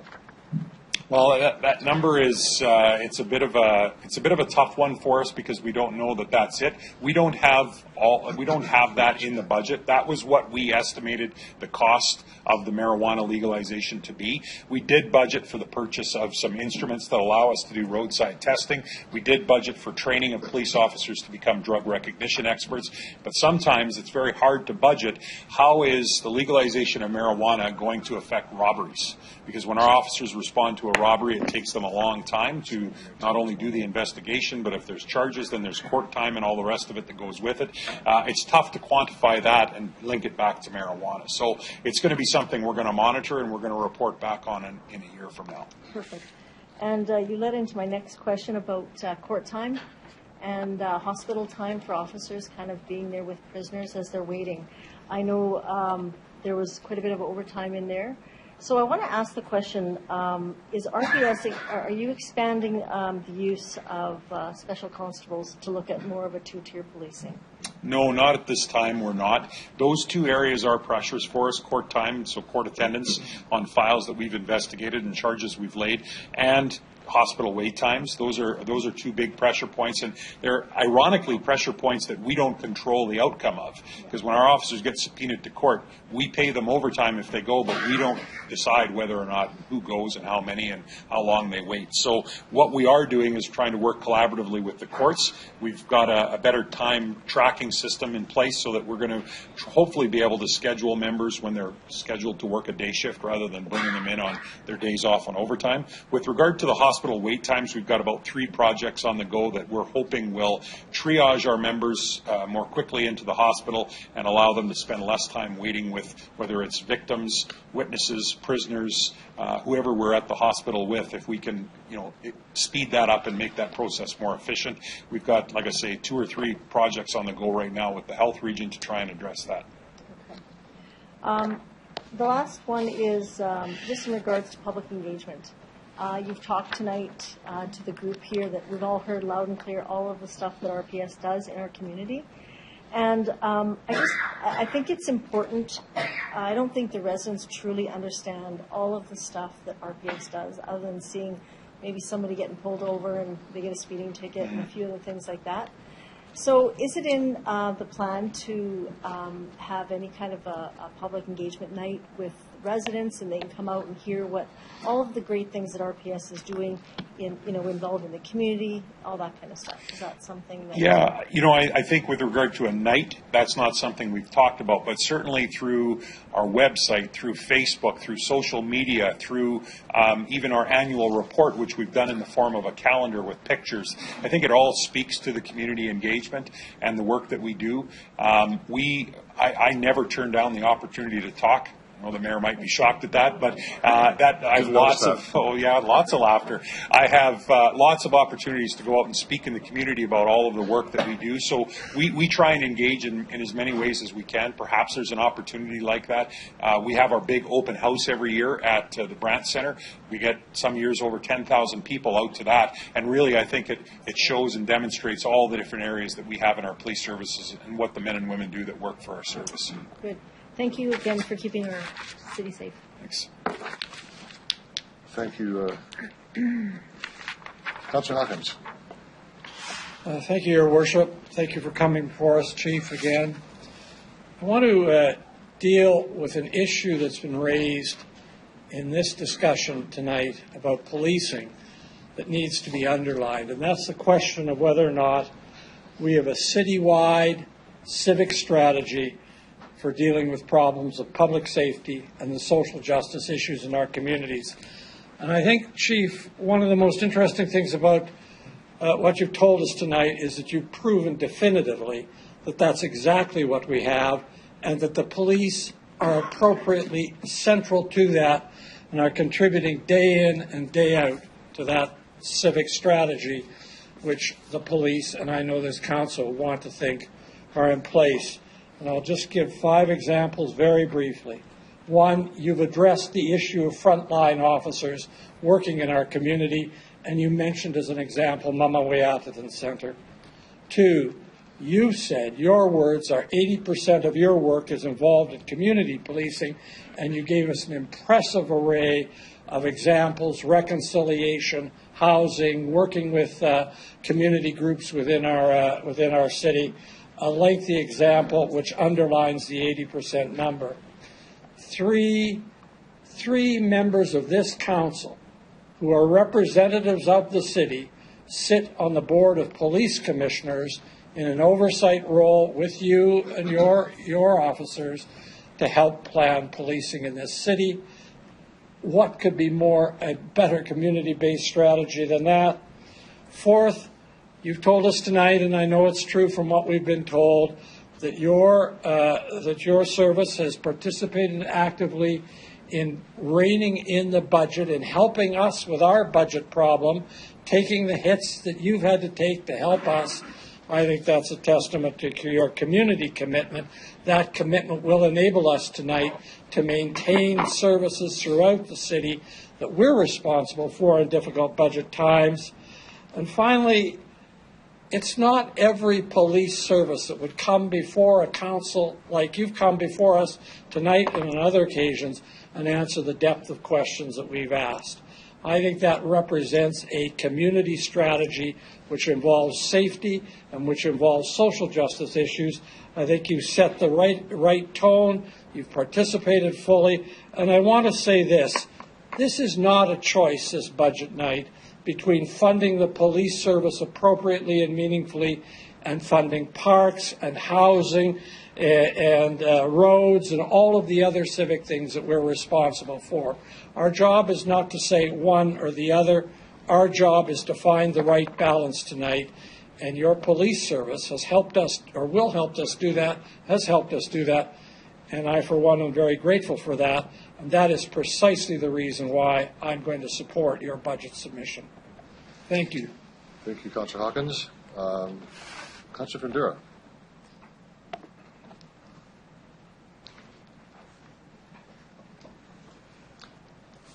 There you go. We're on. To your worship, thank you. Good evening, Chief. Good evening. Good evening to your staff behind you. Thank you for coming. First question, what I've heard around the table here from everyone, you're not being asked to do less. So that's the one thing I'm looking at. You're not asked to do less.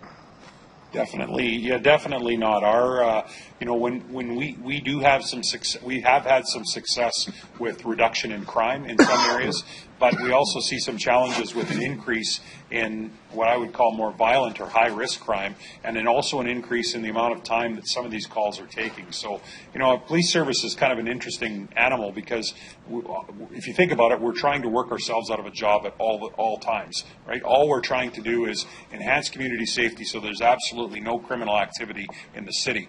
And sometimes when you put a fire out here, another fire pops up over here. And so workload is definitely not going down for us. So, and again, this leads to the next question about the citizens that want to see more of a presence on the street. That's always been the question. And you address that when you're putting more officers on the street, so that it shows the road, and I can see that. I see it there. That's happening. So that costs something, right? I mean, you can't just do things for nothing. Everyone needs to be paid. There's vehicles to be moved. There's you need to fuel them and all. So I understand we can go down. I mean, if we just drop everything in zero, what are the citizens going to say to us if something really drastic happens? We didn't invest and we didn't invest properly. So, like you were saying, that the 80% is not just looking at crime. So the resident asking is about safety on street, property safety, personal safety. That costs. That's part of it. That's part of our. I mean, if we all behave, we won't need you, right? But unfortunately, we're not behaving. And 89% of our budget costs are human resource related. So, we don't have a lot of room to work with when you're talking about buying vehicles and putting gas in them and computer programming. And we're doing that with about 11% of our budget because 89% of it, we're a human resource driven industry. And so everything that we do, whether it's solving a gun crime or interacting with children, reading stories on Dr. Seuss Day on Friday, of which 5 of us will be there, that's a human resource task. And so, to your worship, one question I think I've asked that before, and I'm kind of curious about that. You talked about the social impact, you talked about children, talking about community involvement, working. The program called, I believe it's 11 and under. I know that there's a lot of work being there, so I'm not hearing much about that. What's coming up for that, or what's happening in that? Yeah, well, it's probably the reason you don't hear about it because we've changed the title to TRIP, so that's the Regina Intersectoral Partnership, and so it not only encompasses the 11 and under group, but there's a 12 and up group, and it really focuses on at-risk youth in our community, not only helping them become more engaged, more active, more involved in school, but helping their family with supports as well. And now that we've got this hub up and running, it also takes acute high-risk activity and addresses it, whether it's drug addiction, gang activity, or even just parenting skills. The hub can come in and really create healthy families. So it's a very good partnership, and it's still very much active in our city. Chief, thank you for that. So just a comment is that we need, as the community, to help us survive and to go to the future. We're not always going to be pushing police on, but you are working on in more ways than just the crime, like you said, right? So when we need an investment, if we don't invest today, there'll be more trouble later on. So if we behave, we don't need you. But thank you, Chief. Thank you, Council. Thank you, Councilor Fundura. Councilor Massanelli. Through the chair. Thanks for coming out, Chief. So my questions tonight have more to do with the money side of your budget. I believe you guys do a good job. I know because every time I've sped, you pulled me over and gave me a ticket. So you say you had 7 outlets to operate your force out of. With the investment we're putting out, we can get the majority of the workforce into one. You also said that the majority of your budget goes towards human resources. Do you think there's going to be an efficiency gain with the centralization of your force? Absolutely. It may not be short term. I noticed Jill is here. Jill's been working with us, part of the great partnership we have with the city. But we've got spaces right now that we're leasing outside of our headquarters.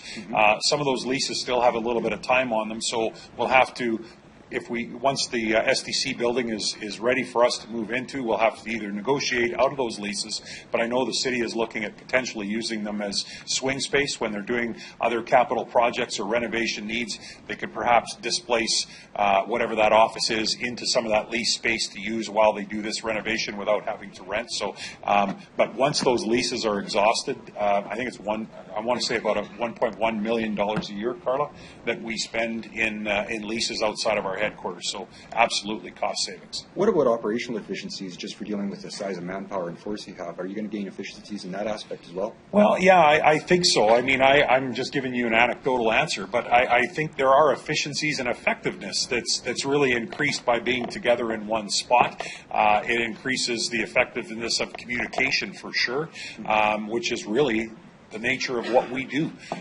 So there will be efficiencies. I mean, right now our mechanics work on our vehicles off-site, and it's a few blocks off-site. So there's all kinds of challenges, constantly transporting back and forth, come back to the office to get something and then back out to the site. So having that building, which will have our mechanics housed right in there. Our radio shop will be right in there. It's all under one location, one roof. It definitely is. Even if you look at the cost in time for our civilian staff that work in our garage going back and forth, it just is nothing but efficiencies, right? Totally. So as you gain these efficiencies, are you going to be tracking them and reporting back on them? Will this help your budget ask maybe go down in the following years? I know you still have a manpower issue to deal with the officers on the front line for 100,000 population. Right. But is that something you're going to be tracking and reporting? Yeah, absolutely we will. And I think certainly with regards to the lease, that's going to be a very easy one for us to track. If there is going to be a bit of a buyout, we're going to use existing budget money to do that. I mean, we'll do it within the budget of the plan of the project that we've got going. So there will be some long-term lease savings. We won't have to budget $1.1 million in leases. So that right there should be a significant change in our budget. And then the rest of it, if there's ways we can track it, no different than we were asked on the marijuana issue, to be able to track it so we can report back what efficiencies come from that. If there's ways that we can track it, we will. When people say that $5 spent on social programs can save $100 on justice and policing costs, do you believe that to be true? Well, we hear that a lot. We just got some provincial funding for a serious violent offender psychologist. So it's funded by the province, and the cost savings they're saying is for every dollar spent, you're saving 17 in community safety. And really what this psychologist is, works with a police officer to go out and really deal with those very high-risk violent offenders in our community and provide kind of that watchful oversight as well as, work to prevent recidivism and try and get them some programming and services that they need. So, yeah, we do hear those types of return on investment, various different forms of it, but I think that's the nature of what we do. If you look at what we've done through Housing First in the city, that's something that we see a really big return on investment just by going out and trying to find homes for people. It saves police officers doing work that they don't need to be doing. I'm glad to hear that you're keeping track of the money saved as you go through this process, and I think I'll be advocating to my fellow council colleagues in the future what you report back on for savings is what I'm going to advocate for going into social programs. So thank you, Chief. Thanks for the job you do. Thank you. Thank you, Councillor Massanelli. We've all had a chance to speak, so I want to have just a quick moment of closing remarks. So, Councillor Berchian, if you could take the chair.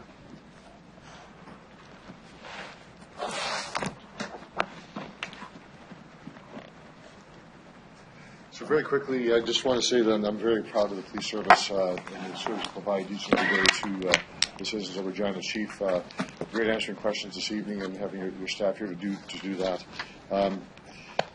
We've gone over the issue of the tactical vehicle, which I think is critical. The notion of the militarization of the police service, I think, is, again, we've handled it very, very clearly, very well. This is not where we're going at all. It's actually more protection for the public and for officers and for bystanders as well. I want to touch a bit on the issue of a civic strategy. And I would only say this, that the discussion is timely and interesting, but there's one component that's missing, and that's the province. They have downloaded the work for the police service so that 80% of the work being done now is not criminal code related. That's based on downloading by the province and help from the federal government as well, but primarily the province. So when we talk about a strategy, which is being handled, I think, primarily, in fact, indeed it is, by the police service, the other partner's not there, or they are pulling away, and they're finding cuts and doing it. So I just think that's a piece of the puzzle we have to talk about. When you talk about the calls that are received every night, 80% are related to drug addiction and other things that are not criminal court-related. That is a responsibility of the province. Spending time in the hospital with someone is not the most effective way of police service when you're trying to fight crime, prevent crime. So I'd only say that when we talk about a strategy, it's not just community individuals or community groups, it's the province stepping up and doing what it should be doing by legislation. That's critical. So on behalf of the police service, I'm proud to be the chair. I know that Councillor Ray, Councillor Young are also proud to be on the commission as well, representing City Council. They do a tremendous job, and I know the public surveys that we have show an incredible amount of support by the public because the work being done is incredible. The outreach to the community, it has a solid foundation, so very proud to support the budget tonight going forward. Thank you. Thank you, Worship.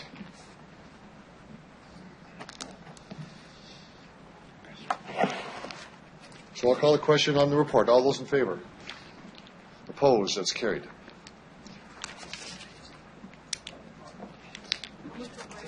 Ten-minute break?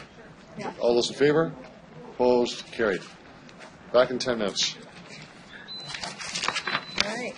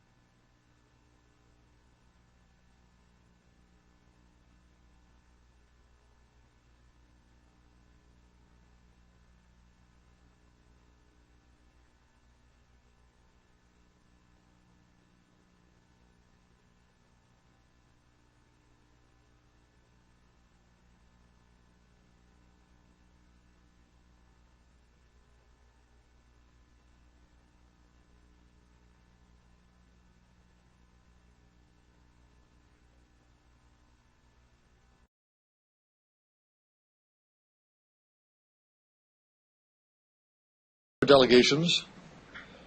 And we're now with the 2018 general capital and operating budget for 2018-2022. Before we get into the discussion itself, I'm going to give the floor to the city manager. He has a few comments. Mr. City Manager. Mine's not working. There we go. Thank you, Your Worship. So I know it's been a long evening, so I'm not going to spend a lot of time in terms of introductory comments. You know that the administration's proposed budget is 4.86% in terms of a mill rate increase, but I do want to highlight that 3% of that mill rate increase is to deal with the revenue shortfall that resulted from last year's provincial budget. Also, 1.06% was just approved for the Regina Police Service, which is important in terms of ensuring that we have a safe and secure and healthy community. I also want to just reinforce that on the civic side, we're actually taking a reduction of 0.64. And I'd be remiss if I didn't express my pride and confidence in our executive leadership team and all the other staff in terms of directors and managers that have done a lot of work over the past 12 plus months to find over $9 million in administrative savings. That has put a lot of pressure on our organization.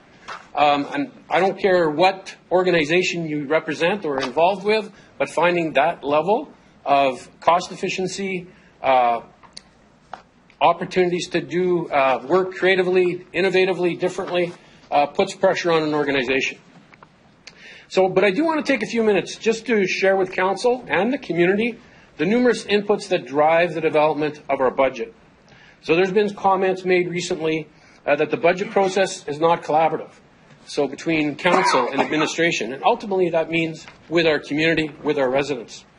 And there's been comments that the budget is developed through obscure administrative processes. I want to highlight that the annual budget is the final step in an ongoing planning cycle. Each year, the administration proposes a budget to Council that is our best advice, and that's to sustain our community and move our community forward. So the annual proposed budget considers numerous plans, decisions, and policy directions from Council. So our official community plan, Design Regina. We have our long-range financial plan. We have a number of master plans and asset management plans, and they all inform the budget that we propose to Council on an annual basis. And many of these plans have extensive community consultation. So our partners, our stakeholders, and members of the public have an opportunity to provide input and advice to Council and the administration. In addition, the committee structure of Council, in terms of the monthly committee meetings that we have Community and Protective Services, we have Public Works and Infrastructure, we have the Regina Planning Commission, we have Finance and Administration, we have Executive Committee, and we have Council. All of those committee meetings are open to the public, they're open to our stakeholders, and they're open to our partners. So there is a continuous direction and, policy that guides the work of our administration. So the budget before you tonight is a culmination of the work that we've done collaboratively, the administration, Council, with input and feedback from the community, and that is to move our community forward. The 2018 proposed budget is really a hold-the-line budget, and it makes very strategic investments in terms of capital investment. But it's really important that we remember that this budget is being proposed in very difficult economic times, not only for the City of Regina, not only for our community, but for the entire province. We're quite confident that as our economy starts to rebound, and we've heard tonight from a number of delegations and from Council that we are in a really solid position in terms of our economy and the strength of our economy, and the fact that we will now have filled that revenue shortfall, that gap that was left with us from the provincial budget last year. We have every confidence that as we move forward, we'll be able to make investments to continue to grow the community and move some of those plans that we've discussed with yourselves and with the community forward. So I'm now going to ask Barry Lacey, our Executive Director of Financial and Corporate Services, to outline the process that we'd like to recommend to you in terms of discussing the budget tonight, and also just to provide you with a few updates that we think are important for you in terms of your deliberations this evening. So with that, I'll turn it over to Barry. Mr. Lacey. Thank you to Your Worship. With respect to updates, there are a couple of items that I would like to share with Council that I think will be helpful in the discussion tonight. Two pieces of information that weren't available to us when two pieces of information that are an update subsequent to the February 1st release of the public budget. Yesterday, Premier Moe announced the reinstatement of the provincial sales tax exemption on life and health insurance premiums. We estimate, as a result of that reinstatement of this PST exemption, that the city will pay approximately $200,000 less in PST on the employer-paid portion of health and life insurance premiums related to employee benefit programs that are part of the proposed budget. As well, we've also updated our year-end forecast. That is for the year-end December 31st, 2017. And we are now projecting an unaudited surplus of approximately $6 million. This surplus of $6 million, the main factor contributing to that surplus, relates primarily to the work that administration undertook throughout 2017 in preparing for the 2018 budget and the a little over $9 million savings that have been captured in the 2018 budget. So some of those items that are captured in the 2018 proposed budget, some of those savings would have actually existed in 2017 and were captured in 2017. So an example would be the elimination of the vacant positions that are being proposed in the 2018 budget. We're full of capturing the savings related to that, but those positions would have been vacant for part of the 2017 year, so that's reflected in that surplus. Administration is recommending that this forecasted surplus go to the general fund reserve, which is projected to be at approximately $2.7 million at the end of 2017. The general fund reserve is an important reserve as it allows council to respond to unexpected opportunities, address unexpected risks, or expenditure pressures that have not been anticipated in the 2018 budget. Having said that, however, should council choose to consider using the budget as part of the forecasted surplus to reduce the proposed mill rate, administration would recommend that the surplus only be directed towards operating expenditures in 2018 that are one-time in nature, as the forecasted surplus by its nature is one-time as well. With respect to the discussion, the structure of the discussion tonight, administration suggests that we discuss the proposed general operating budget and the proposed general capital budget in two parts. The first part, a conversation on the 2018 operating budget. When that discussion has been completed, move on to a part two of the discussion with respect to the 2018 general capital budget. We would also suggest that when discussion of the general operating budget is completed, council hold off or defer approval of the 2018 general operating budget until discussion of the general capital budget is completed. And we are suggesting that because if council chooses to make changes to the capital budget, there are possible impacts on the operating budget. Thank you. Thank you, Mr. Lacey. Before we move to this report, I had just one quick comment to make. Certainly concur with the idea of one motion for the operating capital after we separate the two sides, so one that impacts the other. That makes a great deal of sense. And I would suggest that as much as possible, if we begin with the end in mind, if we can finish this budget tonight, that'd be all the better for everyone. I think we would, if we can get that done. So, if possible, that would be measuring our comments accordingly. I see one mover for the motion, Councillor Bryce. Thank you. I rise to 18-2, which is the 2018 general operating and 2018 to 22 capital budget. I'll go through each point in here. The recommendation is that the 2018 tax-supported general operating budget, as outlined in Appendix A, be approved, including the following details. A, gross expenditures of $443,085,200 and a net property tax levy requirement of $235,937,400. B, the 2018 mill rate of 7.81033, representing a 3.86% increase for all programs and services, plus a 1% increase for the residential road renewal program. C, funding request for the Capital Commission, Provincial Capital Commission, Economic Development Regina, and the Regina Exhibition Association Limited. And D, the Regina Board of Police Commissioners recommendation of that $87,869,000 be allocated to the Regina Police Services budget. Point number 2, that the 2018 general capital budget as outlined in Appendix A be approved as follows.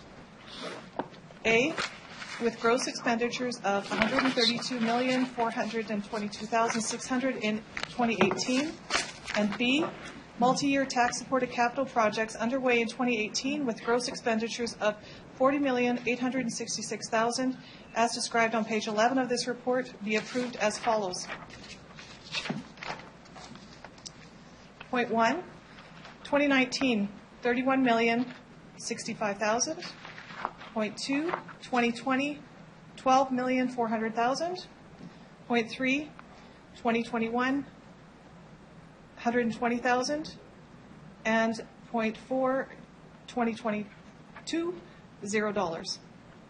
Point number 3, that the Regina Public Library Board approved the budget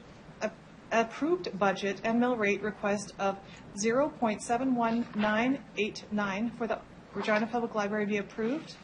And number 4, that the city solicitor be authorized to prepare all necessary bylaws and implement the above recommendations. On the point of order, Councilor, just one moment. Just want to make clear here, we may have some redundancy here on 1D. We have already passed the police budget, and that should be removed. So we'll just make that assumption that should be removed. So I will make this motion. The floor is yours. With D taken out. Okay, right. And a second for the motion, please. Councilor Messina moves concurrence. Thank you. Thank you very much for bringing this budget forward. I am, as I always am, very critical about the amounts that we spend here in the city, and I do feel that we're asking for too much. So I do have some amendments I'd like to bring forward. The first one, as Mr. Lacey commented about our surplus, I would like to move some of that surplus over for the one-time operational expenditures. So if I could have a dollar amount, how many one-time operational expenditures do we have in this current budget that we can use this surplus for? Mr. Lacey? Through you, Your Worship, there is $969,000 that we have identified as one-time operating expenditures in the proposed 2018 budget, and that is made up of about approximately 10 items. Could you say what they are, sure, please? So of that $969,000, work with respect to the joint job evaluation work that's being conducted at the city, worth $101,000. Work related to the Work Ready program of $128,000. Funding with respect to undertaking an employee engagement survey of $80,000. Funding supporting the RFP process that we are going out on in 2018 with respect to financial institutions for the city. $150,000 related to the Tim Hortons Briar. $250,000 related to supporting the 2018 Memorial Cup. $100,000 related to supporting the 2018 LPGA Women's Open. $25,000 related to the Heritage Conservation Program review that is planned to be undertaken in 2018. And $20,000 related to the installation of parking meters near the General Hospital, and $40,000 related to installing parking meters on 14th Avenue to the General Hospital. Thank you. So you need a seconder for that motion? You want to second the motion, Councillor Hawkins? Okay. Continue on. Okay. You want me to? So I have a couple of different amendments I'd like to make. Do you want me to do them all together or Well, one at a let's time? do them individually. Okay. I think this one's self-explanatory, so I will leave it at that. Okay, so discussion on the amendment. And are we clear on what the amendment is? Councillor Feigl? So what are you trying to accomplish? I'm trying to bring down the mill rate so it's more affordable for people. So you're taking $1 million from the surplus, taking it off, which is about $500,000. So, okay. Yeah, so we had unexpected surplus by what Mr. Lacey just told us. Okay. So this is money that we weren't expecting to have. So I feel that this money should be used to bring down the one-time expenditures because we weren't aware that we'd have it. So Just trying to clarify. Thanks. So, speakers to the amendment. Councillor Stevens? Thank you. Just a question for administration. What would we typically do with this surplus? Maybe walk us through. This would go into the general fund reserve. I get that point. From there, what do you imagine that money being directed at if you had your way? How would we invest in that? Mr. Holden?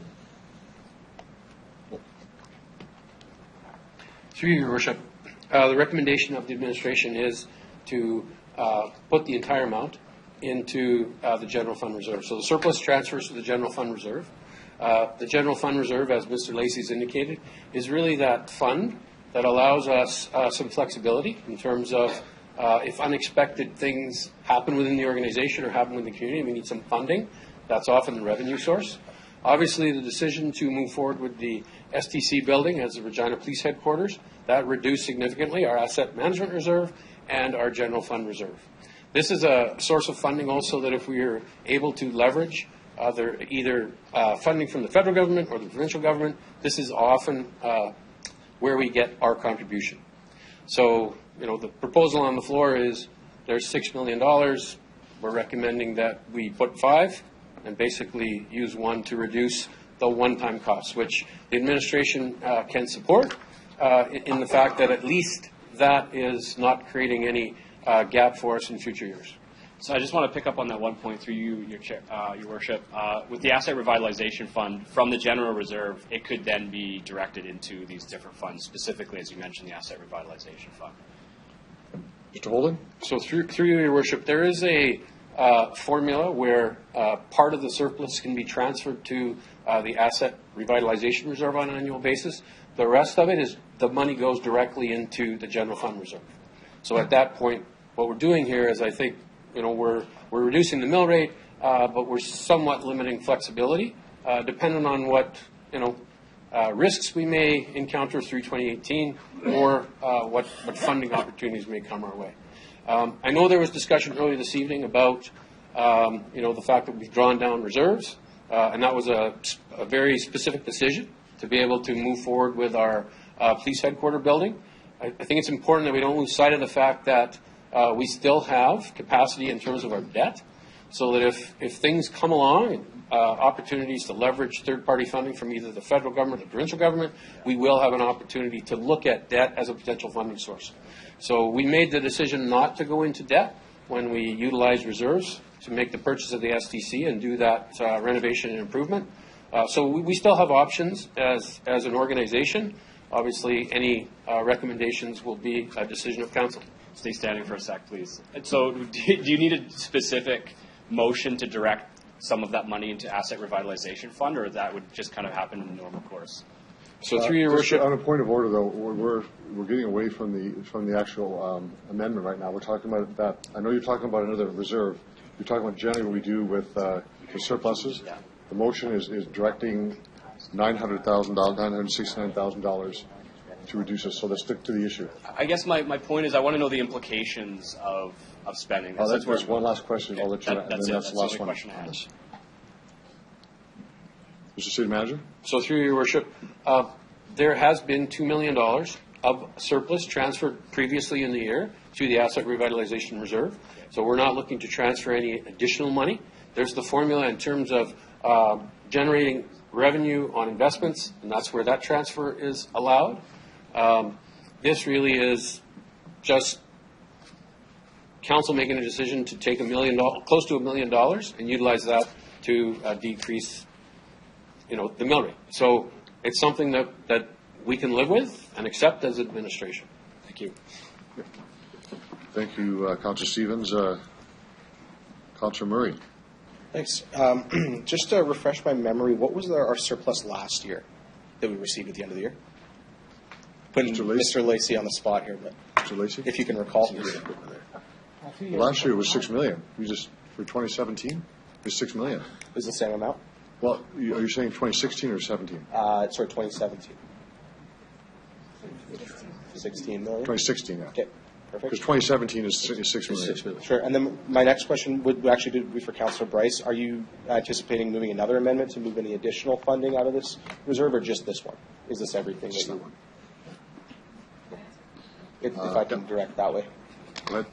I have other amendments, but not specifically for this surplus. Okay, perfect, yeah. So I'll just stand in support of that. I think it's important that we put the rest of it away because the federal government has just announced a lot of infrastructure opportunity where we can fund match, as well as FCM's Green Fund. There's a lot of opportunity going forward, especially with the rail yard renewal project coming up. So I'm in support of this, but probably no more. Thanks.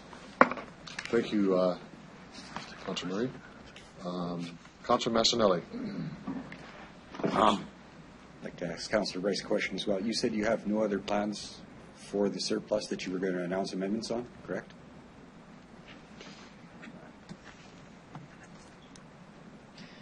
You're just asking me the same question that he just asked? Just making sure I heard right. Okay. For the surplus that they just announced, I would love to say I'd like to take the whole amount and put it towards, but I understand we need reserves, and I think that's important for us as a city. So tonight I feel that this is prudent, and I won't go any further with the surplus that was announced. Thank you. I agree with you being prudent and a little bit of relief to the taxpayers. I'd like to maybe propose a friendly amendment that the remainder of the surplus go towards the general fund reserve. I think that's it does by definition. It does by definition. It does? It does by definition. It has to do that. Okay. In that case, I'd like to put $1 million toward the asset management reserve. Well, not this amendment. You can't do that on an amendment. Then I'll just sit down. Doesn't mean it can't be done. Just means it can't be done. Councillor Massanelli, it just means it can't be done on this amendment. It doesn't mean you can't do it. It just means at this point you can't do it. Okay. So I don't want to be clear here. I don't see any of the speakers on this. I'm actually going to ask the Deputy Mayor to take a seat, please.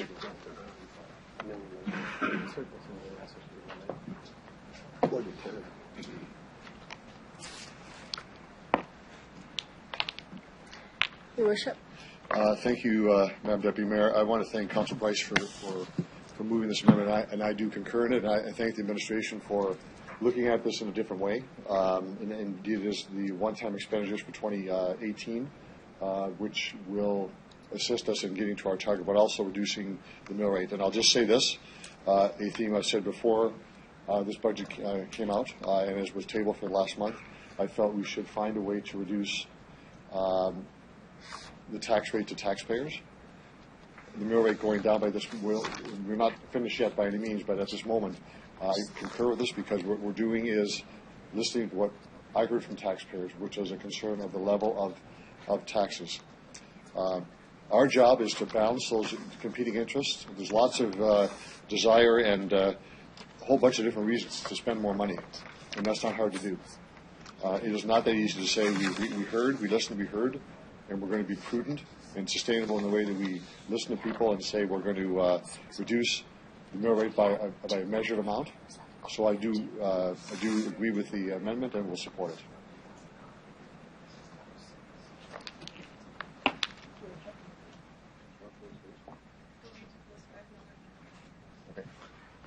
So I'm going to call the question on the amendment. All those in favor? Opposed? Carried. Councillor Bryce, you have about 3 minutes left on your time. You'll get one in just a second. There you go. Okay, so also was mentioned from the announcement yesterday with the provincial government, the insurance and PST, 200,000 I think I heard. Well, that's what I wrote down. So I would like to use that $200,000 that was announced yesterday to also decrease the mill rate. Do I have a seconder for that motion? Councillor Young. Discussion on this motion.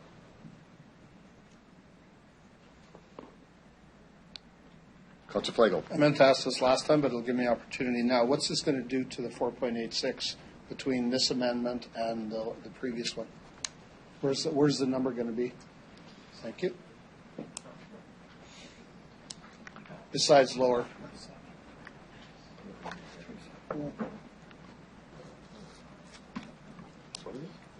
What? Through your worship. City Manager? Through your worship, the 960 and the 200 is 0.89. Oh.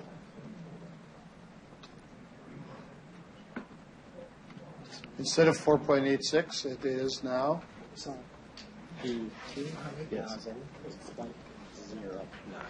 No. The 200,000 is 0.09 of a reduction on the mill rate. And we'll just look at the other 969. 0.43. So 4.86 less equals, I don't have my calculator. What's the new mill rate? I guess what the question is. Minus 0.52. 4.86 minus 0.52. Equals? Got the calculator going. 4.34. 4.34. Okay, that's what I need to know. Thank you. Any discussion, any further discussion on the amendment? All those in favor?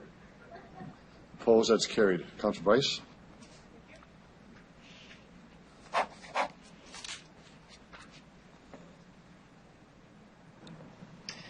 So I have a couple of questions. In going through the budget documents, I couldn't see what the plan was for Regent Park Golf Course. So I was just wondering through you, Your Worship, what is the plan for Regent Park Golf Course this year?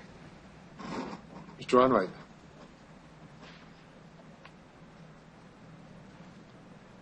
Through your worship. So the operating plan for Regent Park for 2018, there will be no change in the golf course, in the golf fees. So there is no charge for golf at that course. And the operating, the maintenance of the course, the course is currently being treated as a park, which will continue in 2018.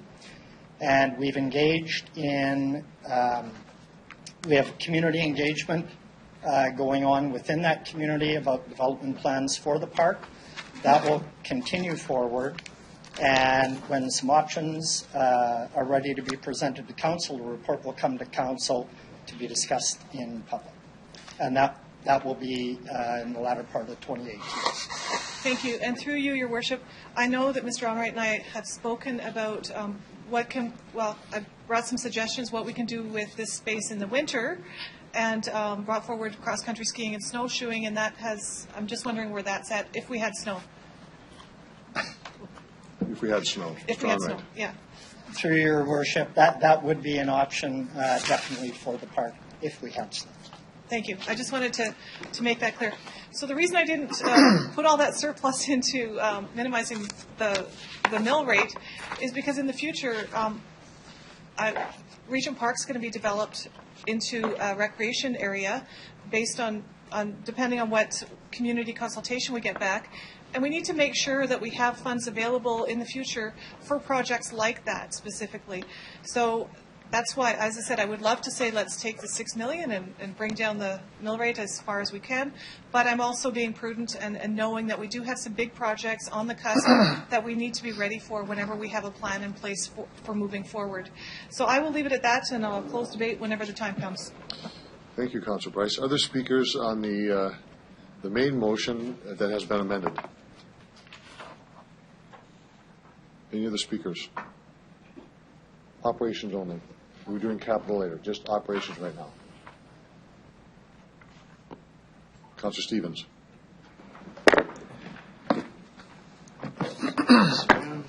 Thank you, through you, Your Worship. I have some questions related to the Transportation Master Plan, specifically the airport route. I understand that this was on the horizon for 2018. I was wondering if administration could walk me through the cost of an airport pilot project and where that actually fits into the Transportation Master Plan. Mr. Holden. So, through you, Your Worship, just a general comment, first of all. The Airport Authority has just hired a new CEO. His name is James Bogas.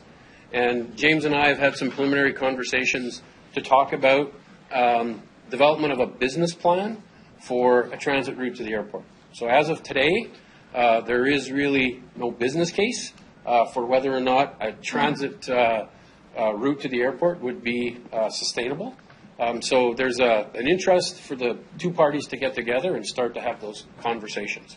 But I'll allow Mr. Onright to add some further commentary in terms of conversations that they've had to date. But really, I think it is important to look to the future and say, let's start those conversations. There's a different approach and a different vision for the airport and how it will partner with the City of Regina as a community partner. Mr. Onright. Through Your Worship. So the discussions to date with the airport have been very high level as to what service could be provided. We've also had a look at Saskatoon's airport service, where it started and where it is today.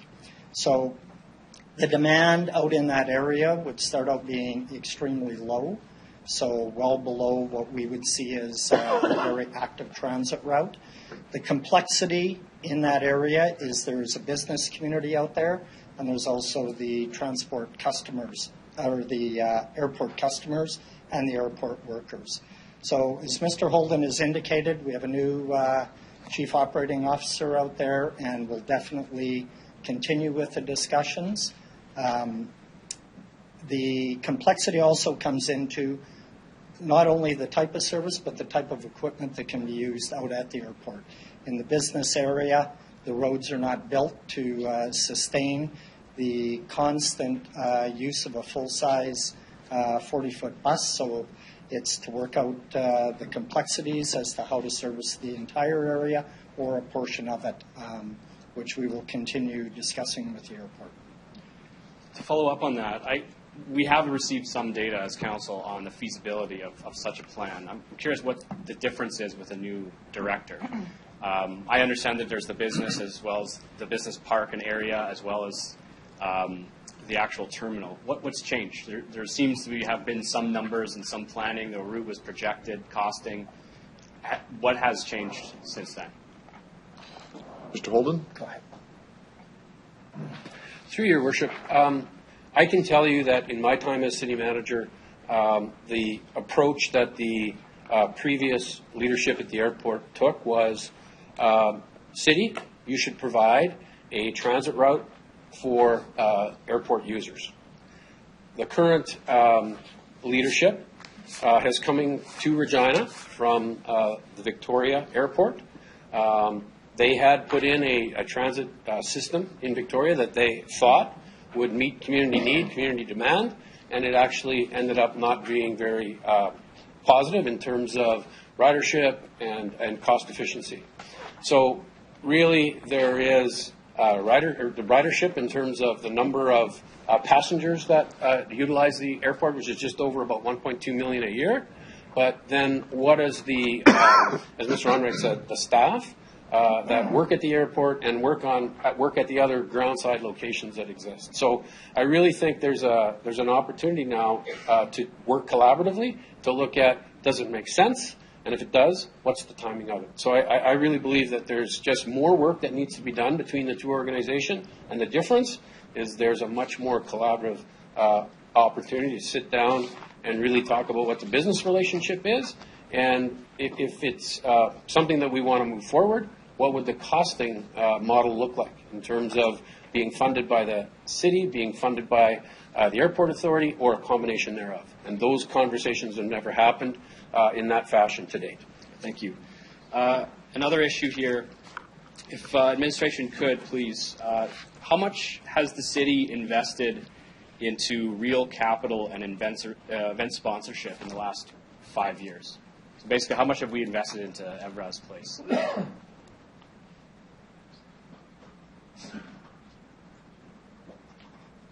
Mr. Holden?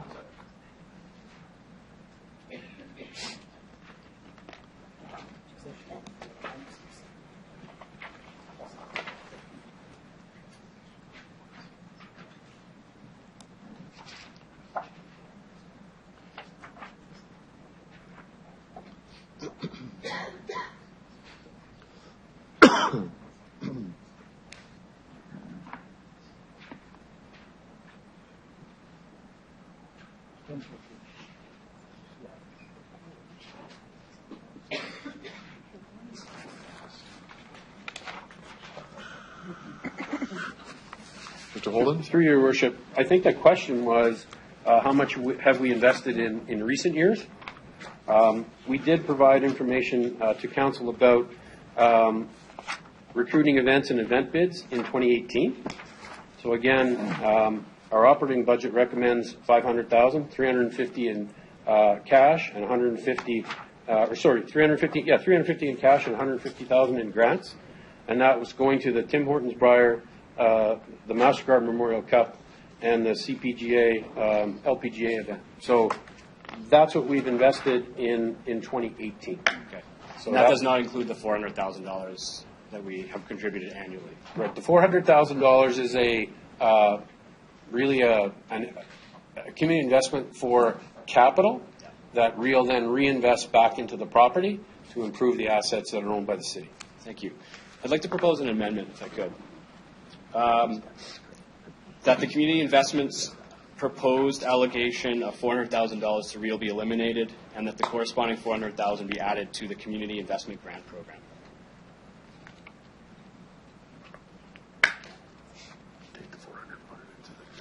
Okay. $400,000 away from Real to the community investment grant program. That's correct, yeah. Have a seconder for that? Councilor Massanelli? Okay. You want to speak to it? For sure. My understanding is this money has been allocated since at least 2000, 2001, at a time when there was a consideration here for really boosting the profile and the capital footprint of what is Evraz Place. And that has changed. And what I'm seeing in the city is actually a world-class facility that essentially has a monopoly in many respects in southern Saskatchewan on events. We've invested millions if you include events, if we think about capital that we've invested in the Memorial Cup. The whole story I'm hearing is that this is really not just gravy on the mashed potatoes for Real, but the bacon bits and the chives too. And I don't see it as actually a requirement any longer. And what we've seen today from many community speakers, especially the Heritage Community Association, is this money would actually be better invested elsewhere, specifically through the Community Investments Grant Program. And as I see what we're investing and what other partners have invested into Real, this money is no longer required. And I think we'd be better served as a community if this money went into a grants program. We'd be able to continue funding organizations like All Nations Healing, which the city proudly supports and has seen funding from other sources actually cut back. Real's well managed. I think it can stand on its own 2 feet. Again, this money would be better spent in the community. Thank you. For other speakers to the amendment. Councilor Bryce. Thank you. Tonight we've been talking a lot about city-owned assets and the upkeep of city-owned assets. Here we have Real, which is owned by us, that we are ultimately responsible for, and parts of this are brand new, but parts of this is really aging infrastructure that does need help. I foresee us weaning off of this $400,000 in the very near future, but I don't think we're there yet. I think that we need to maintain our infrastructure that we own, and this is part of what we own. So I'm going to leave it at that. Okay, thank you for that. Councillor O'Donnell. Thanks very much. I'll speak against this. I've been around Evraz Place for a long time.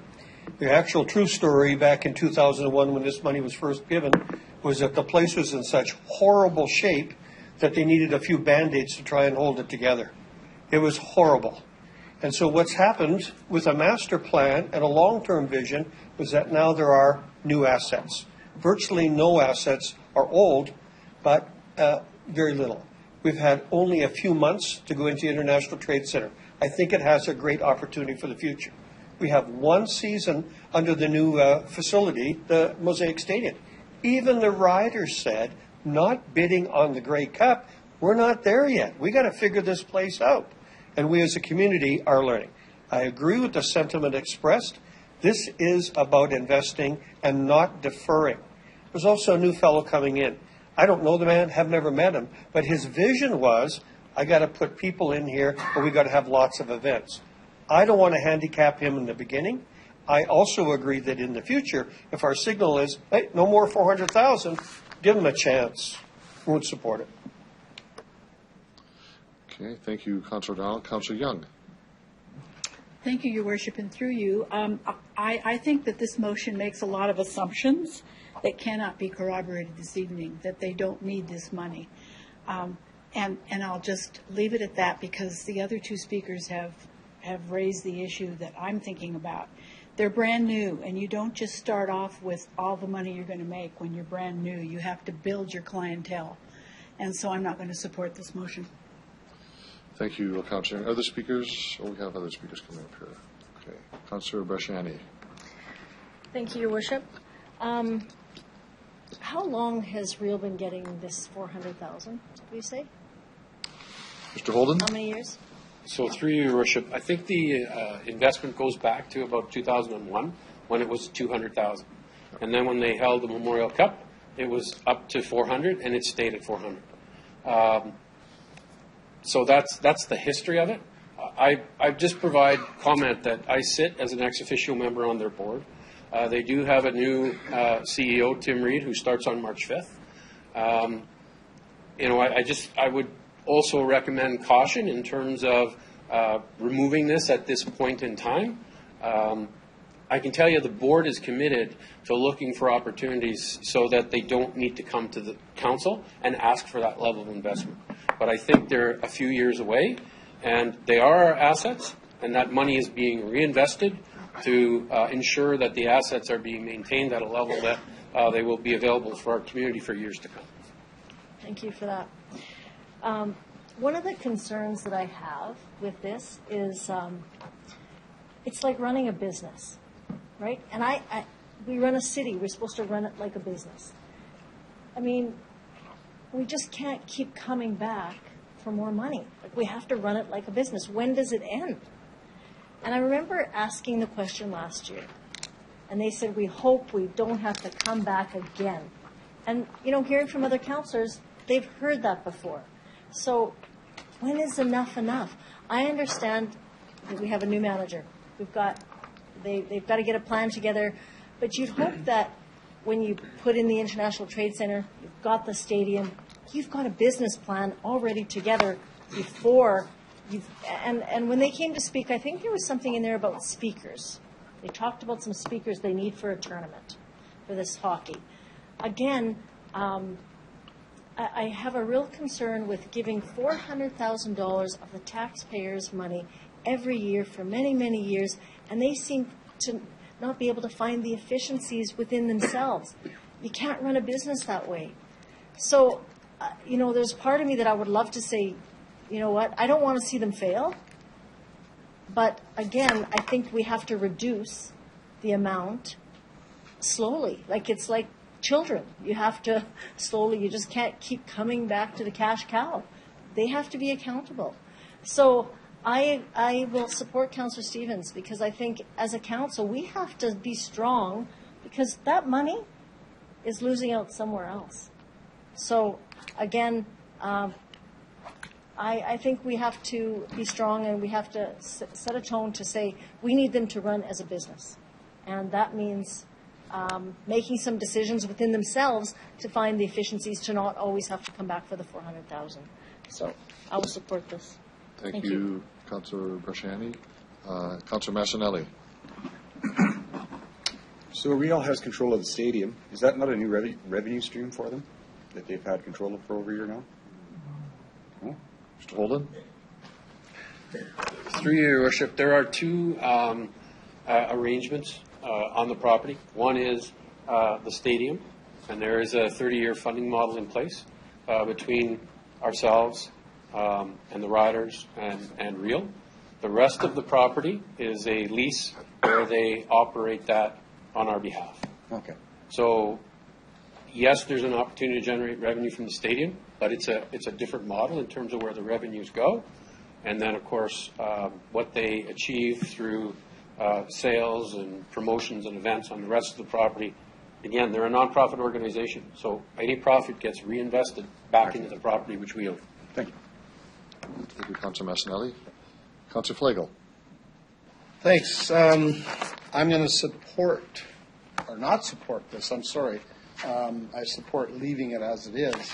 And one of the reasons is that, yes, they're a business, but there's a lot of money that we put out in the community that we do not get economic impact back like we do with the park. I don't know if anybody has an idea on a yearly basis with all the functions that go on at the park, what is the economic impact that that park brings to the city of Regina every year? Hotels, meals, booze, name them. What are we talking? 200 million? 500 million? And include the stadium. Do we have a ballpark number? Hard to say. Mr. Holden? So through your worship, we don't actually have a ballpark number. That's one of the conversations that I know Real has been having with council.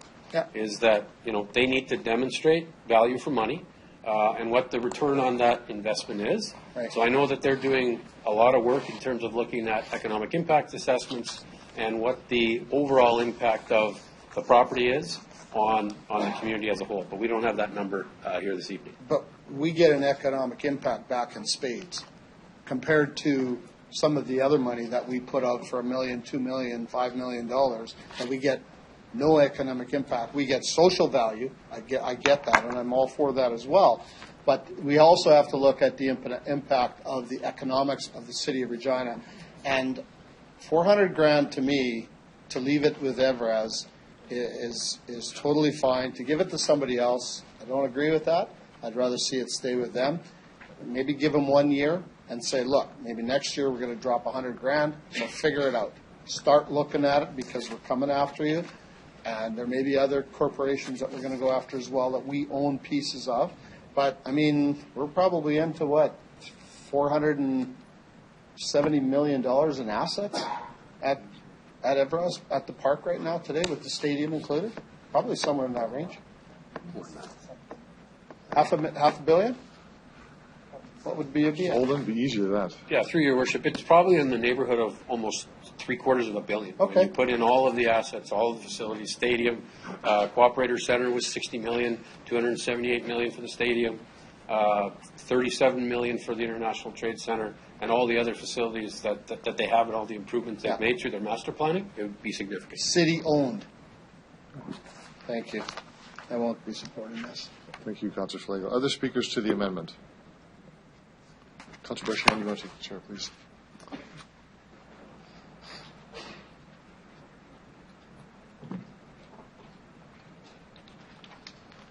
I'll be short on this one, Madam Chair. Thank you. I will not support the amendment.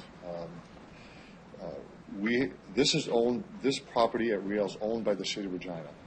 We are investing in continuing to improve those properties. And for all the reasons said before, I want to reiterate that we have a new CEO coming in.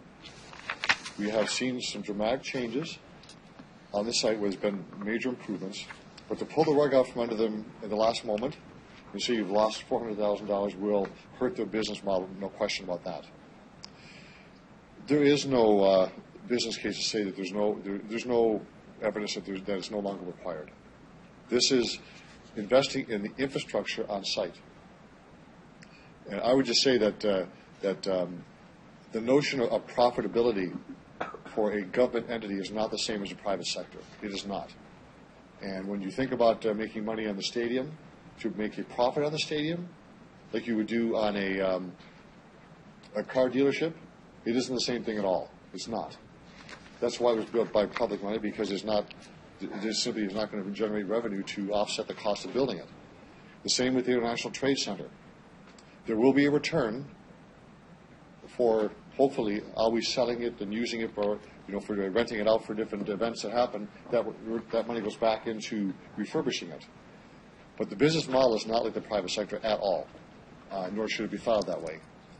So I agree that there should be a sunset on this transfer, but not tonight. A conversation with the new CEO as he gets his feet wet and understands what's happening, then we can talk about that, because it always was meant to be temporary. But let's not do a disservice to Rio by pulling the rug off under them at the last moment and say you've lost this.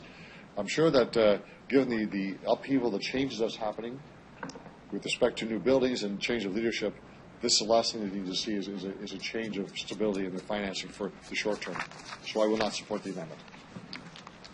Thank you, Your Worship.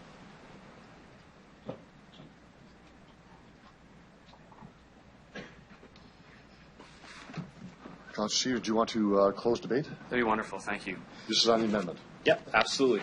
So I don't know where to start. I'm hearing arguments that actually speak in favor of ending this grant, yet do the opposite. I'm really struggling to make sense of the logic here. We have a $750 million piece of asset, and yet it needs $400,000 a year. That doesn't make sense to me. We're spending by comparison. If we're going to talk about what we're investing into civic infrastructure, $200,000 a year, now correct me if I'm wrong, into all of our community pools, which have no revenue capacity, and yet we want to continue to invest $400,000 into a world-class facility and to summon the riders in this conversation, which have been furnished with a $278 million asset, just boggles my mind. To compare that to investing $400,000 into community grants in the community doesn't make any sense to me. And I hear everyone getting up to speak to this issue, we need to wean them off. Well, I have a 6-year-old. We weaned them off a long time ago, and now we're talking about a 17 or 18-year-old problem that we need to still talk about weaning off. Well, I've heard this every year, and it sounds like this conversation has been going on for a decade. I can't wrap my head around how we continue to say, let's wean them off the next year, the next year, the next year. All of the evidence, and even when I saw the previous management come before us, it was very clear that this was just icing on a cake. They didn't need this money. There was no convincing business case for why they needed this money, and I haven't seen any evidence to support that. So I would encourage you to choose the community over this asset. I guess the other concern is the statement now is that we shouldn't be generating revenue from the stadium. I think that's very concerning, and I'm troubled by that discourse, actually. Thank you. On a point of order, are you referring to what I said? Generate revenue? Yes. I did not actually say that. I said something quite different. So for the record, quite different, not in the same sense as a private company, but there is revenue generated, to be clear on that one. So you close debate on the amendment. I'll call the question. All those in favor? Opposed? It's defeated. You have, I'm just going to set the clock here. You have just over 3 minutes to go on your time, which begins now. This would have more to do with capital budget. I just want to clarify. If I was to talk about cycling capital, would that be operations or capital? That'd be capital. For that conversation.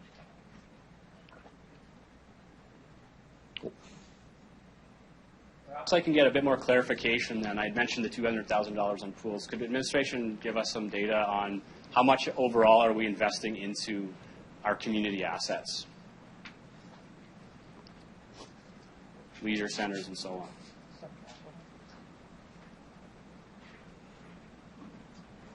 Who's going to take that one?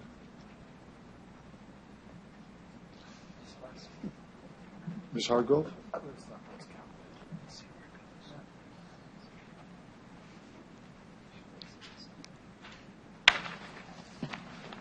Ms. Hargrove?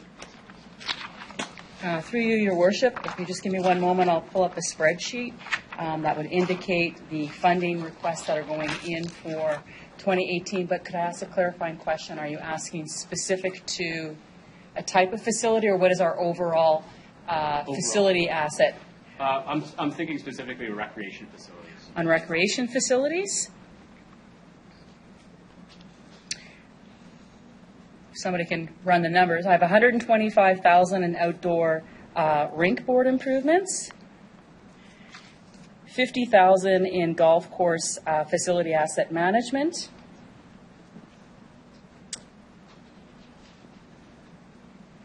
we have the $200,000 that's for outdoor pools.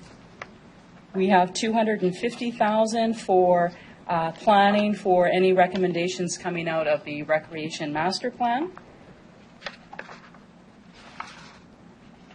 And those would be the capital fundings that's directed for. Great, thank you.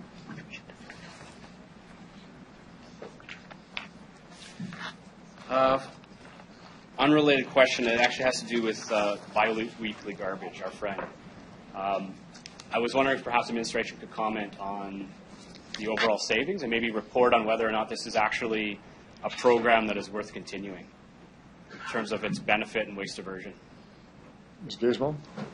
Through your worship, Ms. Lugo will come up and help me. Our savings is coming from some of the fuel costs associated to it.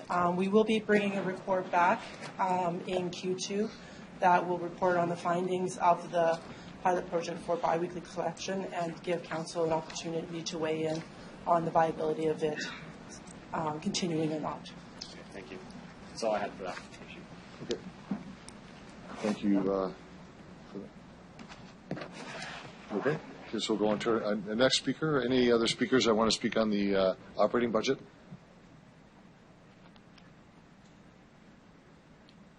Councilor Bresciani, the floor is yours. Thank you.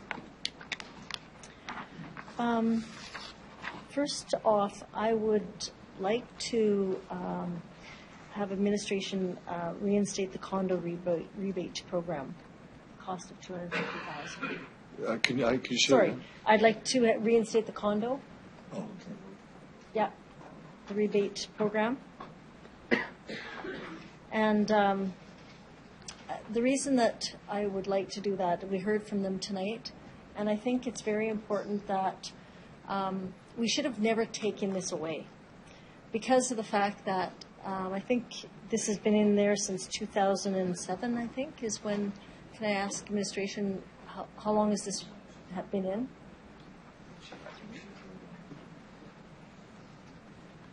Condo rebate? Doesn't matter. Ms. Gizmo? 2002, okay, yeah. And it was, so, again, people are elderly. That's who that we've heard from. That's who I've heard from. They're on a pension. So when they lost this, some people said, oh, it's not that much. But it is a lot because I'll tell you, we can't have it both ways. We gave them the rebate because we weren't picking up their garbage, right? So now what we're saying is we're not going to pick your garbage up, and we're not going to give you the rebate either. So I would like to see this, and it would come out of the surplus. So are you moving an amendment? Am I moving an amendment? Are you moving an amendment? No. Are you? Oh, Are you going to move an amendment? Yes, I am moving Okay. an amendment.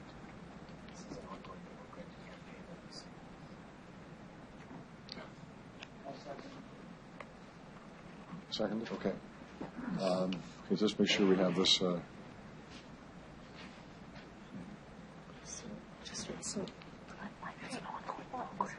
This was all on the new operating. So Councilor Bresciani, just a question for you of you want this out of the surplus. It's an ongoing program. Do you want to always fund it from the surplus? Like how do you want to fund it? I'd like to ask administration, but can I just ask? This was Councillor Stevens finished? He was. Yes. Okay, so this is on the okay. Yeah. Yep. And Mr. City Manager. So through your worship, I think as you were just stating, so to reinstate the condo rebate, it's $250,000, which is 0.11 on the mill rate. So if you take that out of the surplus, then that puts it back in place for 2018. When we get to 2019, council will have to make the decision as to how they sustain that. So our recommendation is that we don't use surplus to fund ongoing activities. To reinstate the 250, our recommendation would be that the mill rate has to increase by 0.11. Thank you for that. Okay. So do you want to speak any more on the amendment? No, but can I respond to the city manager? Well, you can. You'll have. Okay, no, then just. Okay, so other speakers to the amendment. So you got that.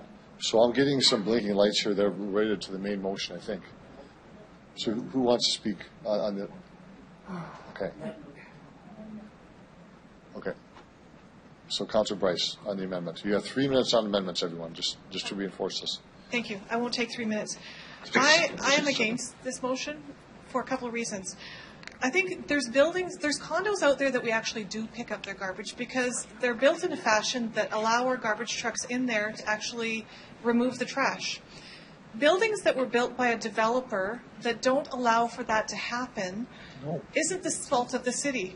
So I feel that just because we can't pick it up physically doesn't mean that you should get a free pass on it. So that's one of the reasons I disagree with it. We also have to look at the landfill and the cost of the trucks, and all of that stuff is put in that fee. Until it's an actual utility, if we ever choose to make it a utility that way, that's when I can see us making some changes with this and having it that way.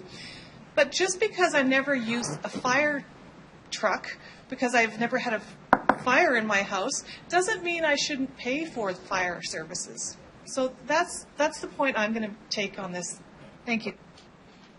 I have a question to the mover. You wanted just to come out of the surplus for 2017 surplus? Yes. Okay.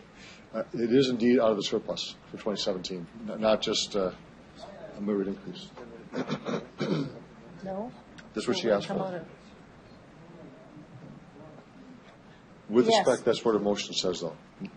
Well, but would it be in the budget continually? You can change this, but your motion was to use the surplus from 2017 to pay for the rebate this year. And Right. Mr. Holden said you can do that, but next year becomes an issue of how you're going to fund it in the succeeding years. So, Right. unless So you then change it- your motion, Yeah. Oh, can I change it? Then it should be maybe in a lot in the budget continually. so you want to increase the mill rate Well, tonight. Yes. Okay. Okay, that's fine. So other speakers to the amendment. Councillor Young. Thank you, Your Worship.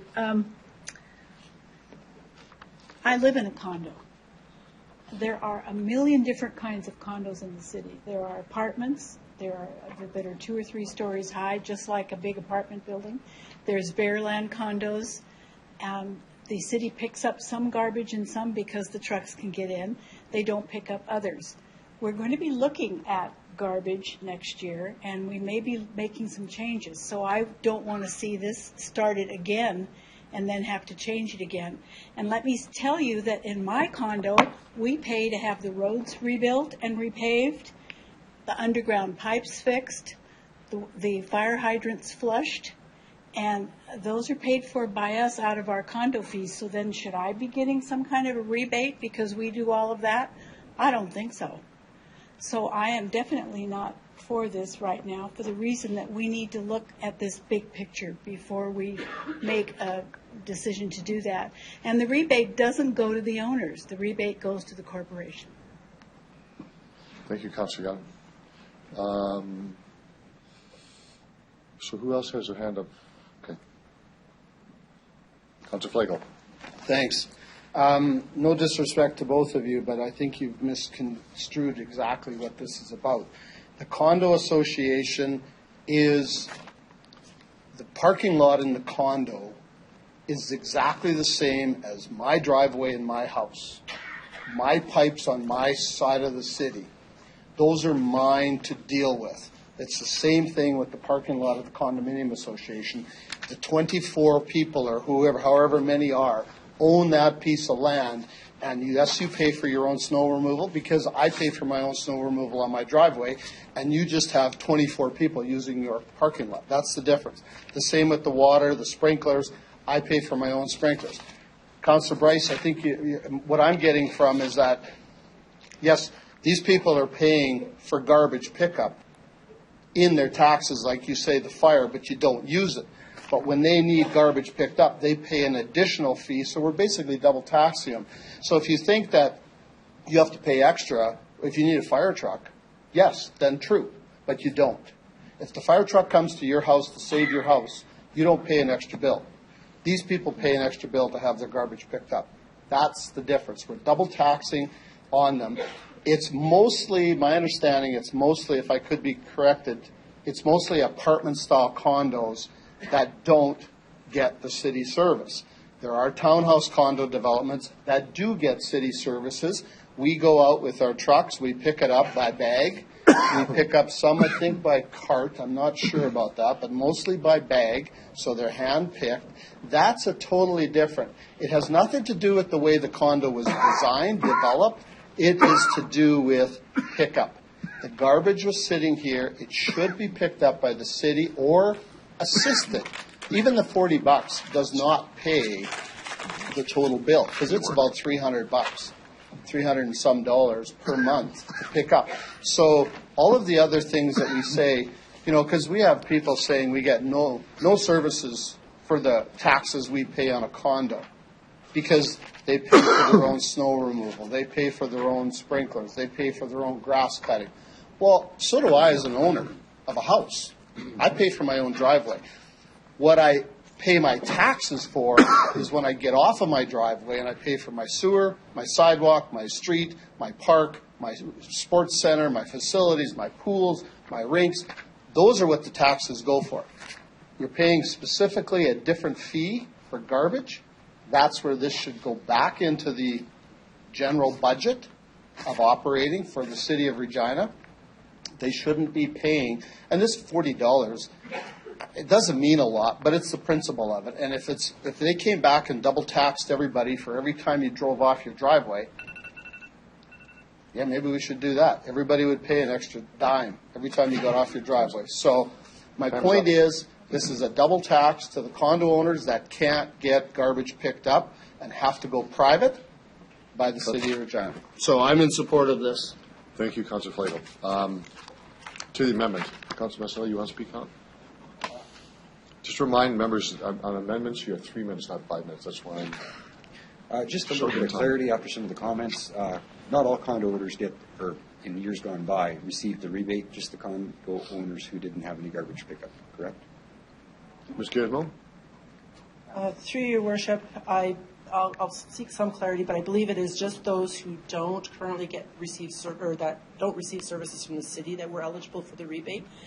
We currently serve about 500 condo units in the city. We estimate there's about 11,500. We service 500, and we are continuing to work to bring more condos associations or condo units on board that we can provide the curbside service to. Was this always this way, or did this come as some type of change of how we picked up garbage for people? Did we go from alley pickup service to rollaway carts and we had to make the change, or has this been this way forever?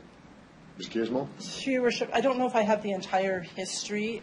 Certainly, we made a change a few years back with our curbside services. We moved away from back alley service and went everything to a rollout bin and individual cart service. So that's what our primary residential garbage service is a cart service. Great. Thank you. Thank you, Councillor Masnelli. Councillor Murray on the amendment. The floor is yours. It's a question about the rebate scenario that we used to have. When we gave the rebates, my understanding we gave it to the condo association, not to any individual owner of a condo. How was it divvied out? Ms. Gizmo? Going to come up and help me with how the rebate was provided because it's through their area. Ms. Bryden? Through your worship. So the condo rebates were allotted to condos that were owned and occupied by the owner to the condo association. So if a condo building had 8 condos and 6 of them were owner-occupied, 2 were rental units, the rebate was only provided for the owner-occupied units, and it was provided to the condo association. So the owner of the other 2, even though they had tenants, did not receive that rebate? Through your worship, that is correct. Okay. Okay, that makes a little sense. Okay. My next question was when there's an indication, and we've seen reports about a utility, is that something that needs to be council-driven to go forward on utility, or will there be a report next year coming to look at the feasibility on that? Ms. Gizmo? Through your worship, we are bringing a report forward to council that will consider different funding options for curbside services. Okay. Okay. I think at that point is when we should be looking at this. I think it's complex to start flipping things around and changing them. So, thanks. I'm against it. Thank you. Other speakers to the amendment?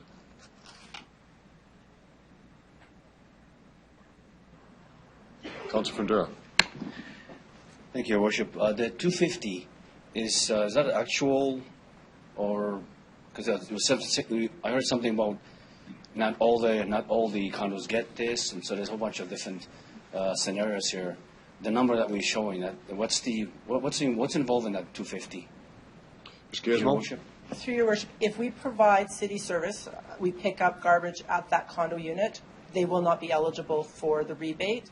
And as Ms. Bryden explained, if the condo unit is rented out, they will also not be eligible for the condo rebate. Okay, so then through your worship, but I'm hearing that the taxes are being collected from each citizen on an equal level. So this is what I'm hearing from representation is that they're not being treated equal. How do you? Because if I pay my taxes, I get garbage picked up. They pay the same taxes. They have to pay for a contractor to pick it up. That's where are we weighing out? Through your worship, I think the example that I can use that helps me understand it is an apartment owner is owned by an owner or a business. They pay a property tax. They do not receive garbage service from the city. They have to pay for their own garbage service. So the rent they charge a tenant pays for the tax that they have to pay, which includes garbage collection and the cost of a private service. Similar, a condo owner that has a tenant in it would have to pay, again, the property tax, including garbage service, and pay for a private garbage service. It's only condo owners who live in the condo that are eligible to receive this rebate. Okay, thank you. Thank you, Councilor Fundura. Other speakers on the amendment? Councilor Hawkins. Thank you, Your Worship. Councilor Bryce has this right. If I belong to a private recreation facility, I do not get a rebate from the city in the amount of whatever part of my property taxes goes to the city recreational facilities. The principle here is that when we pay property taxes, we don't divide into specific services provided by the city. We buy a basket of services, some of which we utilize, some of which we don't. And in this case is no different. So that just because a particular unit doesn't use the garbage service, that doesn't mean they should get a rebate on their garbage service any more than I should get a rebate on recreational services if I use a private recreational service. I'm opposed to this amendment. Thank you. Any other speakers on the amendment? To close debate? Okay. Councilor Bershani? Thank you, Worship. Through you. So this does affect about 6,000 condos, and approximately 6,000 condos, and payments were made prior to. So we put in a rebate for a reason. They want the garbage pickup, but they can't have it. So if they can't have it, don't you think the city should be reimbursing them for that? Again, I say that it's not at their choice. This is actually very confusing because there are some condos that get it and some condos that don't. And people are totally confused around who gets what. Now, they've said that we can't get a truck in there and everything, so that's why this came about. They said to the condo owners, go out and contract it out to Loris or whoever you want, and we will come through with the rebate. That was the whole reason this rebate came in. So it's really hard to say you're going to get a rebate, and now we're going to take it away. And I think the other thing is that, you know, we talk about here partnerships, and we talk about commitment, and we always say our end of the bargain here on our city as us. We can't take away their funding. That wouldn't be fair to them. But why is it fair to take away this rebate from seniors? Like, when it comes to the taxpayer, we're like, nope, you know what? They have to pay. No, but when it comes to our service organizations, guess what? We will give them the best deal. We will keep their dollars there, and they don't even have to see a 5% reduction because guess what? We'll put it on the taxpayer. I'm done with that. And, you know, we have to do a better job as a city because I'm telling you, there are seniors out there and it doesn't go to the seniors. It does not go to the seniors. It goes to the association, the condo association. But we put it in there, and now we've taken it away because of a budget cut. That's not good enough. We made a commitment back then to do it, and we need to reinstate it. I'll leave it there. Thank you, Councillor Bresciani. You closed debate, so I'm going to call vote on the motion. All those in favor of the motion? Those opposed?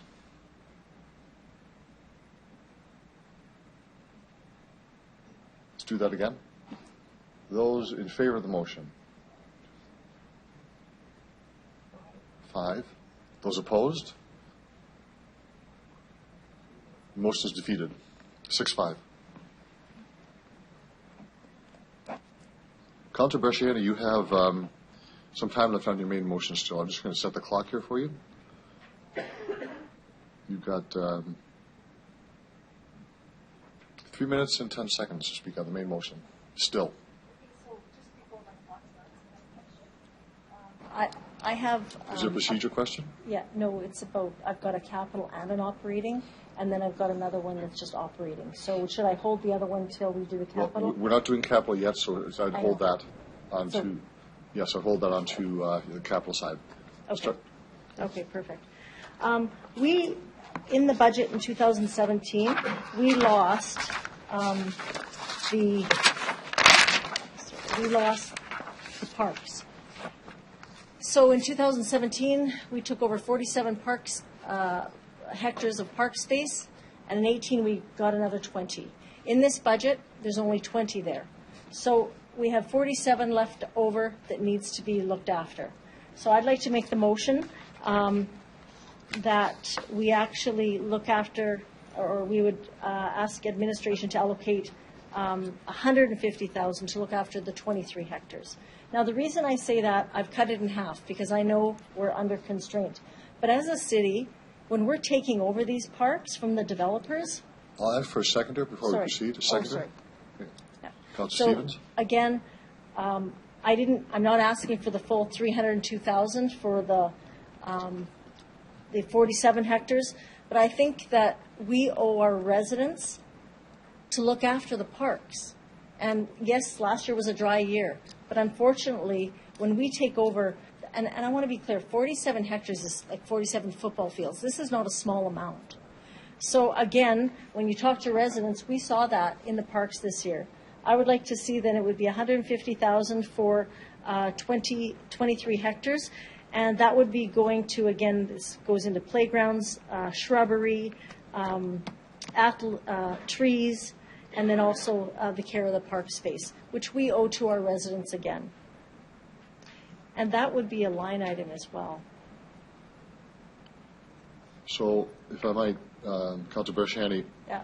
are you looking to fund this from the reserve or No. increase taxes? Yeah. You want to increase this again? And then my time's done because I can keep going as well. I can hit that button. Your time is winding down on the main motion. I'm sitting down. Clock has stopped while we're doing calculations, so.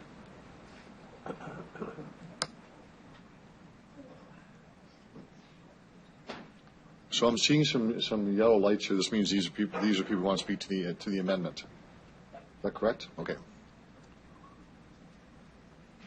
So for the administration, what does this do to the mill rate?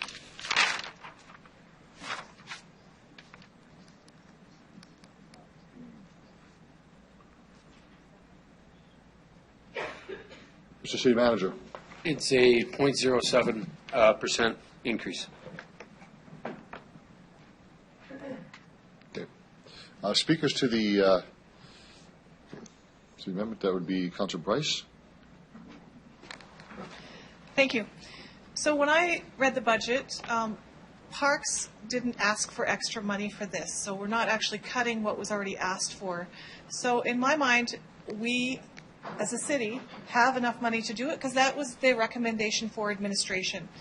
I don't see us increasing this. We talk about seniors and their income and how we want to make sure it's affordable for them.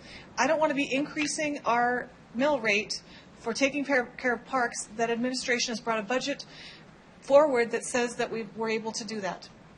Okay, thank you, Councillor Bryce. The speaker is Councillor Flagel. Thank you. Can I get an answer to Councillor Bryce's question? Are we doing what she said? We're going to put all of this 20 hectares into the budget already, and we don't need this amendment, or where are we at? I didn't get an answer, so I'm asking. Mr. Onright. Through your worship, the 20 hectares in this year's budget is approximately, I believe it's $200,000 for operating maintenance. 20 hectares in 2018 is 20 hectares of new park space and green space we are taking on. 47 hectares that Councillor Bresciani is speaking about is 47 hectares of park space we took on in 2017, and it did not bring a budget ask forward. Can I ask why we didn't bring a budget ask forward if it's going to be our park? Through discussions internally, we felt that we could, through efficiencies and some adjustments to our parks model, how we look after parks, that we could absorb that internally. Okay, so we're talking, I got a lot of feedback here, but we're talking about 23 hectares out of 47, but yet 20 out of 47. Are we talking about brand new parks that are 2 years old that the developer has kept, and now we're taking those on, and we will take them on for the next infinity, right? Do we have the funds to do all 47 hectares? Is that what you're saying? Mr. Onright. You're saying 20. Through your worship, the 47 hectares is park space we took on in 2017 of new park space from developers. We did not put a budget request in for that 47 hectares. The 20 hectares we are taking on in 2018, we have a budget ask in the 2018 operating budget of $200,000 to manage that additional 20 acres. So in total, there was 67 hectares taken on in the last 2 years. So what I'm hearing is that we're going to have this all looked after without the amendment. We're going to have all 67 hectares looked after without the amendment. Mr. Onright. Through your worship, that is correct. Okay. With just ensuring the 20 hectares, the $200,000 in 2018 budget is passed. Okay. So the ask that was already in budget has nothing to do with. Right. Okay, I got it. I'm good. Thank you. Thank you. Councillor Stevens. I'd like to speak in favor of this motion. Question for administration. I'm going to take a different angle here. Summer hits. I'm going through one of these parks. I talk to the city staff woman or man who's managing it, and they're going to be like, we're good to go. This is top notch. We got all the money we need in the city to maintain the quality of these parks. No dry patches, thistles, everything's working well. That's the response I'm going to get with the budget request that I'm seeing come forward. Do you have a question? Yeah. Question mark. I want to know what this looks like on the ground. Through your worship, I don't know that that's the response you're going to get. I think it's important to understand that in order to have perfect parks, if that is the desire of this council, it will take a lot more money. A lot more money. We balance affordability with the work that we have in front of us, and we try to have that balance even in our park space, no different than we do in the other 200 lines of business that we have in the city. Great, thank you. This kind of goes back to my point earlier when we were talking about the RPS budget, and we're kind of clinging to life in some areas and just making do. I'm not satisfied with the quality of parks, and no offense to the city, I think you do an incredible job with the resources at your disposal. I want to see a budget request that actually has a world-class caliber of park maintenance. That's what I want to see, and I'm kind of curious as to why that would not come forward as a baseline, and we can work from that. So I certainly support this motion. I'd rather see it a bit more robust, but I don't have that number. At least there's a framework for us to work through. But it's true, we're taking on, and the entire message that's in this budget book and that we've heard from administration is that we need to do more, and we're just treading water in some operational services. So I certainly support this. I would argue it's not enough, but it's a start, and I'd like to see more robust requests for park maintenance going down the road. Thank you. Thank you for that. Councillor Massanelli? Thank you. I'm still kind of not clear on this. So in 2017, we took on an additional 47 hectares of park space, correct? No extra ask to look after that, correct? 2018, going forward, we're taking on another additional 20 hectares of park space, and there is a small ask for that already in this budget. I got all that straight? Okay. Out of the budget, it says parks and open space maintenance service levels were reviewed and adjusted to address new open space maintenance requirements. What kind of adjustments were made if we are taking on an extra 67 hectares and only accounting for half of it with our asks? So what type of an adjustment would it be made? Would it be the manicure degree of how the park's kept, length of lawn? What type of adjustments? Mr. Onright? Through your worship.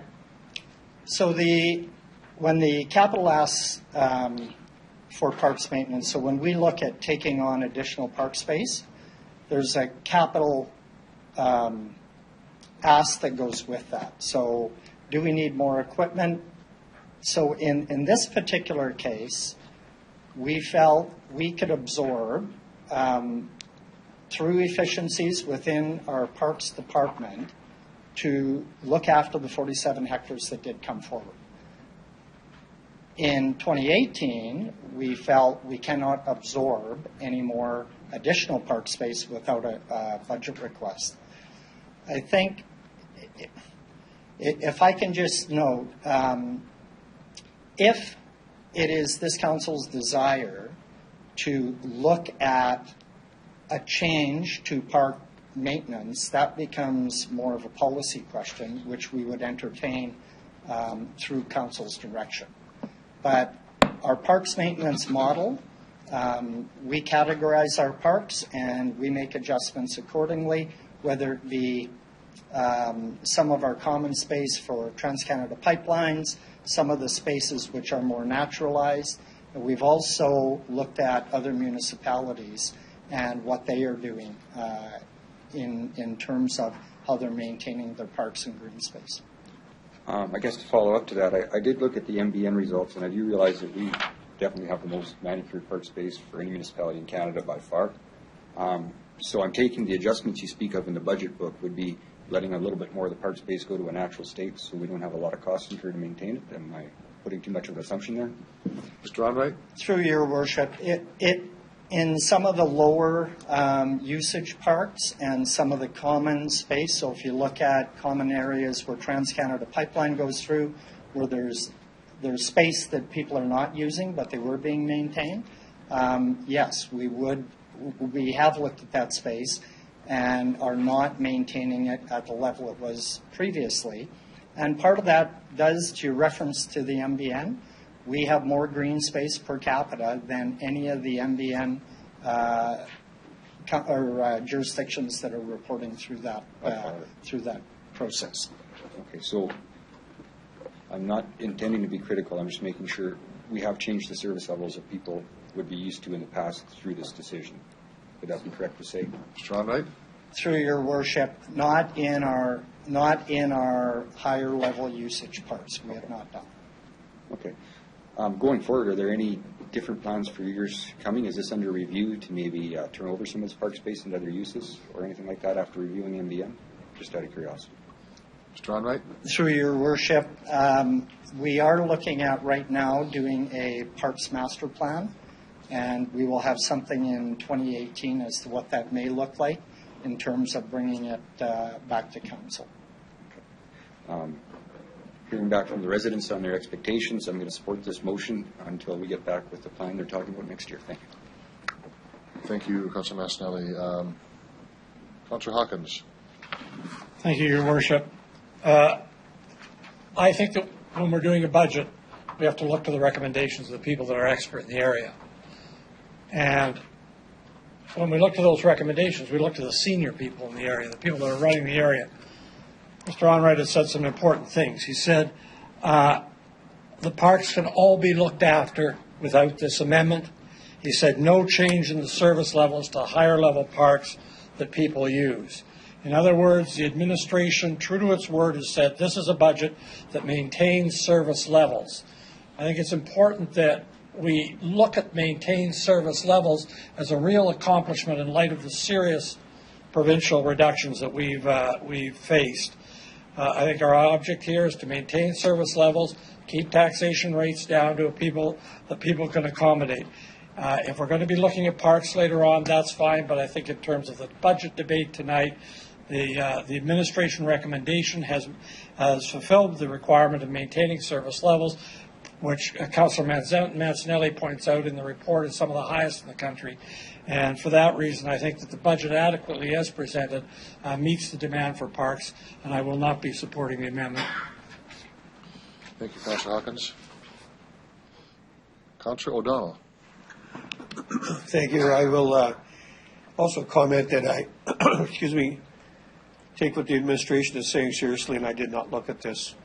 So I'll just deviate slightly. One, I'd like you all to come out to A.E. Wilson Park. It happens to be the second largest park in the city. It has many natural areas. It was designed to have natural areas. There are very few people that come and maintain the park. There's a few beaver that show up once in a while. There's a few other folks. But you heard last night from our RMF about the birders. The birders are at A.E. Wilson Park. And so there is grass that is left longer. There is areas where trees fall and are left, and it becomes a very natural habitat. A lot of children go in there. I'll extend that by telling you that publicly, in the days when Wascana Center Authority existed, the public came forward and said, do we always have to have this lush green grass? Is there not areas in the park that we can turn back to nature? I think we have to keep that in mind as well as to what's pristine or not. And I will leave this motion alone. No other speakers on the motion. I have a couple of questions of the administration. Actually, to the mover first. Should it be 20 or 23? This is an addition now. The administration is referencing 20. Your motion references 23. Okay. So do we know where these hectares are located? Are they around the city? Mr. Onright? Through your worship, first of all, just for clarification, Councillor Bresciani is referring to 47 hectares of land from last year. The 20 hectares of land is in the 2018 budget, which is in the 2018 budget. There's a $200,000 ask in the 2018 budget for the 20 hectares. The 47 is referencing 2017. Okay. And if I can just ask for you to repeat your question. I just wondered where the hectares are located. Do we know? Throughout that, this will be in the new development areas where we've taken on the hectares from developers. Okay. So what I'm understanding, though, from Ms. Ryan, what you said, is that no standards have dropped at all, even though there was no funding in 2017.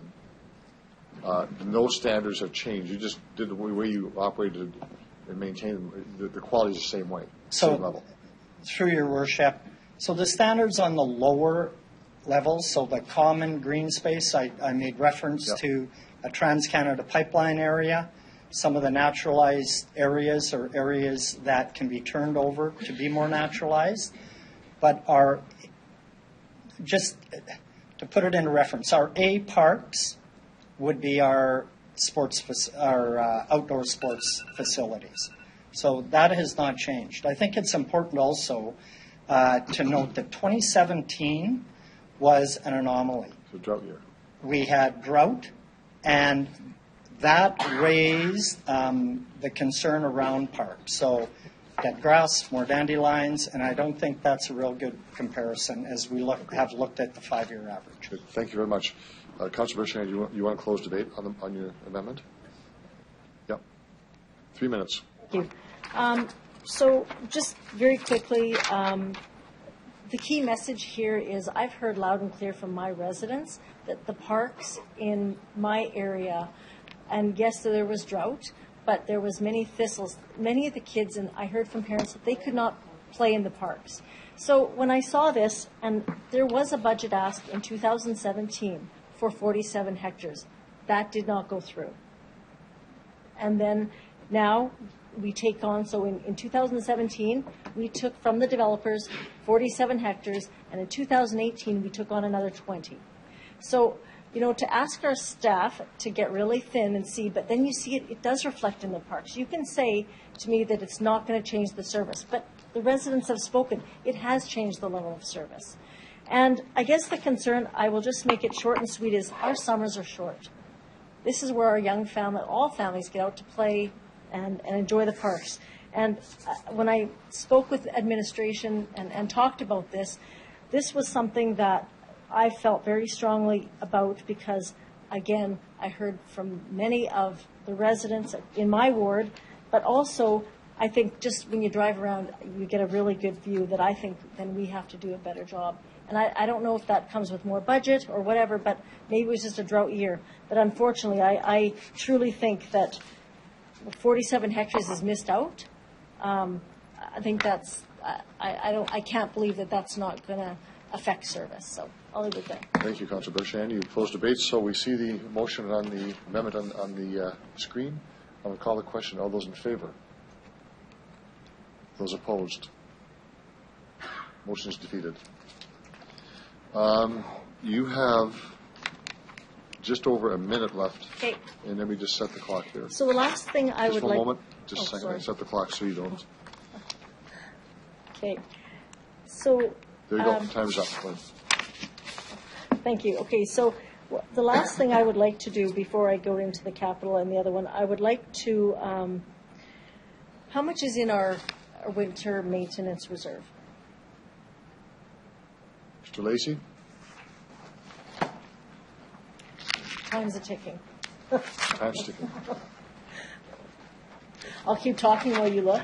So, what I would like to propose is that the administration allocate the 2017 winter road maintenance reserve to bring down the mill rate.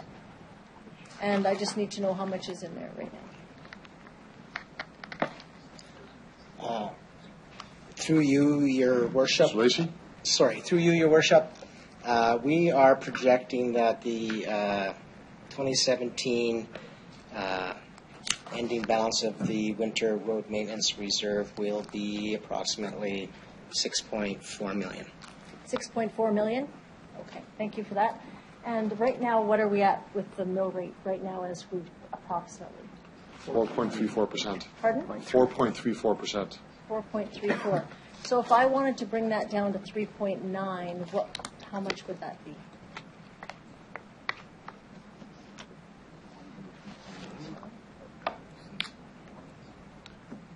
Mr. Lacey? 3.9 mill rate. Using it's right now at 4. 4.34. Yeah, it's about $1 million.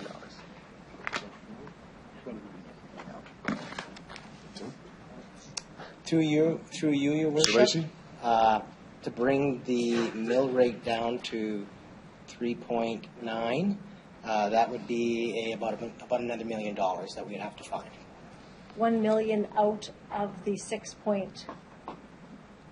1 million, right. So if you were to take it out of the winter road maintenance reserve, it would be $1 million? $1 million. So $1 million. So $1 million out of the snow removal reserve would bring it down to a 3.9. Correct. Okay. Okay, so a seconder for that motion? Do you have a seconder for the motion? Councillor Stevens, moving motion, you're seconding it? Okay.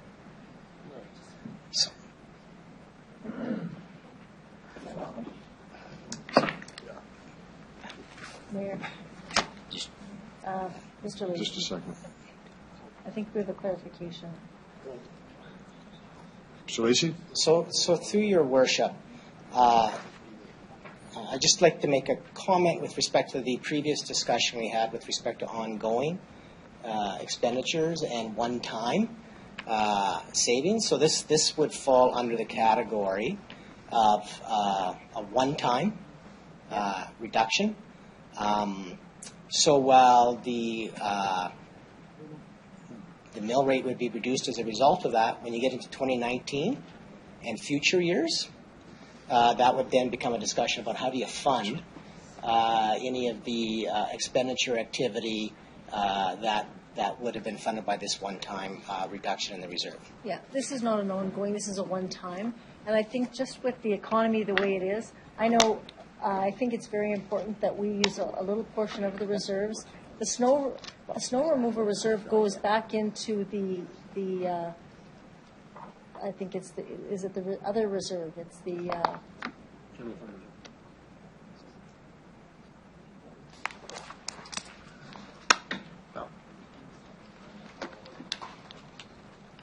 Sorry?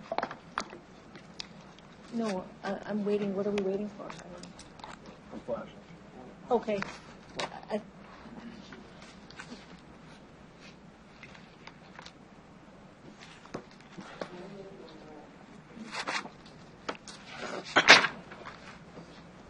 Through your worship. So I understand Councillor Bresciani's request, and that is to basically take $1 million from the winter road maintenance reserve and apply that to reduction in the mill rate. The question that we need to answer is, what is that going to fund? Because when we come to 2019, we will now be $1 million short. So the first transfer that we said from the surplus of 2017, we funded one-time items. So those one-time items don't need to carry forward into our 2019 budget. If we're going to take $1 million to reduce the mill rate, what is that $1 million going to pay for? And if those are ongoing costs, then we need that $1 million back in 2019. So we don't have other one-time costs that we can use the winter road maintenance reserve to fund. Right. So we solve the problem for 2018, but we start $1 million in the hole in 2019. Right, I understand that. We also have our taxpayers, our ratepayers, that we always go back to them and say that we need to increase the mill rate. This is a one-time use from the snow removal maintenance budget to move it over into reduce the mill rate. And the only reason I say that is because of the fact that I think we look at the economy, we look at many other things. I think it's very important that we have to think that there's going to be other, this mill rate is going to affect people. We've heard that. And so I'll leave it at that.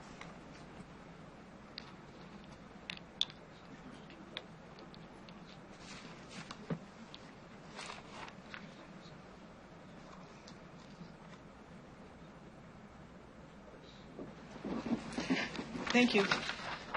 So I think what administration is trying to say is next year we have to find $1 million even before we start the budget. So it leaves us in a spot where we don't have any more one-time items for this $1 million to take care of. So that concerns me that we're already starting next year $1 million short. So although everybody knows I like to try and keep the budget down as low as possible, I also don't want to tie our hands next year that we go into next year, if we had a specific line item that this was actually going to fund, and we would know that this is funding for X, next year that line item of X is going to come up again, and we would see, are we going to continue funding this or are we not?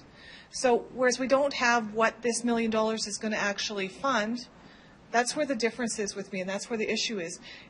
I just don't want to start next year already trying to catch up and balance for this year, if that makes sense to anybody.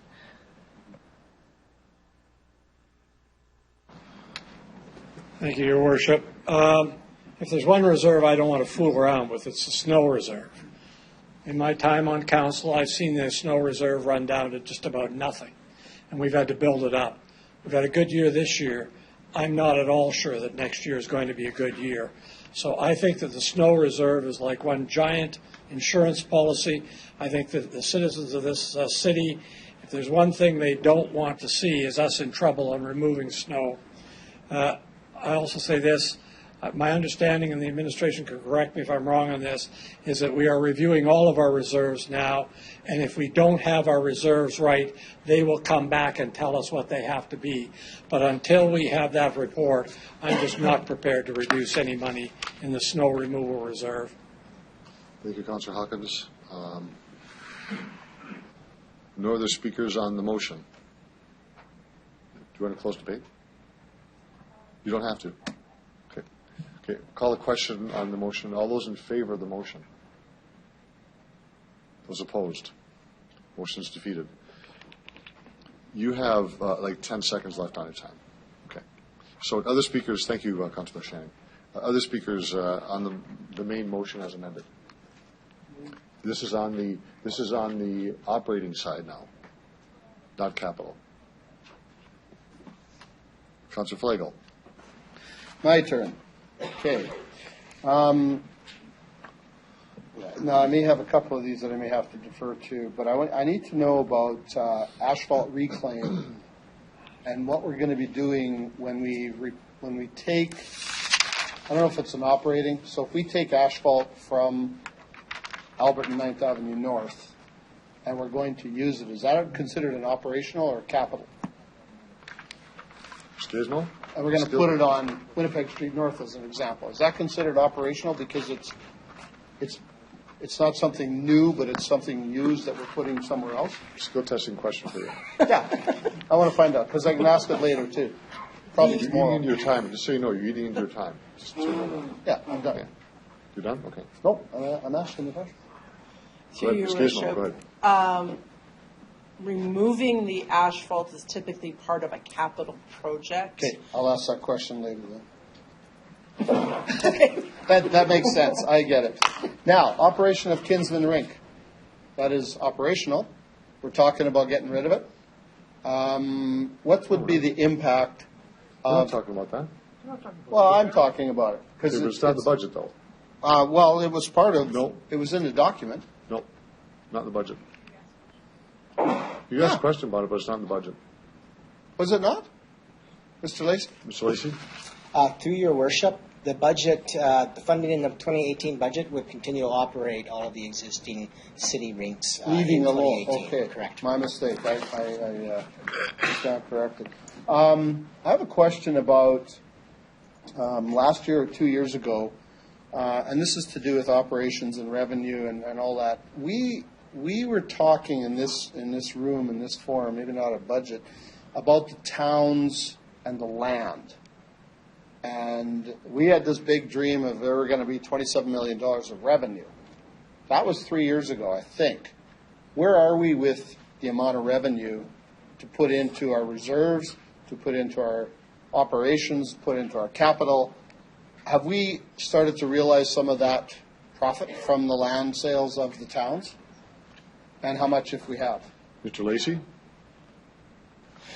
Through you, your worship, this falls in the capital piece, but maybe I'll provide a quick initial answer. Sure. Yeah. So over the last number of years, we've been developing the town's area, so there's been an expenditure or capital outlay to develop those properties. And now, as those properties are developed, lots are up for sale. So there has been some revenue come in as developers have bought options on those developed lots, and over the next 2 or 3 years, we expect that income stream to increase as those options are fully exercised. Okay. Leave that at that. Yeah. For now. Okay. Thank Good. you. Good. No, that's fine. Pacer Park. We are now going to be coming into an operational point of view in terms of what's going to happen now. Was the $10 million? Was there money laid out to look after the grass cutting and everything for the year 1, year 2, or year 3? Or is Pacer Park looking after it? Or are we looking after it? What's the cost to us to maintain Pacer Park for 2018? Mr. Onright? Through your worship, so part of the 20 hectares is Pacers Park. Okay. And the $200,000 ask for maintenance. Yeah. Through our operating agreement, Pacers will look after a portion and the city will look after more of the common areas, but Pacers will be looking after specific to the actual diamonds. Okay, good. Thank you. I just wanted to clarify that. The other thing is, and I thought Councillor Bresciani was going to bring this forward, but there's been a lot of discussion, in certain areas of pathways in neighborhoods that are not getting snow clearance because according to the bylaw or according to the way it's set up, if it's not a lit area or a pedestrian way from one busy street to another, it's not within our jurisdiction to clean those pathways. How do we go about changing that, and what do you think the cost implications would be? And we can talk about this. I can bring this forward as something to maybe look at for the future, because if we're talking participation to, getting people out, getting people going from one neighborhood to the other through pathways and walking, and they got, not this year, but in other years, 2 to 3 feet of snow that they got to trudge through in the dark, no less, through some areas. How do we change that? And through probably the planning side, new developments should all be lit with pathways. No. So I guess my ask is, Mr. Mayor, is how do I get us to take a look at this again and review it in this budget and bring it forward for next budget or for next fall? And I guess it would have to be a cost implication of 2018 budget because we'd need the money if it ever got implemented to start it. Mr. Onright? Through your worship. So currently there are 123 kilometers of paved pathway. Yep. Sorry, 123 kilometers of total pathway systems in the city. 88 kilometers of that is paved, of which 56 kilometers is currently looked after through parks, through removing snow in the winter. That leaves 32 kilometers that is not serviced or looked after, and the cost to do that would be approximately $37,000 in operating costs, but would require an additional piece of equipment. The capital cost on that equipment is $120,000, and the operating cost for that capital equipment, which would include maintenance, depreciation, is $30,000. So the operating cost would be $67,000, and there would be a capital cost of $120,000. Okay. And you're telling me we don't have the equipment to do it today? Mr. Onright? Through your worship, not for this additional 32 kilometers. Okay. I need some help. How do I go about asking for an operating budget, but then we have to bring it up in the capital budget? And if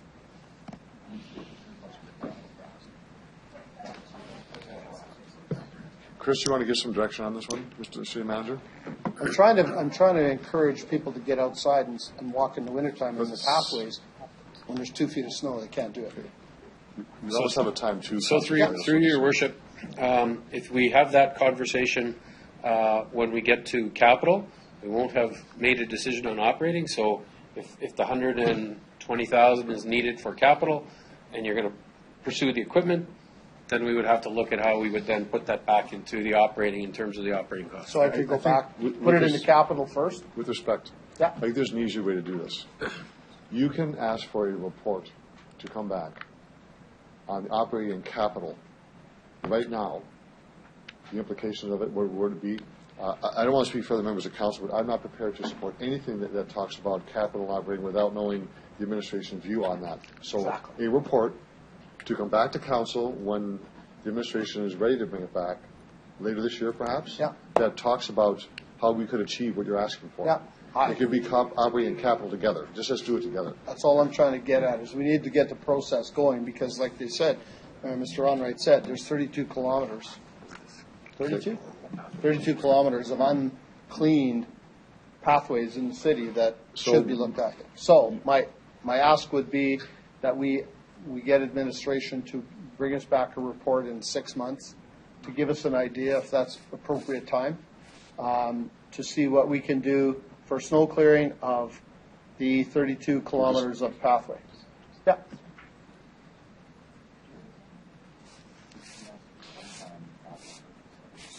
But then, yeah, no, it's convoluted. Yeah, I agree with this. I'm good with this. Yeah. Yeah. Can you start? Yeah.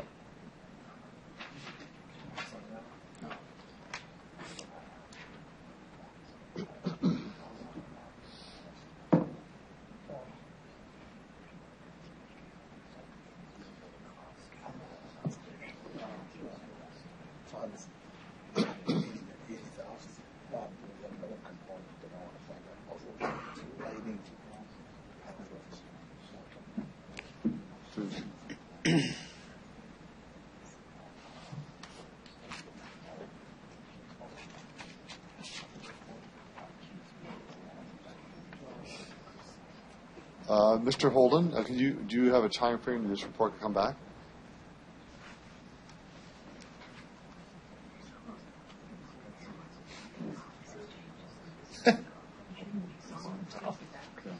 I said the 6 is good. 3? So I want to be clear, just before you speak, Mr. Holden, we're talking about changing policies here. So that's why I wanted to have the referral motion to get this off the table, because we can't go back and forth on 2 kilometers here, 5 kilometers there, what machine to buy. That is too much into the weeds. Absolutely. Mr. City Manager. Through your worship, Mr. Onright has indicated that we can bring this report back within 6 months, what will then allow us to pursue a proposal as a part of the 2019 budget development, if that's the wish of council. Okay. So let's see what you got up here and see if that matches what you were looking for.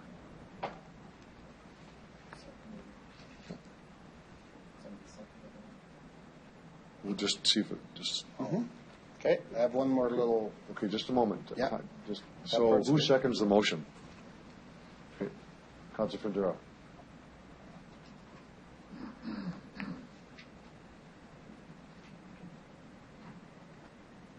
Okay. And as a side, as just an add to this, or if we could find a component as to most of the pathways that we have of the 56 or whatever are lit, because that's the criteria, what would be the possible cost of lighting that 32 kilometers with 2 or 3? It doesn't have to be lit up like, Highway 33. Maintaining and lighting, but have it broken out as separate costs, because there's some areas that don't need it because they're close to street lights. So might only be 15 kilometers that needs street lights. Okay. So you're speaking on the amendment? Okay. Yeah. Other speakers to the amendment? Councilor Bryce. Didn't realize I'd be first again. So reports like this don't come for free, so I'm wondering how much it's going to cost to put together a report on this, for the cost of lighting and for the cost and for everything that's involved with this, because this wasn't on our work plan. Mr. Onright. Through your worship, so the 32 kilometers of the pathways in general, we are in discussions right now and looking at the policy around pathways. So that is planned work for 2018, adding the lighting. I'm not sure at this time what that would look like. So maybe I can suggest to the mover that that he add, if there is a cost to bringing this forward, where that money would come from.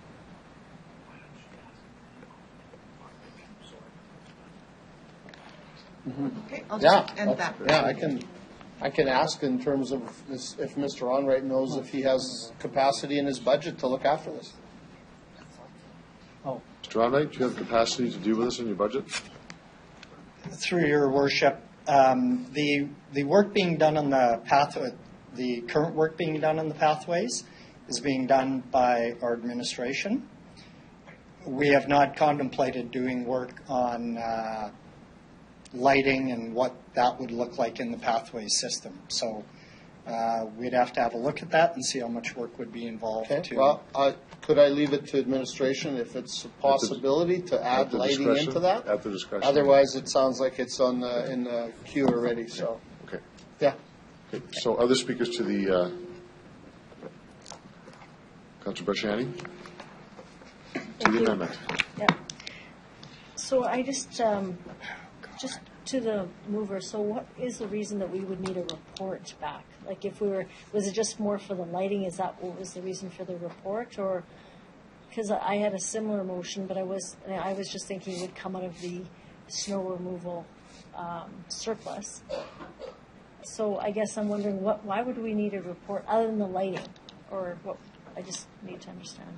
If I could. Go ahead. I think the report comes back because we need to change the policy in order to have this happen, because right now I think it's development, right? Or planning has a set guideline. And if we want to open up the 32 kilometers, we need to make sure we can open up those guidelines. Because right now it's pathways and lit only in collector kind of I forget what the words are used, some kind of a collector thing where it goes from a busy street to a busy street and it's lit, it gets cleaned. If it's not lit, it doesn't get cleaned. So that's all this is about, is possibly changing policy once we get the report back to see if it's feasible to do.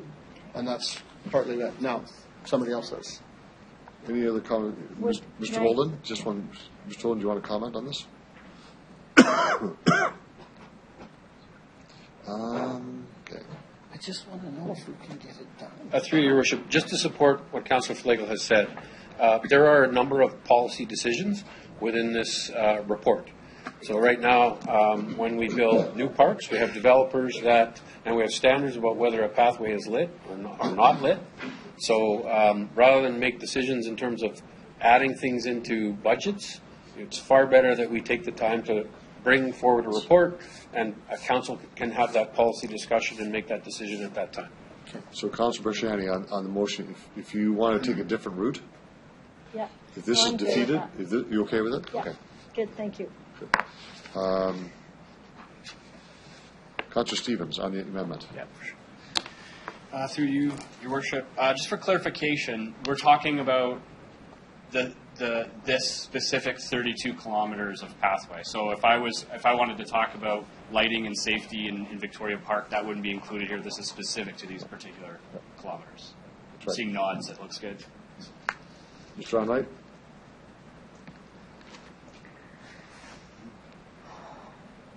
Through your worship, that is correct.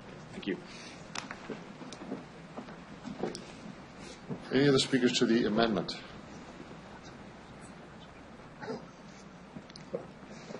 Councillor Flegel, do you want to close debate on this? No, I'm good. Okay. I'll call the question. All those in favor? Opposed? It's carried. You have a minute and just over a minute to go. That's way too much. Okay. Anyway, no, my only last comment was, and I agree with the way Mr. Onright brought up the fact that, and Councillor O'Donnell referred to it a bit too, we have a lot of natural areas in the city, whether they're berms or A. Wilson Park or that. And I mean, it was a bad year but the upside was we didn't have a lot of dandelions. So there's a saw off there. But I have a situation in my area. I have a pipeline behind Lake Ridge and Lake Ridge Addition, and all I did was I phoned, talked to Service Regina. I said, look, could we get one more cut out there in a year? Never a complaint again. We did 2 to 3 cuts in the berm all year. It's been perfect. I agree with leaving it a little bit more natural. I don't think it's a problem. Some of the parks are getting looked after quite well.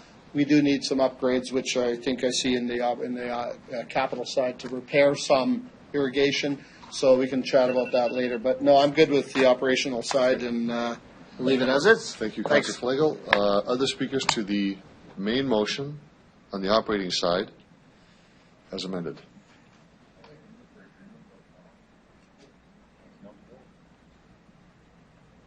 Pardon me? You moving an amendment to adjourn? Okay, there's no debating that. I'm going to call the question. We vote on it. What's that? Vote. All those in favor of adjourning? Those opposed? Looks like it's motion is defeated. Okay, so any other speakers to the operating side? I'll call the question. Okay. So actually, we won't do that. We'll go to the capital side now. Just the capital side. And then when we finish the capital side, we'll vote on the entire operating capital together. So, a list of speakers to speak on the capital side of the budget.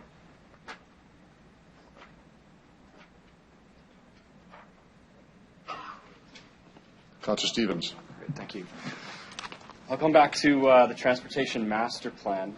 Perhaps administration could walk through the new money that we're investing in active transportation capital as defined by the Transportation Master Plan. Ms. Harlock. So on page 135 of the budget book, it lists the programs that are listed, the capital projects that we would be doing. At this point in time, we are looking at doing a review, and we're prioritizing all of the bike lanes and those projects, and that's why we've bumped out the $250,000 to 2019.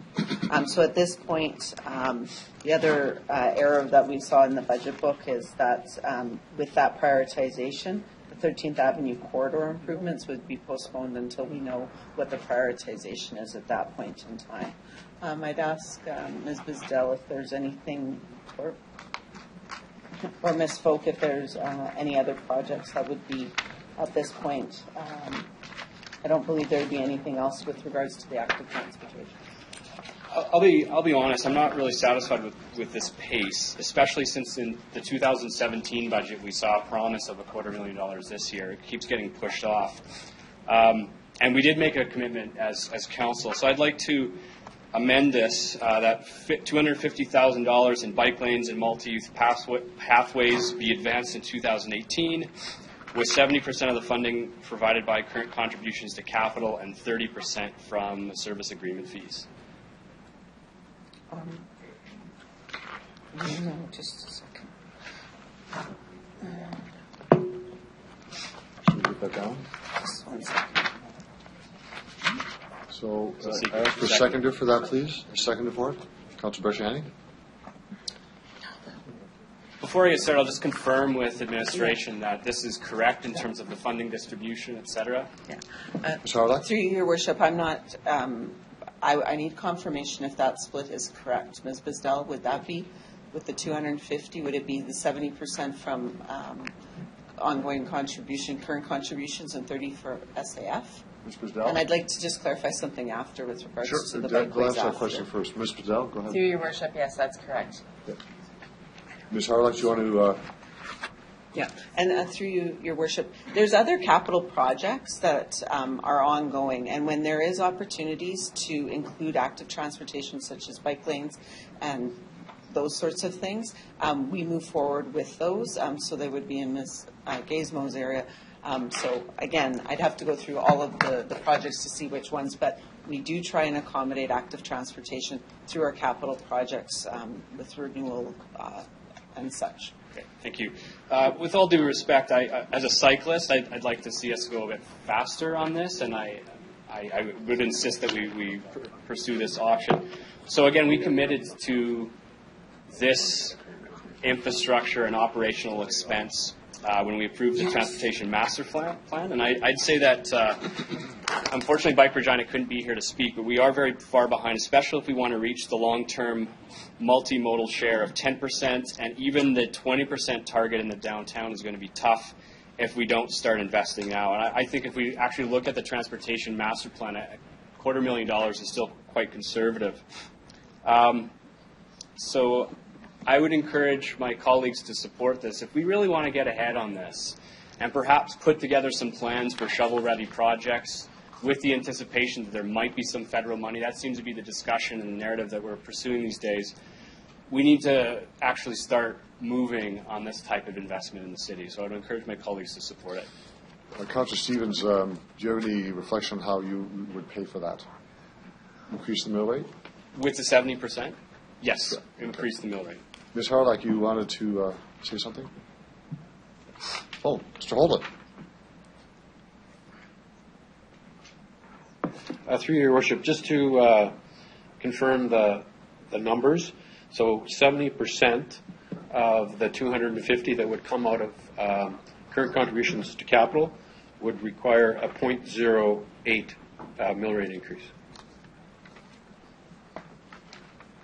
Okay. The first speaker on the amendment is Councillor Murray. Thanks. So would this sort of infrastructure being built be would there be federal money through FCM's Green Fund? I know we've been talking back and forth about that since I attended. Would that apply? And my reason for asking is that if we were to maybe, assuming that this would be amiable to Councillor Stevens, take it out of the surplus, there's opportunity that we could get that money back from FCM Green Fund or from federal initiatives, and it wouldn't affect the mill rate. That would take. I don't think that's the case. Stevens agreeing to it, so we could advance this a year ahead. I don't think there's any funding. I'd be surprised if there's any funding from the Green Fund to get it for this year. It wouldn't be for this year, it would be for next year, but if we use surplus over 1 year to advance this by 1 year. I'd like to hear about that.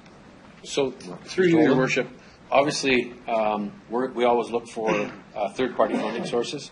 So whether it's the Green Fund through FCM, or whether, depending on exactly where the bike lanes are put, there may be some opportunity in the next PTIF funding that comes from the federal government. So some of the transit funding over the next 11 years, there may be an opportunity. So obviously we'll look for opportunities to try to leverage that funding, but at this point we can't say whether or not we would qualify to apply federal funding to this sort of investment. Right. Okay. Thanks. Other speakers to the amendment? Councillor Bryce? Thank you. So correct me if I'm wrong, but previous years, if shovel-ready projects or grants that were available were already started, we actually wouldn't get funding for them. Am I correct? Because once they're already started or already built, they're up to us to pay. Through you, Mr. Mayor. Ms. Howlock? Through your worship, that's correct. And the one thing with this is, as we're prioritizing this year, the opportunities to build new bike lanes this year would not probably come to fruition other than in the new areas and where there's opportunities. But it would start a fund that would be available for future years. So my next question was going to be, if we did this, would we have to postpone something else? Ms. Howlock? Through you, Your Worship. So we are doing the prioritization work this year. So we wouldn't be putting any of the other capital projects on hold because, as I just indicated, you wouldn't probably see. We can't do anything until we prioritize, and then we'd have to plan for the projects going forward. What this would do is it would give us the money in the fund as we're moving forward to build up the fund for the monies that we need for the future in order to achieve the transportation master plan for the active transportation. New areas will still continue to get new bike lanes and all of those things as new areas develop. Okay, I know it's late, but I just want to say what I'm hearing you say. Even if we approve this, it's not going to actually be done this year. The prioritization will be done, but this won't be done. Ms. Howlock? Through your worship, that's right. We won't be going forward and doing extra bike lanes as an example this year. We would if there was opportunities through other capital projects But we need the prioritization of the road network, the transportation network for these bicycle lanes and multi-use pathways. Thank you. I can't support raising the mill rate for something that actually won't be done this year, so I am against this. Given that, Councillor, you still want to proceed with the amendment, even though it can't be done this year? You still want to do it? Okay. Other speakers to the amendment?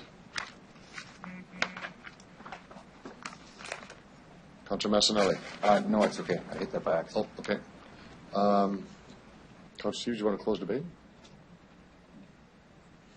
Just briefly, we're currently working with very little. We have to start somewhere, and this was the best plan that was put forward when I requested some insight on how we would actually advance this form of active transportation. I think it's actually where we need to start investing, and the recommendation at the time in those discussions when we start this fund that would accumulate and we could spend it. And so that's the purpose behind the mill rate. We actually have this as a line item, and so we're investing in the long term, which is precisely what we should be doing.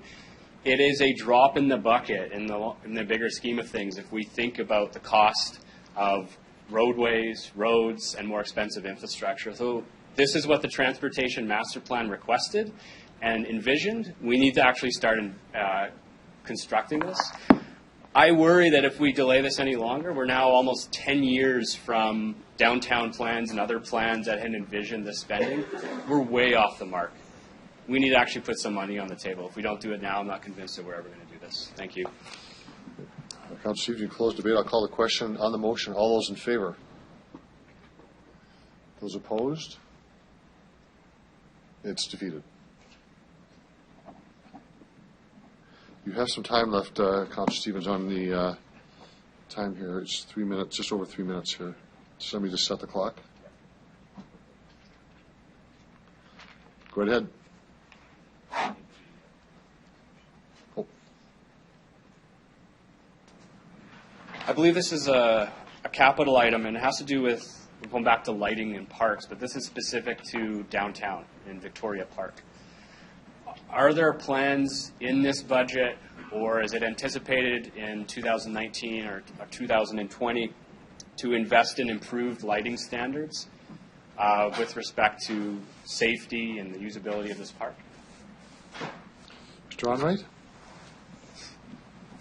Through your worship, I'm going to ask Ms. Shaley to comment. Ms. Shaley? Through you, your worship, in 2017 we undertook a lighting audit for Victoria Park. We've also developed a conceptual plan. We now have funding in the CEPTED budget for 2018. CEPTED is crime prevention through environmental design. We have a budget of $25,000. That will enable us to take the planning process to the next phase, which is to do some consultations with key users of the park and to develop a detailed plan so that we have accurate cost estimates for the next budget cycle. Thank you. So just to clarify, $25,000 in the 2018 budget to map out a plan and a strategy for how we're going to improve lighting. Is that correct? So that plan will come forward in 2018? That's right. And would that come to CPS or Public Works, just for clarification? Mr. Onright? Through your worship, I believe it would come to CPS. Do we have an estimate when in 2018? I would say third quarter. Great, thank you. So, thank you. Thank you, Councillor Stevens. Other speakers on the capital budget?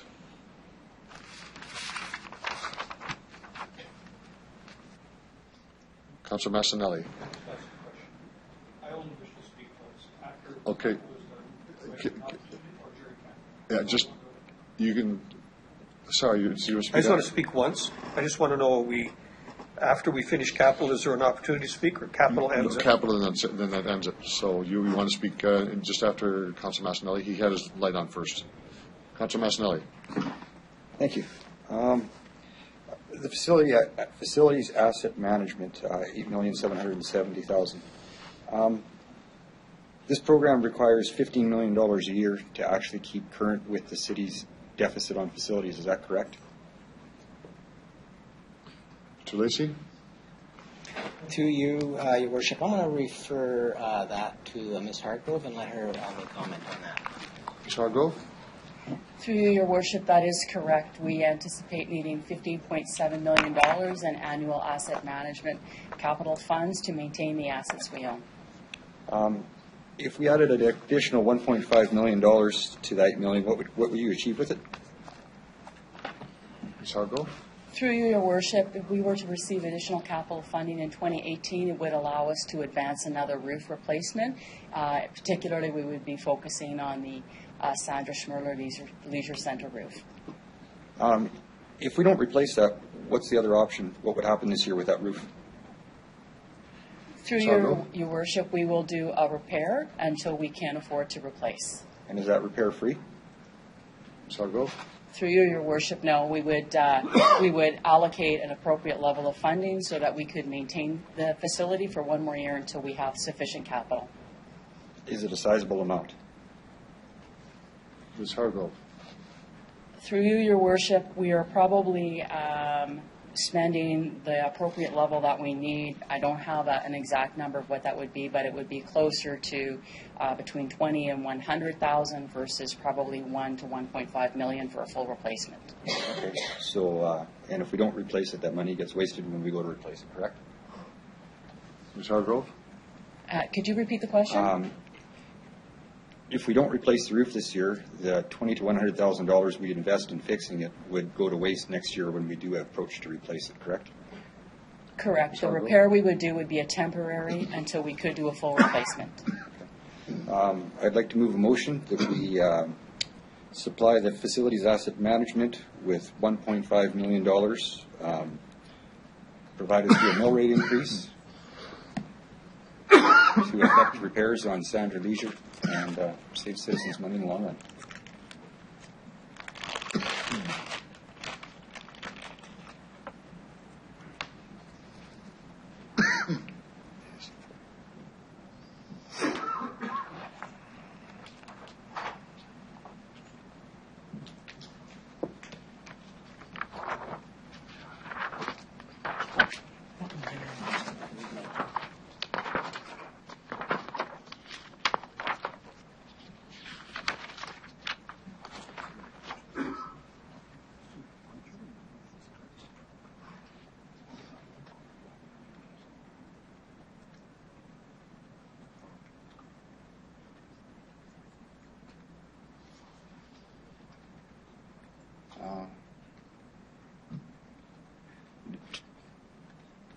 To be funded through the mill rate.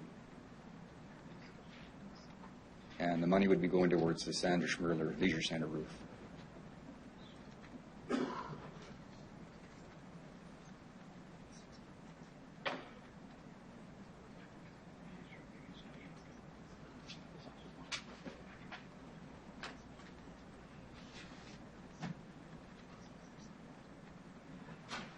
Sorry, so just to confirm, when you're saying that the funding will go to the Sandra Schmerler Leisure Center, so it's not to the Facilities Asset Management Program? It's Oh, just I guess it is to facilities asset management. The use in the end, they tell me, would be going towards the Sandra Schmerler Leisure Center, but it is to facilities asset management program.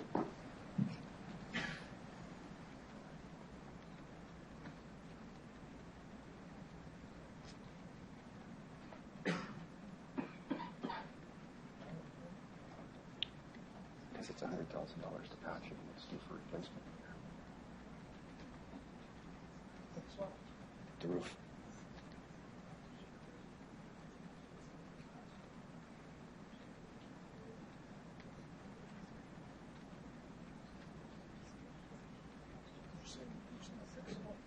No, there's a temporary fix with $100,000. The roof's due to be repaired, replaced in 1 or 2. Well, nothing that gets fixed or replaced. The roof's due to be repaired or replaced in a year. In 1 year? Yeah. So instead of putting in the same 1 year, which the motion is what you said.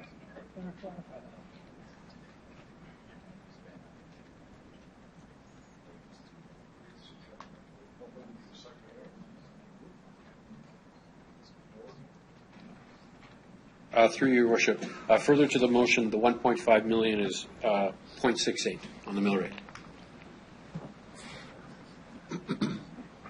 Seconder for the amendment. Councillor Stevens. Do you want to continue to speak on the amendment, or are you okay? No, I think it's explanatory now. Okay. On the amendment, I have two speakers. Councillor Young. I think I had the same question that Councillor O'Donnell brought up. Will I be able to make one set of comments on the total budget, or do I just have to talk about capital, and then I can't talk anymore? Well, if there's a wish of council to have one, if you've finished all the changes, all the amendments to it, we can have our time to speak briefly on it if you like. Okay. Then I'll wait till we're finished with capital. Okay. To the amendment. Anybody want to speak to the amendment? Councillor Flagel. What's the timeline? How long is the old roof going to last? Michelle? Hargrove, sorry. Hargrove. Through you, Your Worship, we will, there's always a lot of work to do, and we can continue to maintain, but it is our next highest priority roof replacement. So we will continue to do whatever repairs we need until we can do the full replacement. But do we know when? Like, are we talking 1 year or 5 years? And how much would we spend in that time actually to do the repairs to keep it upright? Ms. Hargrove?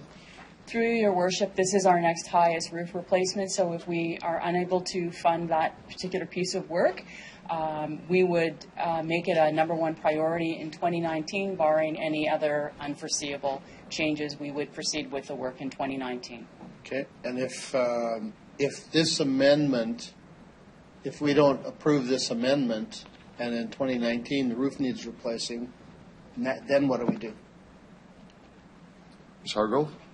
Can you clarify the question for So me? if we don't add this to the mill rate for this year for a project that's going to be in 2019, from what I'm hearing, not 2018, then if we don't approve it this right now, and let's say we don't approve it next budget, but the roof needs replacing by the end of 19, where would we get the money from to pay the $1.5 million to do the roof?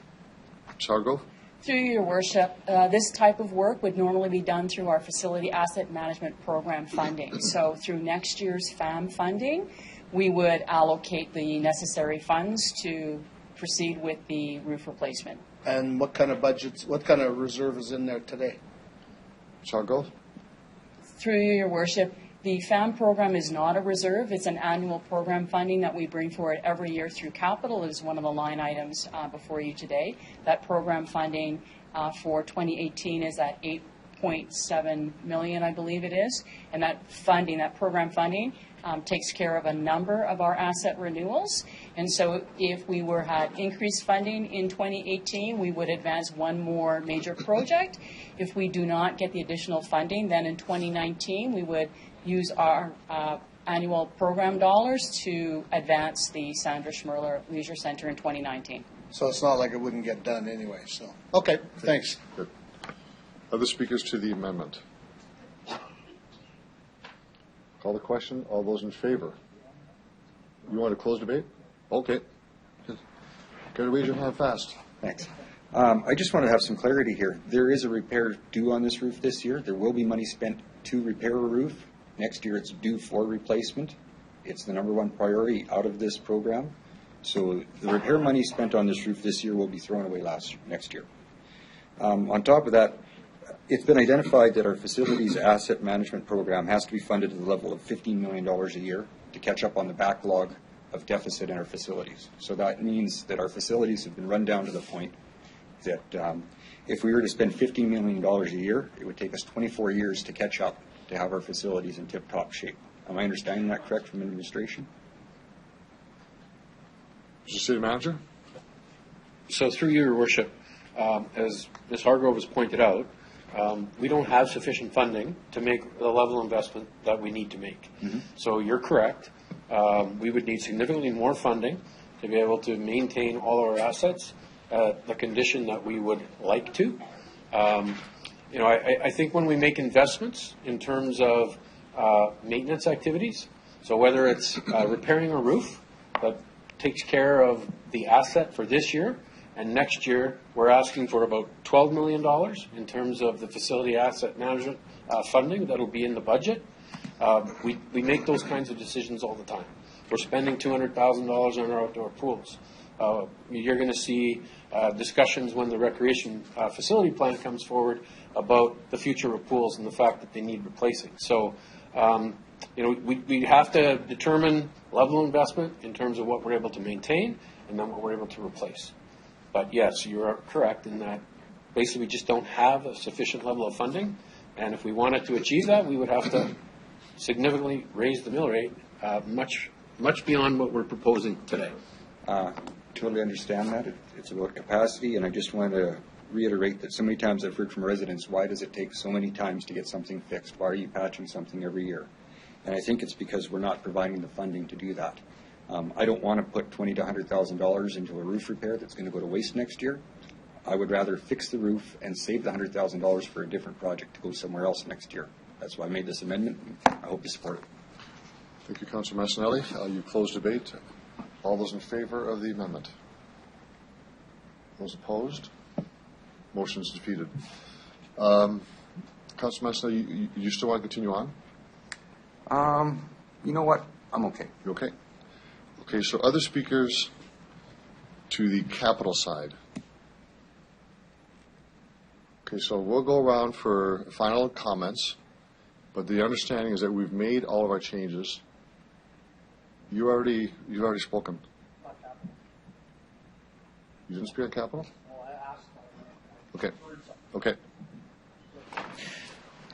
Thanks. A couple of quick things. Parking meters. We're going to add more parking meters. Have we ever looked at the one system dispenser on the corner and did it on every corner instead of putting parking meters in front of everywhere? And is it a more efficient and cost-effective way of doing business? John Wright? Through your worship, we are currently undertaking a review of our parking service delivery, and that is one of the questions that has come forward about where to effectively put a parking station versus a parking meter. We will be bringing a report to council in 2018 that will talk about more of a parking strategy in general, not just specific to meters. Perfect. Thank you. Dog leash parks. It was mentioned in the report there's 3 new parks coming.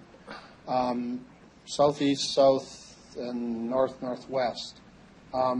Where are those parks going to be, or have they been allocated yet, or are we going to decide that? Because people are wondering, because at one time I know we talked about 7, or roughly 7 new parks, some fenced, some not. Can I get an update as to where this is, because it's in this as coming this year? So, through your worship, I'll ask Ms. Shaley to comment. Through you, your worship, about a year ago, council approved a recommendation to create a total of 5 dog parks in the city. Right now, we have 2. And so we're currently in discussions with developers to find locations to add 3 more dog parks to the city. We don't have plans in 2018 to add one. Okay. So discussions are underway, but there is a placeholder in the budget for 2019 for the first of the new dog parks. Okay. Okay, thanks. Now, one other thing I don't notice on here, and there was always talk of 2018, and maybe I missed it, but the bridge over Winnipeg Street and Ring Road, bridge renewal, or the new overpass, was talked about for 18 to realign Winnipeg Street. Because the bridge is starting to fatigue and fail, has that been deferred to 1920, or the other aspect of this is the mayor brought this motion forward to do a complete renewal, an overpass, railroad tracks, underneath, whatever that's going to look like. So have we stalled the potential for the new bridge going over the Ring Road at Winnipeg Street? And I guess my question is, what's the safety factor of that bridge going forward in the next year to 3? Through you, Your Worship, the city allocated funding for the replacement of Winnipeg Street Bridge in previous budgets. Right. That money still exists in the city's budget. We have been in conversations because this is a project that was coming forward for Build Canada funding. We've been in discussions with the province and the federal government. I believe we have authority to proceed this year, and the work that would start in 2019 is design work. Okay. Or 2018, sorry, would be design work, and then construction to follow. Certainly, the motion that was brought forward would, this would have to be considered in that conversation. Okay, good. That's all. I just wanted to make sure it wasn't lost in the other motion that we can maybe discuss next month. And then my other question that I asked in operating, but it's for capital, is the reclaimed material that we take off the heavy streets, not the thin residential, which is about 4 inches of asphalt. There was discussions going on. We've done Winnipeg Street North. We've done some of Pinkey Road. We're now talking about maybe the Armour Road beside North, which is all the areas, anything that's gravel road within the city limits and buffers against residential should be looked at in terms of dust control, because the usage that goes on and the dust that is going into the residents, and not just immediately to the residents, but it carries in probably a mile from Armour Road, from Winnipeg Street North, from Pinkey Road, et cetera, et cetera. Can we make it a plan to not take that asphalt back to our plant or wherever we take it, and take it right out to Armour Road or Pinkey or Winnipeg Street or the the service road on the west side of Uplands? Ms. Gizmo? Through you, Your Worship. So as I said, the removal of the asphalt is part of a capital project. Right. The maintenance of gravel roads does contemplate the use of reclaimed material, whether it taken from our yard or whether it taken directly from a project, to be used as a material that potentially helps manage dust on gravel roads. Okay. So have we got some type of a plan that would look after these specific roads that I've asked about? So we have a gravel road maintenance program that monitors all of the gravel roads within city limits and looks to manage. Awesome. I'm good with the rest of the capital. I think it's. I think we're going in the right direction, and we're going to do some good things. Thanks. Councilor Bryce. Thank you. I just have one question, and I ask this every year. Are there any projects on capital that we won't have time to do this year, or is it any that you can foresee us bumping to next year because we don't have the capacity? Mr. City Manager. Through your worship, obviously this is a tight budget year, so the capital that you have in front of you is capital that we will be able to undertake with the capacity and the resources for 2018. Thank you. I just wanted to ensure this. Thank you. Okay, so I see no other speakers on the capital side. We do have one other item before we go to our general comments to finish off, and that is the library budget. That is, you'll see, is recommendation number 3 on CM 18-2. Councilor Bryce. Thank you. I just wanted to speak briefly. Thank you for Jeff Barber spending the evening with us here at Council. We appreciate it. And I just wanted to let you know we worked hard on the library board to get us to where we are with Jeff Barber bringing forward a budget that we felt would meet the needs of the community based on what we've been told from the community. It's one of the loneliest nights you've spent in a long time. Yes. Any other comments or questions on the library budget? Okay, thank you for that. Before we vote on the operating capital and library budget, I'll give everyone an opportunity to have their final comments, but I'm going to be doing this on the assumption there are no further amendments to be made on either one of them. So let's have closing statements. Whoever wants to speak. Councilor Dowling, you mentioned you wanted to speak. Thanks for the opportunity. I want to begin with just a couple of thoughts. The first one is I believe that the city of Regina is blessed with having an extremely professional staff. The materials that you provided for this budget process, for me, were the best I've seen in my time here. Second part of it is you've been inundated with questions and so on, and you have answers, but you also, from my point of view, had a plan. So I want to acknowledge staff first and thank them for their work. Second thing I want to do is I'll be right up front. I pulled aside the Minister of Highways, had a face-to-face with him. So if any of their staff are watching, you're not going to be surprised with what I'm going to say. I want to talk a little bit about numbers in this next little bit, if I could. I'm a little hurt that throughout the evening, I think it was casually mentioned by a couple of delegations, but kind of thrown out, that the work of the administration to find $9.4 million in saving was, oh, well, that's okay. I mean, that's pretty good. I happen to think that's kind of significant. But it's not the only place where we have collectively bit the bullet. I point out the following. Paratransit happens to be a provincial government program. When the program was introduced, and by the provincial government, by the way, the notion was half and half. And so that we would be the operators of the program, that makes sense. But when it comes to capital operating, it would be paid by the province and the city half and half. Pretty good arrangement. We are now down to the fact that they're paying 20%. I put the number at, this is my math, a $1.6 million subsidy. This is where I spoke to the Minister of Highways, the Urban Connector Program. There's a long story here, but I'm going to keep it real simple. Each and every year we are building, fixing, maintaining either roadways or a bridge. My math says that's averaging out to about $6 million a year. And we have more bridges to fix. 1.6 million and 6 is $7.8 million in ongoing funding. I heard tonight from the chief, I just needed to clarify, I needed to the chief, that while we get funded for some officers, we're probably in a deficit of another $200,000. My math now says $8 million.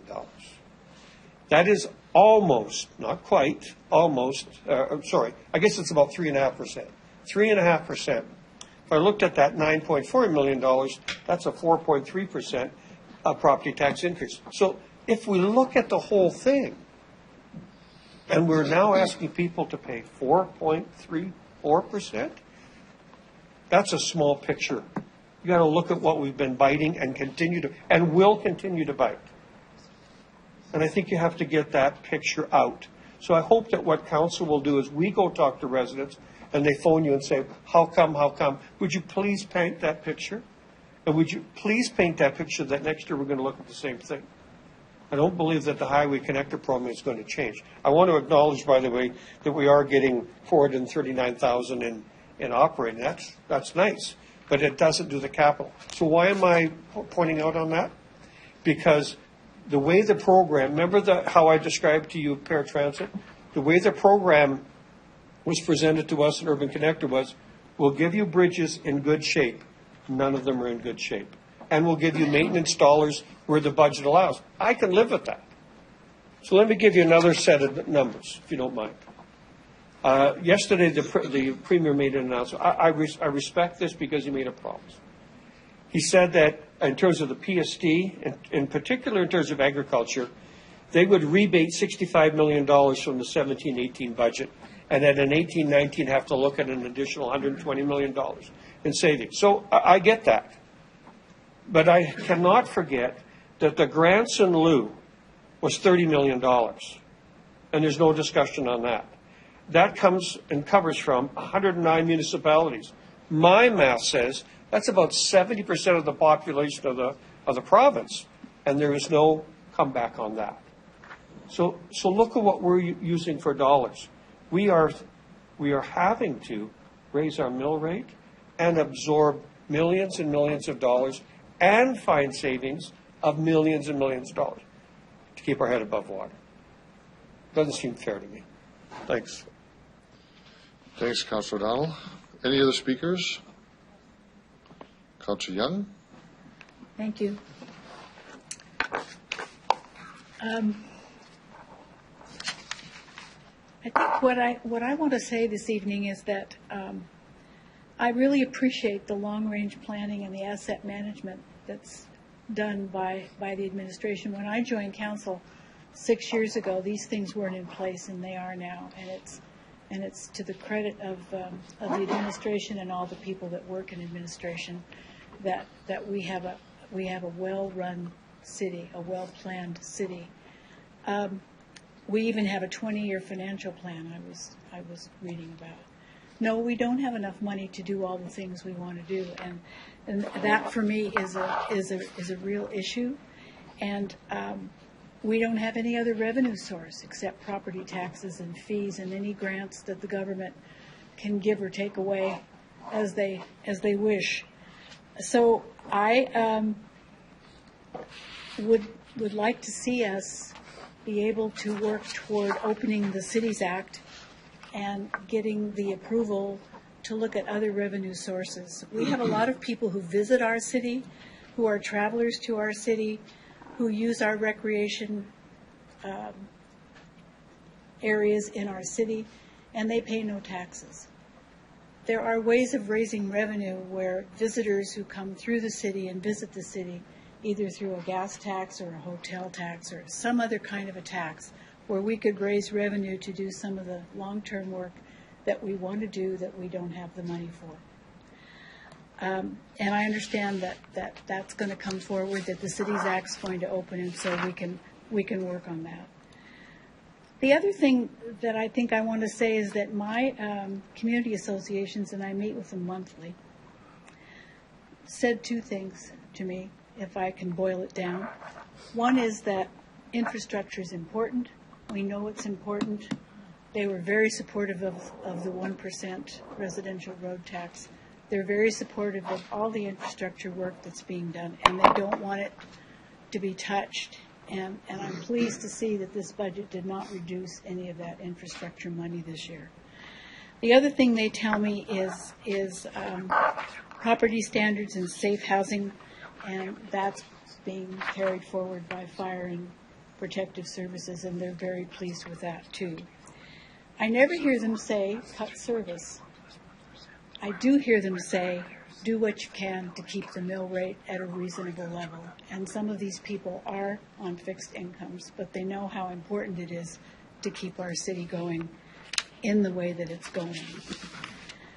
And so the last thing that I would say is that I think Mr. Lacey said at the start of this evening that budgets take a year to put together. And we're already working on 2019's budget. And our opportunity to bring forward the things that are near and dear to us and that we have strong feelings about occur every month at all of our standing committee meetings, our executive committee meetings, and our council meetings. And it means that we can ask for reports, we can make motions, and we can work on what 2019's budget's going to look like. And that's where we can have the policy discussions, so that if we want to change a policy, it's not done at the budget table at the last minute. It's done through all of those committee meetings and the other meetings that we have. And the good thing about that is that it's not just us speaking, but residents have an opportunity to contact us, to come to the meetings, and to give us their opinion about the policy changes that we want to make. So once again, I have great confidence in this budget. Does it have everything in it that I would like to see? No, but I'm going to work this year in 2018 to look to see if some of the things that I think are important can be in the 2019 budget. Thank you. Thank you, Councillor Young. Councillor Murray. Thanks. I'm going to echo the sentiments of my fellow councillors about the work that administration's done this year. That was $9 million. That's a fine. That's amazing. And also that we didn't have to let anyone go. That's incredible to me. This is a very tough budget to get to and to create and to be able to get it to the level it's at. Something I'll reiterate that I've said a lot of times before, and Councillor Young had just talked about, is that us as a city relying so heavily on property tax, I don't see it as sustainable. And I think everyone is in agreement here. 4.5%, or 4.384. people's wages aren't going up that amount. And that's going to happen year after year after year. And it's the way we have to run our city. So our provincial government needs to recognize that cities are economic growth engines in our province, and they need to allow us to get the revenue tools we need, like other provinces have across our country. That's the most frustrating thing about being elected, is to realize that we're that limited as a city to gain revenue. With that being said, I think this budget, again, like Councillor Young said, it doesn't have everything that I would like to see, but this is what we can do, and it's the art of what's possible. So, thanks. Thank you, Councillor Murray. Councillor Findura. Thank you, Your Worship. It's 11:45. I would say thank you for the opportunity to be part of this process. I mean, not everyone has a chance to sit in this chair here, be around this here. So it's always interesting. Every year is different. We've tried. I mean, there's a whole bunch of motions that were moved. And I believe if you look at, I was asked the question, we've already started at 2.99. So everybody's talking about zero. Well, we were not able to start from zero. We already started at 2.99. And for us to be, I think we are ending up at 4.34. Wow. I mean, that's great work from administration. We get that 9. If you look at the handicap, you might say, when you golf, we already started in the hole, right? So to get where we are and to try to figure out we can help few different areas. I mean, again, like Councillor Young said, did I get everything that I was looking for? I got quite a bit of there. So everyone in the city received something. I would want to see more, but at the same time, I'm always looking at, because the biggest thing is that zero is not going to get us anywhere. But I still want to see reducing taxes. I mean, that's always the one thing. Every little bit that I was able to bring it down, it's always a win. I mean, next year is another year. Like Councillor Young said, we're planning for next year already. I just want to say I'm not much to go too far about the debate, but I think we're okay what we're doing. The administration has got the plan. We are looking at efficiencies. People are asking us to be more efficient. It's even in a book here that talks about can we do a better job? Can we do? Of course we can. I mean, everybody can do. We can do better, and we're looking at to do better. But when you start in a handicap of 2.99 already, I don't know how much better you can do. So again, thank you for the opportunity. Thank you for everyone to be involved in this. Delegations. Let's get on with the number 2018. Thank you. Thank you, Councillor Findura. Councillor Hawkins. Thank you, Your Worship. The administration did a great job, and here's the measure. You set as a goal to maintain services, and you've done that. And it's quite remarkable that you did that given the financial cuts that you were facing in terms of grant. You made our job, if not easy, possible. And for that, I think we're all grateful. But you did more than that. If this budget passes in a few minutes, the mill rate increase will be 4.34.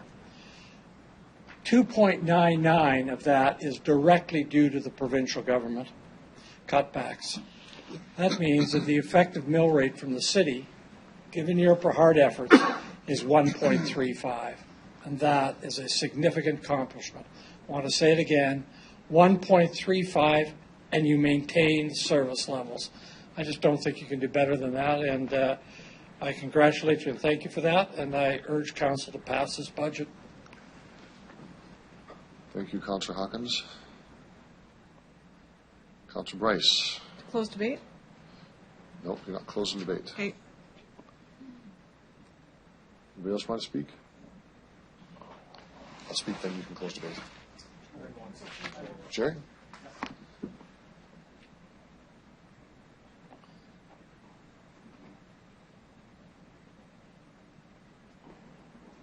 Thank you. I'll be brief as well. I've always defended the city workers, especially the ones that are out in the trenches and doing all the hard labor and the intense labor, and some of the things that they do is just, a lot of them go above and beyond. Administration, I applaud you all as well. But we always have to be recognized that there are citizens out there that are watchdogs, and they critique every move that the administration makes, that council makes, that the worker in the street makes, the pavers, the grass cutters, the water guys. So all I would suggest to administration and all the directors and the ELT is that have a chat with the staff. Have them spread out. Have them, we had situations where at one time, years ago, there was a bunch of vehicles that went to one coffee shop. Well, all we did was just said, hey, spread out. You're welcome to go for coffee. Don't get me wrong. But it's the optics of what some of the citizens see. And when they see a tax increase, they go, oh, yeah, now I got to pay for those 10 people to stand at the corner and not do anything. That doesn't happen anymore, but people's mentality is still in that realm, especially when we raise taxes. If we went to zero, they couldn't complain about it. But because we've raised their taxes, they say I've heard it, I'm sure everyone else is saying, like you see 6 city trucks standing there not doing anything. Well, that's not true. And we know that, and you guys know it as an ELT, and we know it as council. So all I'm saying is that we're going to impose this slight, and I agree with Councillor Hawkins, 3% of it is still a big hit on the 18 million roughly that we had to absorb into this budget and last year's budget because of downloading and there's more. I mean, there'll be more. And so I applaud everybody that works for the City of Regina. You're doing a great job. Can we improve? I think around this horseshoe we can all improve. This can improve. Everybody improves. But that's how life goes on. Everybody tries to strive to be a little bit better. And I'll be supporting this budget because I think it's very light. Thanks. Thank you, Councillor Flagel. Councillor Bershani. Thank you, Your Worship. Well, first of all, I want to say thank you to administration for putting forth the budget in this time when everything is really tight. I also want to indicate that I think one of the most frustrating things as a new councillor, I think it's just even hard to get around this whole municipal budgeting. It's a big, big piece. I would ask that if there's any chance, I know that we're going to be working on the budget shortly after. I know Saskatoon brings their budget in December. And I find it tough to make some, we do some of the budgeting in December and have to make some decisions as a council, and then we do the rest in February. And so, just a thought that it would be nice to kind of do it earlier if that's an option. And the second piece with that, and then we're kind of looking at the whole piece together, which would be easier. And then the second thing is about engagement with our residents. And, Councillor Stevens and a few of us councillors have had some open houses, and the residents truly appreciate, because they have so many questions. And so I know I've spoken with the city manager, and I think that would be a hope, that if that would be a possibility to engage residents earlier on before the budget is crafted, just to ask the questions and hear from the residents what they're saying. And I'm not saying that doesn't happen now. We do have tools that we can use, but I think it would be great to see city staff. But I also want to add that the thing that finding efficiencies, I think our city administration has done a great job in doing that. And the city staff that I have come to know work tremendously hard. And for the residents of the city. So I want to say thank you for that. One of the things that was mentioned is that it's called the cut the red tape, and they use that in Calgary. And I hope that's something that we can do, because we're not cutting jobs. We're just empowering staff to look how we would work differently. And it empowers them to see where we can find our own efficiencies in different ways. So with that, but I just want to say thank you, and I think we've come to 4.34. Doesn't give us a lot of leeway, but to do a lot of things. But I think, having said that, I think that's where we need to be. So thank you. Thank you, Councillor Bershani. Any other speakers before I take the chair? Then you can close debate, Sharon, after that. Good.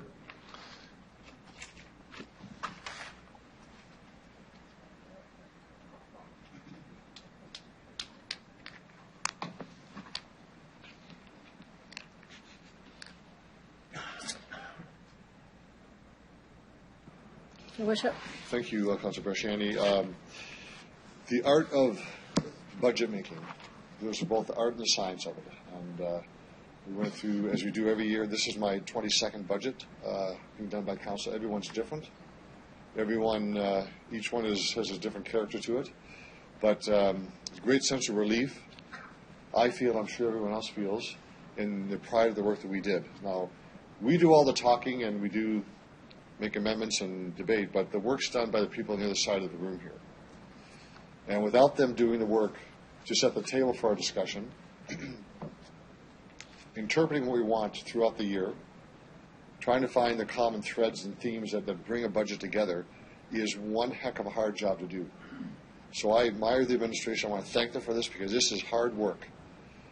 It's hard work for us, but it's daunting work on the other side.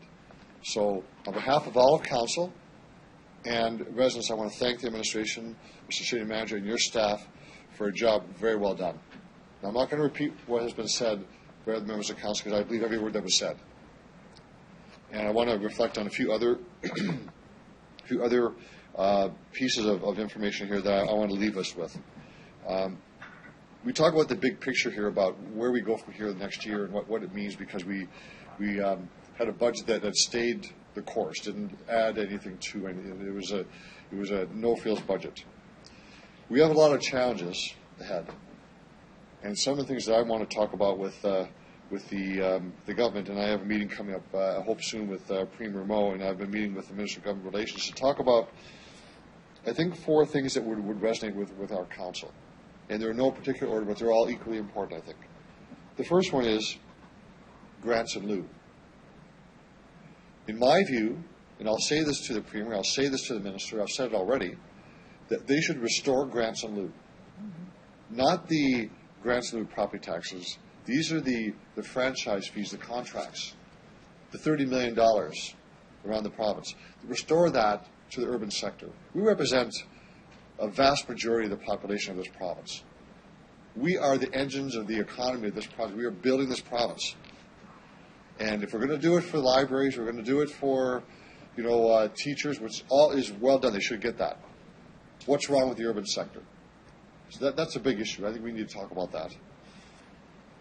Infrastructure for transit. Did you know that Saskatchewan is the only province that does not fund transit on infrastructure? This is a serious problem. This is a constraint to our growth, our opportunities, and we need to talk about that as well. The issue of cannabis, we talked about last night and again tonight. That's another big issue. Providing sources of revenue to offset our costs so it's not on the backs of taxpayers. Very, very important. Revenue sharing, another issue. We don't know where that's going to go. Is that 1% of the 6%? Or is it below that? How is the pie going to be cut between urban and rural and northern Saskatchewan? Up in the air, too. These are big issues for us that will directly impact on our budget next year. And finally, new sources of revenue. I'm not persuaded by some of our delegations that we should stay away from that. We have an obligation to provide the best service to our residents possible. I make no apologies for saying we want new sources of revenue. Gas tax, sales tax portion, whatever it may be. I don't know what it would be, but something that's sustainable in the future. That's how we build our city. That's how we build our province. On this budget, 4.34%. Actually, it's 3.34. 1% dedicated directly to roads. Is a tight budget, but I can tell you, from my purposes anyway, it's the best budget we could do. So I'm very proud of what we've done tonight, very proud of the work we've done here, the compromise we made, because making budgets is about art. There's no science to it anymore. We balance what we need, we want to have, and it's not easy. It's the hardest job we have as councillors. So again, I wanted to finish by saying, once again, to the administration, thank you so very much for your hard work throughout the year, but steering us and getting us forward. Thank you to council for your compromise, for your dedication and your direction to make our city even better. Thank you very much. Thank you, Worship.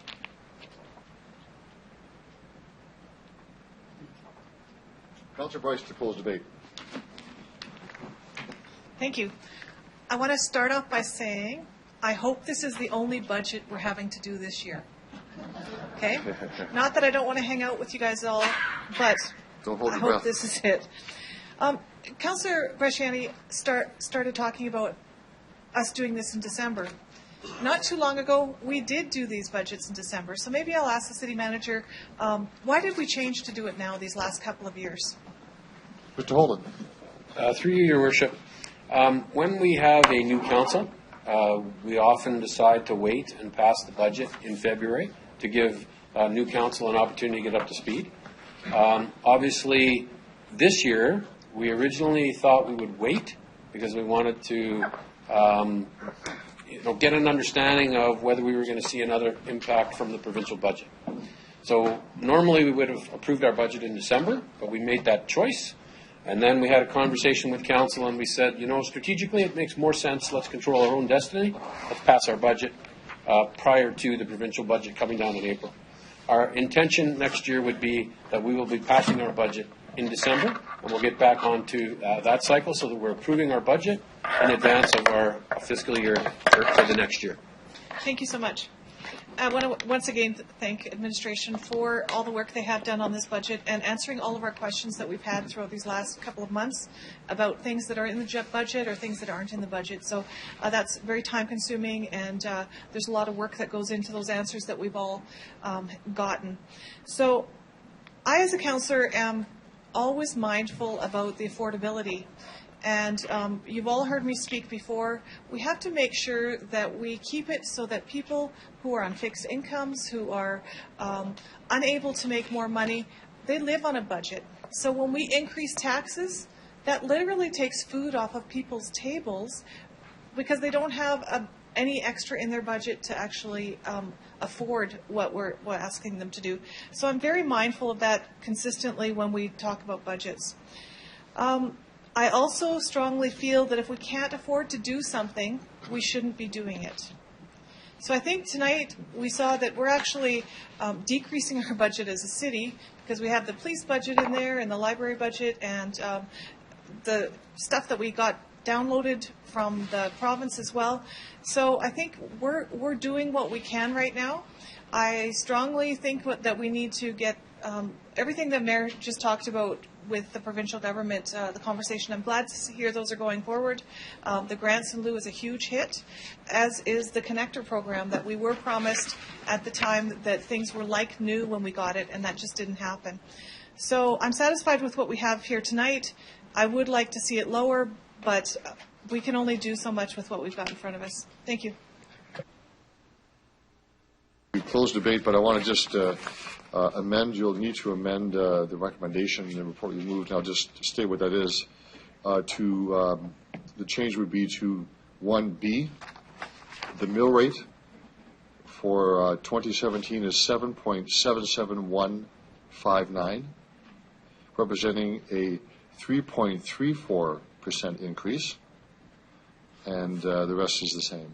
So you make that amendment? I will make that amendment. Okay, seconder for that amendment, please. Councillor Hawkins. So we're going to vote on the entirety of the operating, capital, and library. Yes, so vote on the amendment. On the amendment. All those in favor? Opposed? Carried. Now on the budget as amended, the operating, capital, and library. All those in favor? Opposed? Motion's carried. Motion to adjourn. Okay, Councillor Bryce, seconder. Councillor Hawkins, all those in favor? Opposed? Carried. Good morning, everyone. Good morning.